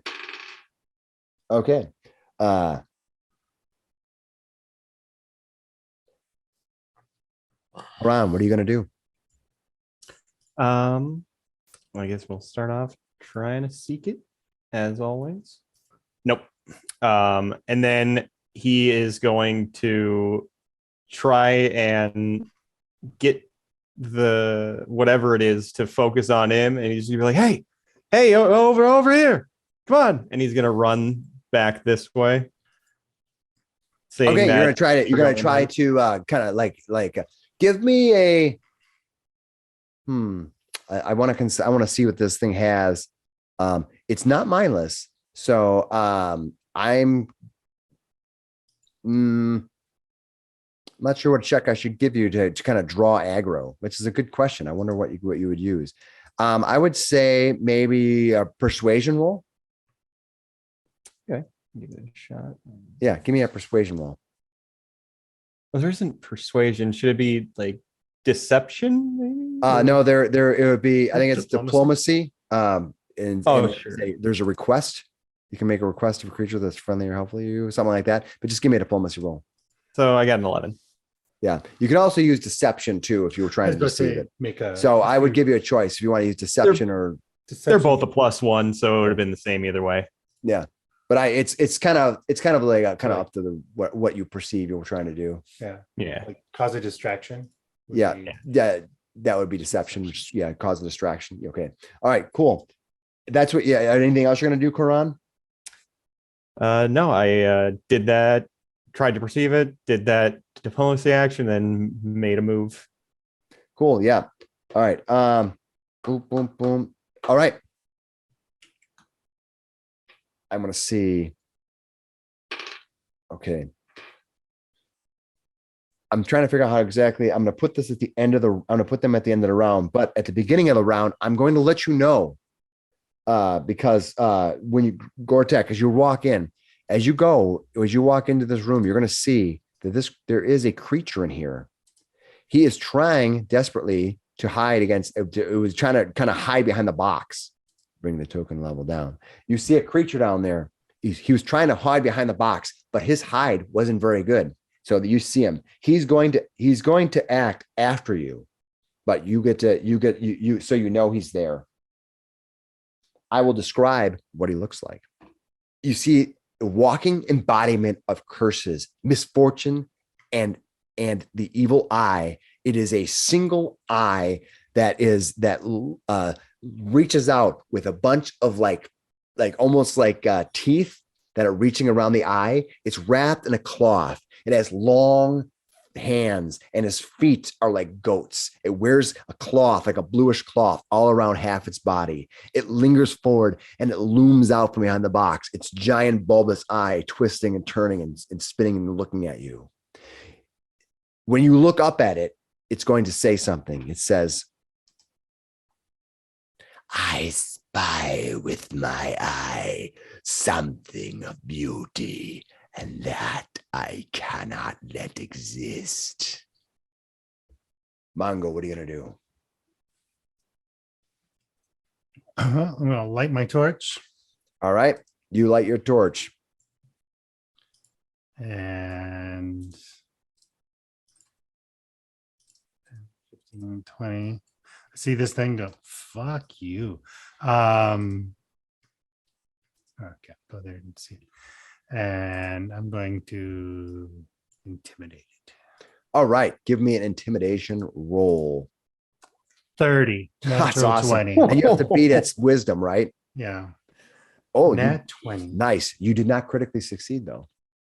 You just succeeded. But now it gets a what? It's intimidated by you as it's considered afraid one, right? Frightened Was it one. Nat 20? What's that?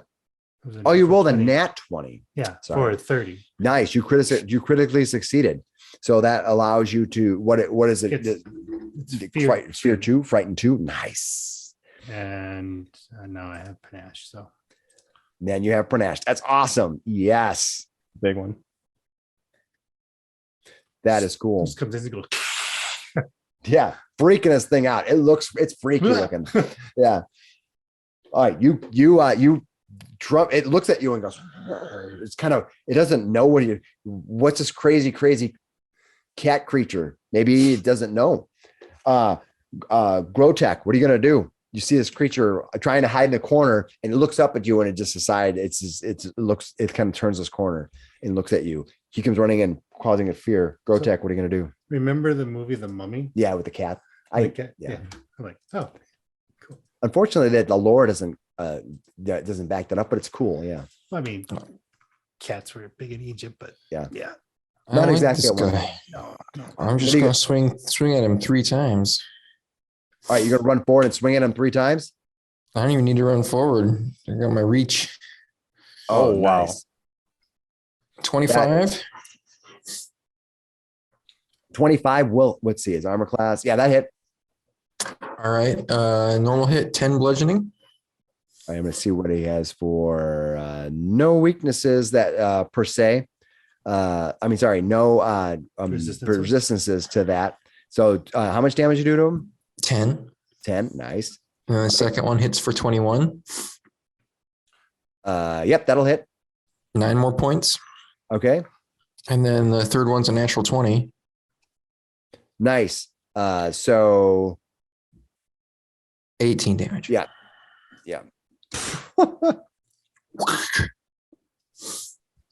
All right. You hit this thing hard. You're like, boom, boom, boom. Screw you. That's awesome. Call me beautiful. All right. Yeah. All right. It gets to go. All right. It's frightened 2 right now, but that's okay for this. It's going to Grotech. You get to make me a will save. Will save. Yep. 14. You fail, even though he's frightened 2. You're still going to fail. What happens? You rolled a 14. You just failed. You didn't. You become frightened 1, and you take 8 points of mental damage. I go down. Did you really? Yep. Boom. All right. Then its eye kind of sweeps up toward you as it behind the thing. And he goes, such pretty things should be destroyed. It looks over at you and it just kind of has his eye going. So it made, let's see, it made one gaze attack, which was two, and so it's going to move forward. That's what it's going to do. It moves 2, 5, 10, 15 to here. It kind of, as it kind of steps over the many bodies in the room, you can see that it has a silver ring around its chest with a silver key attached to it as you get within 10 feet of it. All right, that's what it did. Terrence is still out. The poltergeist gets to go. The poltergeist is going to fly forward. Fly, you fool. It's going to make an attack. It's going to chase after Koran. Koran, it makes this one attack on you. It fails. I rolled a 1, so it completely misses you. Okay. It could have did a lot of damage. Yeah. All right, Koran, it is your turn. What are you going to do? I'm going to take a step back. It was right on me. Do I need to make a perception if I was thinking it was right on top of me? It's not right on top of you, just the bones that we had to be within 30 feet of you. All right, then he launched. So when he either can make multiple attacks in 30 feet or one focused and do a lot more damage to one. Okay, so I will try to perceive him. Nope. No. All right. Yeah. All right. That is Quran. That means it's Mongo. What are you gonna do? So 13. I'm gonna use my hero point. There you go. Use the hero point. Come on. Come on. Come on. What'd you get? Yes. 25. That's not a crit though, but it's a damn good hit. So 18 points of damage because I got my precise strike on it as well. Awesome. Awesome. I don't think it has any immunities to, I'm just double checking. Slashing. Yes. Or a precision damage, because some of them I just got to double check because these charts get really big. All right. How much damage do you do to it? 18. Nice damage. And then I'm going to pull out a vial of holy water. I'm going to attack with that. Oh, nice. So you're gonna go grab, pull out your holy water and throw it at it. Yep. Okay. Let's see what happens. What does holy water say it does? It's like 1d6 of good damage against demons. Perfect. Whatever. Go and make your attack. And then if it has weakness, Yep. gets What'd you get? 13. No, you threw it at it. Would have been a great idea, but it's quick. It's got some armor to it. It's you think it's looking at like it's probably got a +4 to its dexterity bonus. It's moving. It's fairly strong too. It's a sinister creature. But that was a fantastic idea. All right, that brings us to Gore-Tech. You're down. Give me a save. What do I have to do for a dying save? You are bleeding out and otherwise at death's door. While you have this condition, you are unconscious. Dying always includes a value. So that's that. If you are dying, you must attempt a recovery check. So you're a dying 1 technically now, and start your turn each round to determine whether you get better or worse. A dying condition increases by 1 if you take damage while dying, or by 2 if you take damage from enemies. So when you're dying at the start of each of your turns, you must attempt a flat check DC of equal to 10 plus your current dying value, kind of like they did right now. It's just 11 for you. So flat DC. Call the recovery 11? check. Yeah. The effect of this check is if you No. Okay, so you failed. So I say if you're dying, while dying condition increases by 1, you. Oh, wait a minute. I have orc ferocity. Okay. So allowed you to be be reduced to 0 hit points, but instead remain at 1. Okay. So right now you're dying. You're not dying. Okay. Okay, cool. So that means that you're at 1 hit point. Is that what it says? Yep. Okay. So I skipped your turn. So you just get to make your turn now. So what are you going to do? You're still at 1 hit point. I will drink my potion I have one. What is it? The minor, whatever. It's the 2d8 plus 5. Yeah, that's minor. Yep. Come on, roll high. Get back in this fight. 16 points. All right. Total of 17. Pretty good. And then I'm going And to take we 2 have- swings at this guy. So you had orc ferocity, which we didn't account for, which is totally fine. So now you can pop it out. But what I'm doing is I'm not gonna give you flanking because we Okay, failed that's fair. that other one. So just to kind of make it up, I'll just not give you flanking this round. That's fair. Does 18 hit? No, it doesn't. 15 is not going to either. So that's it. All right. That is it is now its turn. Yep, because you went Grotech went, and now it's turn. Okay. So now because what did you do it last time? You tried to do the panache stuff and everything, right? Yeah. All right, cool. It's going to it lifts its hands, and when it does, you see a reddish spiral of sand just emanate from it all around. It's a 3-action sandstorm that it can do once. Effects, it takes it's a 30-foot emanation from it. Creatures within the emanation take -4 circumstance penalty to perception checks and must succeed on a DC fortitude save. So both you give me a fortitude save. Oof. What'd you get? 1. That one. Critical fail. Okay, you critically failed. I made it 21. Okay, you made it. All right, so I will tell you what happens. Is on a failure, you are forced to hold your breath, else you start suffocating. So you failed because it's 18. A creature within the sandstorm ends its turn. In it takes some damage. So you are now suffocating. Look that up because anytime you do certain things, it's going to start lowering your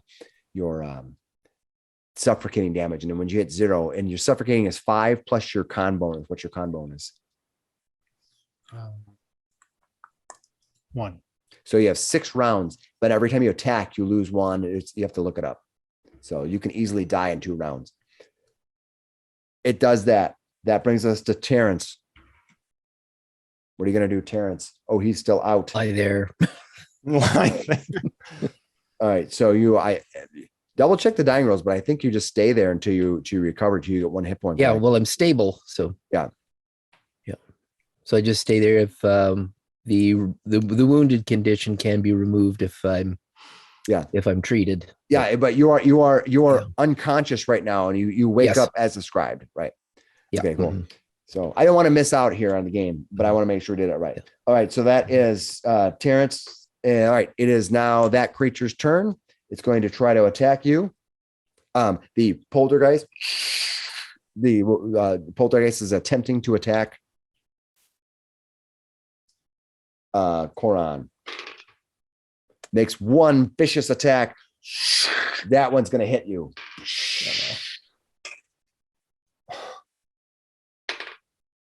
I did 7 points of damage on that vicious attack. Oh my god! That does 3d12 too. Man, that's what happens.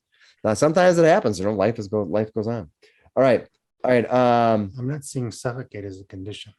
Suffocating. Let's see. It tells you. I will say. Drowning and suffocation. I guess you have to look under that. So you can hold your breath for a number of rounds equal to 5 plus your constitution. Reduce your remaining air by 1 round at the end of each of your turns, or by 2 if you attacked or cast a spell that turn. You also lose 1 round worth of air each time you are critically hit or critically fail a saving throw against damage. So it kind of adds up real quick. So if a lot of people are attacking you, you could die real fast if they hit you and have to make saves and stuff. There you go. And then you can't recover being when you run out of air, you fall unconscious and start suffocating. There you go. You can't recover from being unconscious and must attempt a DC 20 fortitude save at the end of each of your turns. On a failure, you take 1d10 damage. On a critical failure, you die. Okay, cool. So that was who just went? That was creature. Koran, it's your turn. He is going to lean back and be like, Gub, start running out of here. You got to get out. And Gub will run his 50 feet in the direction of Terrence. And then All right. I am going to start making my way over this way. In the direction of Terrence. Okay, he's going to run over here then. Yeah, he can move 50 feet. So That'd be about there. Yeah, so he'll make his way starting that way. Okay, here we go. Here we go. That was Karan, and you run bolt across the room. Is that as far as you can go? That's as far. Mungo, what are you gonna do? So is this just the way it is, or do I have to get out of this emanation? Or Well, you're sitting in this emanation. You can move. It's not stopping you from doing that. You're just sitting in this. You're just basically it's the sand is burning. You get a -4 circumstance to perception, and you must make a DC 1842 save, which you fail. On a fail, you're forced to hold your breath or start suffocating. And then if you end your turn in the sandstorm, you take damage. well, I'll take a swipe. 18, 18 armor class will miss. 20. Actually, I'm flanking now. Okay, yeah. Now you're flanking, and you will hit with armor class 20. Come on. 5. 5 damage. Mm-hmm. Okay. Let's see. Is it still up? Yes, it's still up. You're so close, What are you gonna guys. do? Fuck it. Go for broke. Hit again. Come on. What'd you roll? 27. Yes, you did. Right. 4 points of damage. You did 4 points of damage. Still up. Then I'm gonna book it. Let's see. 35. You haul ass out of there. Oh my God, no. This creature's like, yeah. Mongo, you did it, right? Yeah, you're like, I'm as you, out of there. as you burst out, you're like, I'm assuming I'm because out it's of- 30, it's 30 feet. And so it's going to go around 10. hard quarters. Yeah, it's going to go right about here. It doesn't go too far past. I haven't know how that exactly works over hard corners, but some spells say hard corners. So I'll just say it gets to the, down the hall. That is Mungo. That is Gore-Tech. What are you gonna do, Gore-Tech? You see, yourself radiate. You're kind of in the swirl. I'm going for broke. I didn't hit him at all. Not once. Not a single What'd you time. roll? 12, A 12, a 13, and a 7. Yeah, you went and you see its head snap back at you. Such British shall die and be consumed. Look All at right, that is Gore-Tech going freaking crazy. This creature reaches out, so it's gonna reach out. It's gonna try to touch you, and when you get a range is target one living creature. Saving throw is will. So give me, what is your will save? I rolled a 9 at first, and then I re-rolled it with my hero point for a 26. The 26 saves. On a success, you're unaffected. Way to use the hero point. Nice job. All right. Terrence is still down. That brings us to that creature, that poltergeist, which is going crazy and is going to try to. It's just running after Koran and just trying to attack it.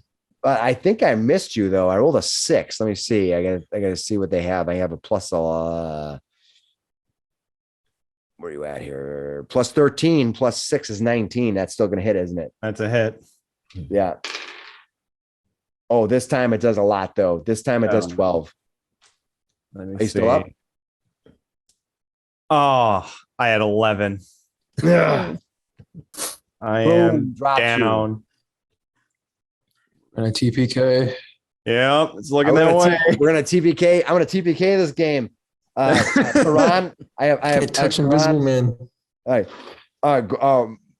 It is Karan is down. Give me your save. You get a saving throw. You're a dying 1 right now. That's a 3.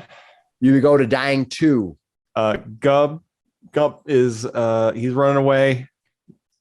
No, He's he's running. 50 feet. He's just out. He's just out. I told him to get out of here. I want him to live. Mungo, what are you gonna do? Save yourself. If Gub Yeah, doesn't run die, back it's not a in and TPK. Okay, run back in and attack. You're like, And I will make one more attack. oh no. Oh, your damage. Please, 29, please. 8 points of damage. You drop him. Oh, the seed goes.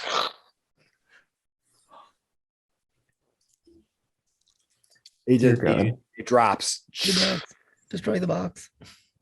You can see that. You can see that. Grab the key, that open the box. Gore-Tech is down. I think everybody's down but you, right?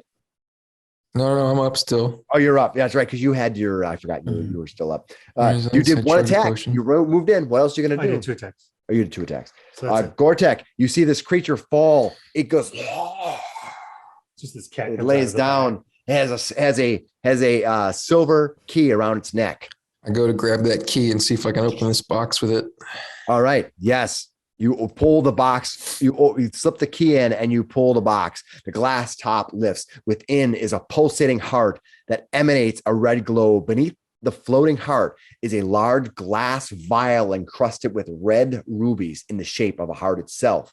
Within the vial stirs a glowing yellow liquid. The vial vibrates as the liquid stirs within. Such a complex machine probably needs to be disabled in order to be turned off. There's a floating heart. Can I try to crush it?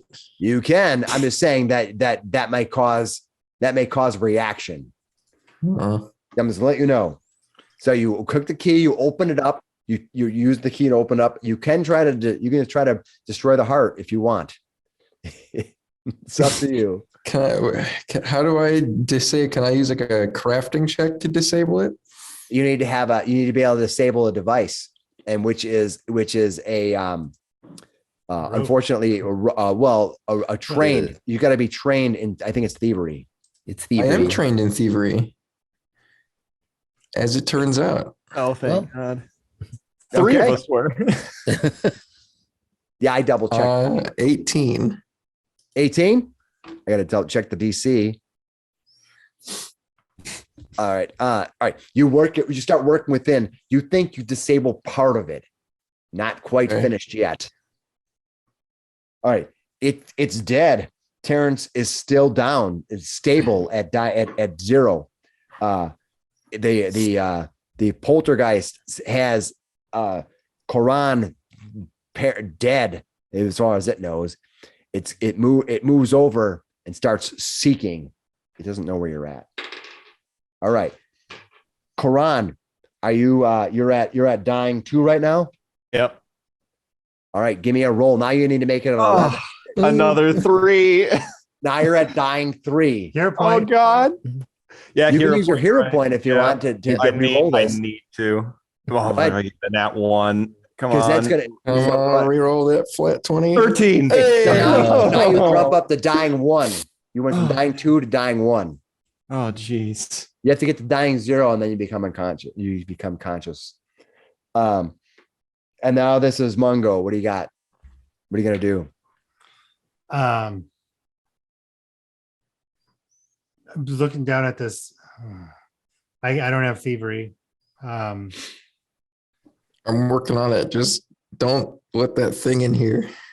Okay, I'll draw it away. And I'm going to book it. So 5, 10, 15, 20, 25, 30, 35,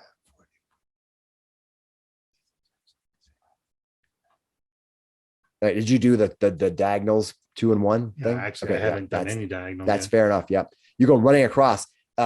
As you do, there is a smoky mist around here. You come passing it, you run through it, and you see it, the smoky mist. You think that this creature is somewhere in this area nearby, in one of these areas. You come running by, you're like, oh, geez. All right, that is a Mongo. Gore-Tech, what are you gonna do? I will try to disable this thing again. 27. 27. All right, nice job. You reach in using your items to disable it. You disable it one more time. It looks like things are sort of breaking apart. Perhaps one more time being successful. Try it again. I'm gonna try it again. 18. Yes. All right. Using your disabled device, you see that you made 3 of the springs. You see the glass within. Suddenly the vibrations stop, the pulsating stops, and the heart drops.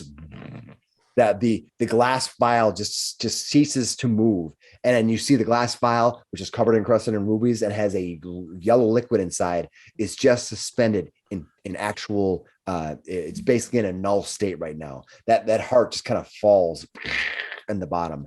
When that happens, you see outside the rest of the world of what you know inside of this crypt. I'm going to try to back it up a little bit. You see the rest of this crypt vibrates and shakes for a moment.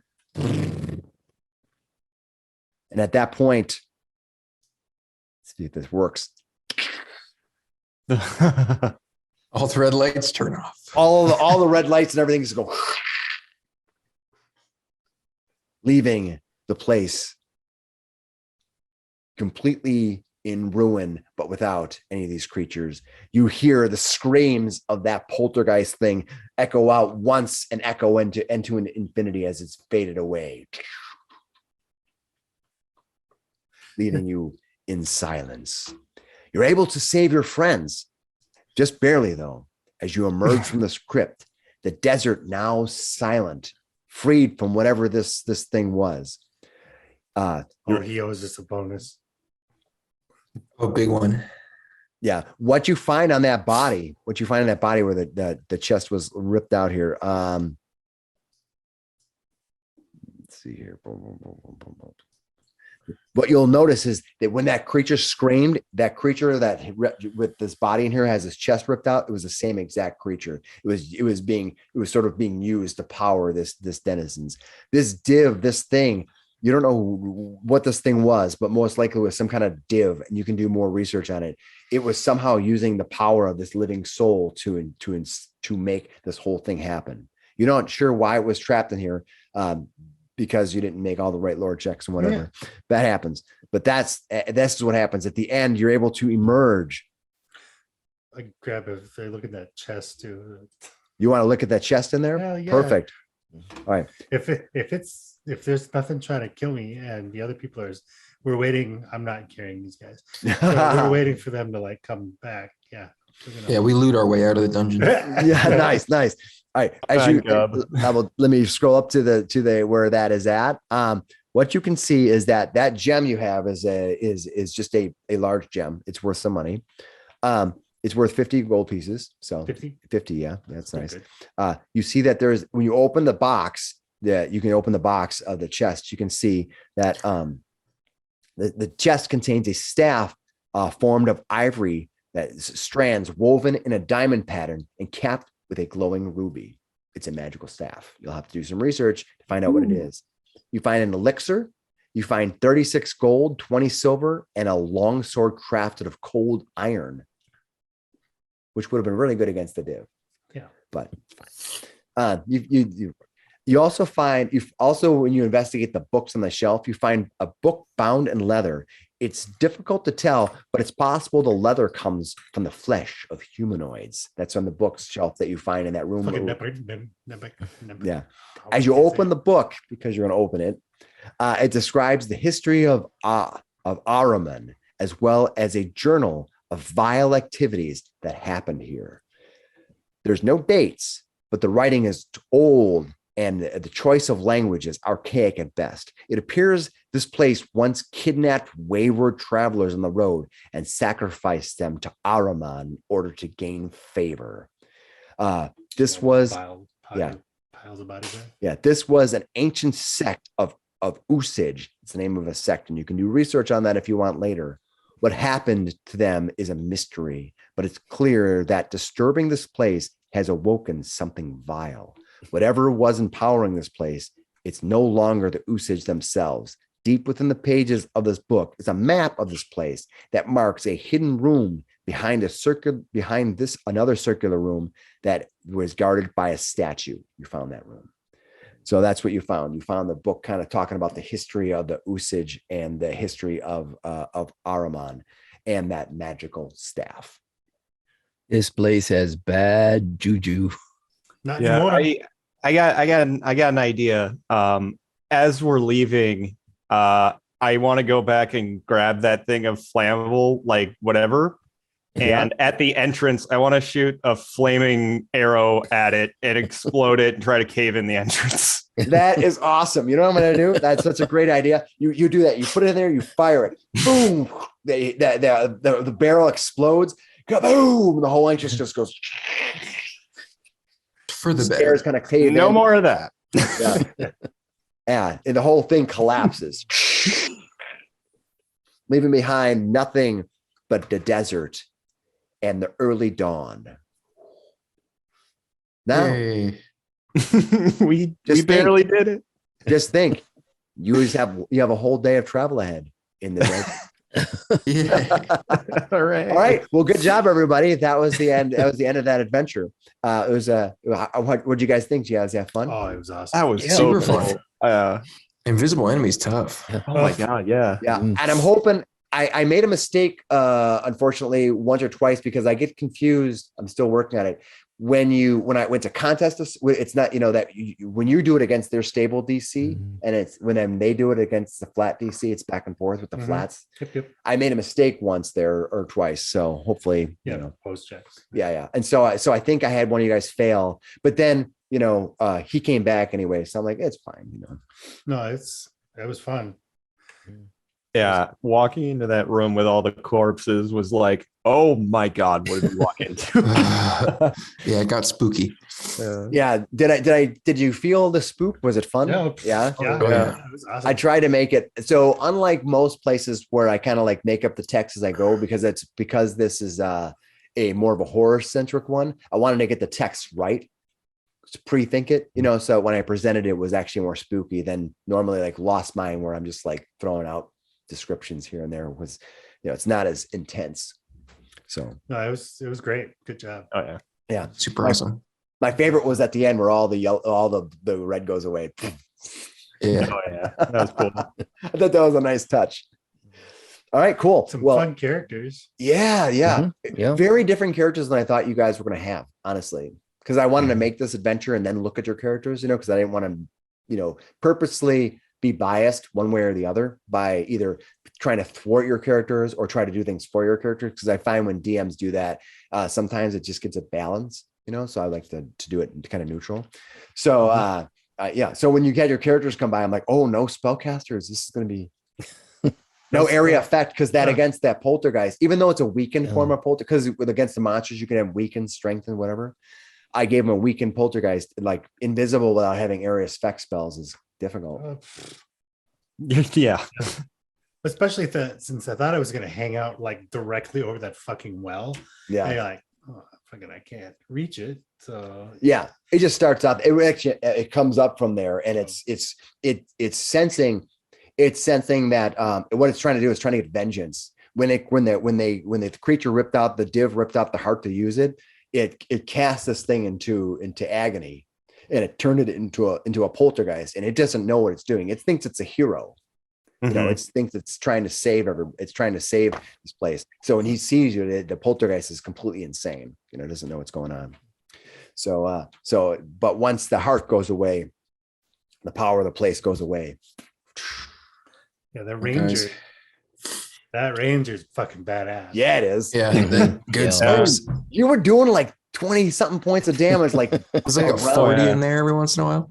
Yeah, no, like when he's hitting and like it balances out because usually I'm only getting one attack and it's against one person, but that one person is gonna die.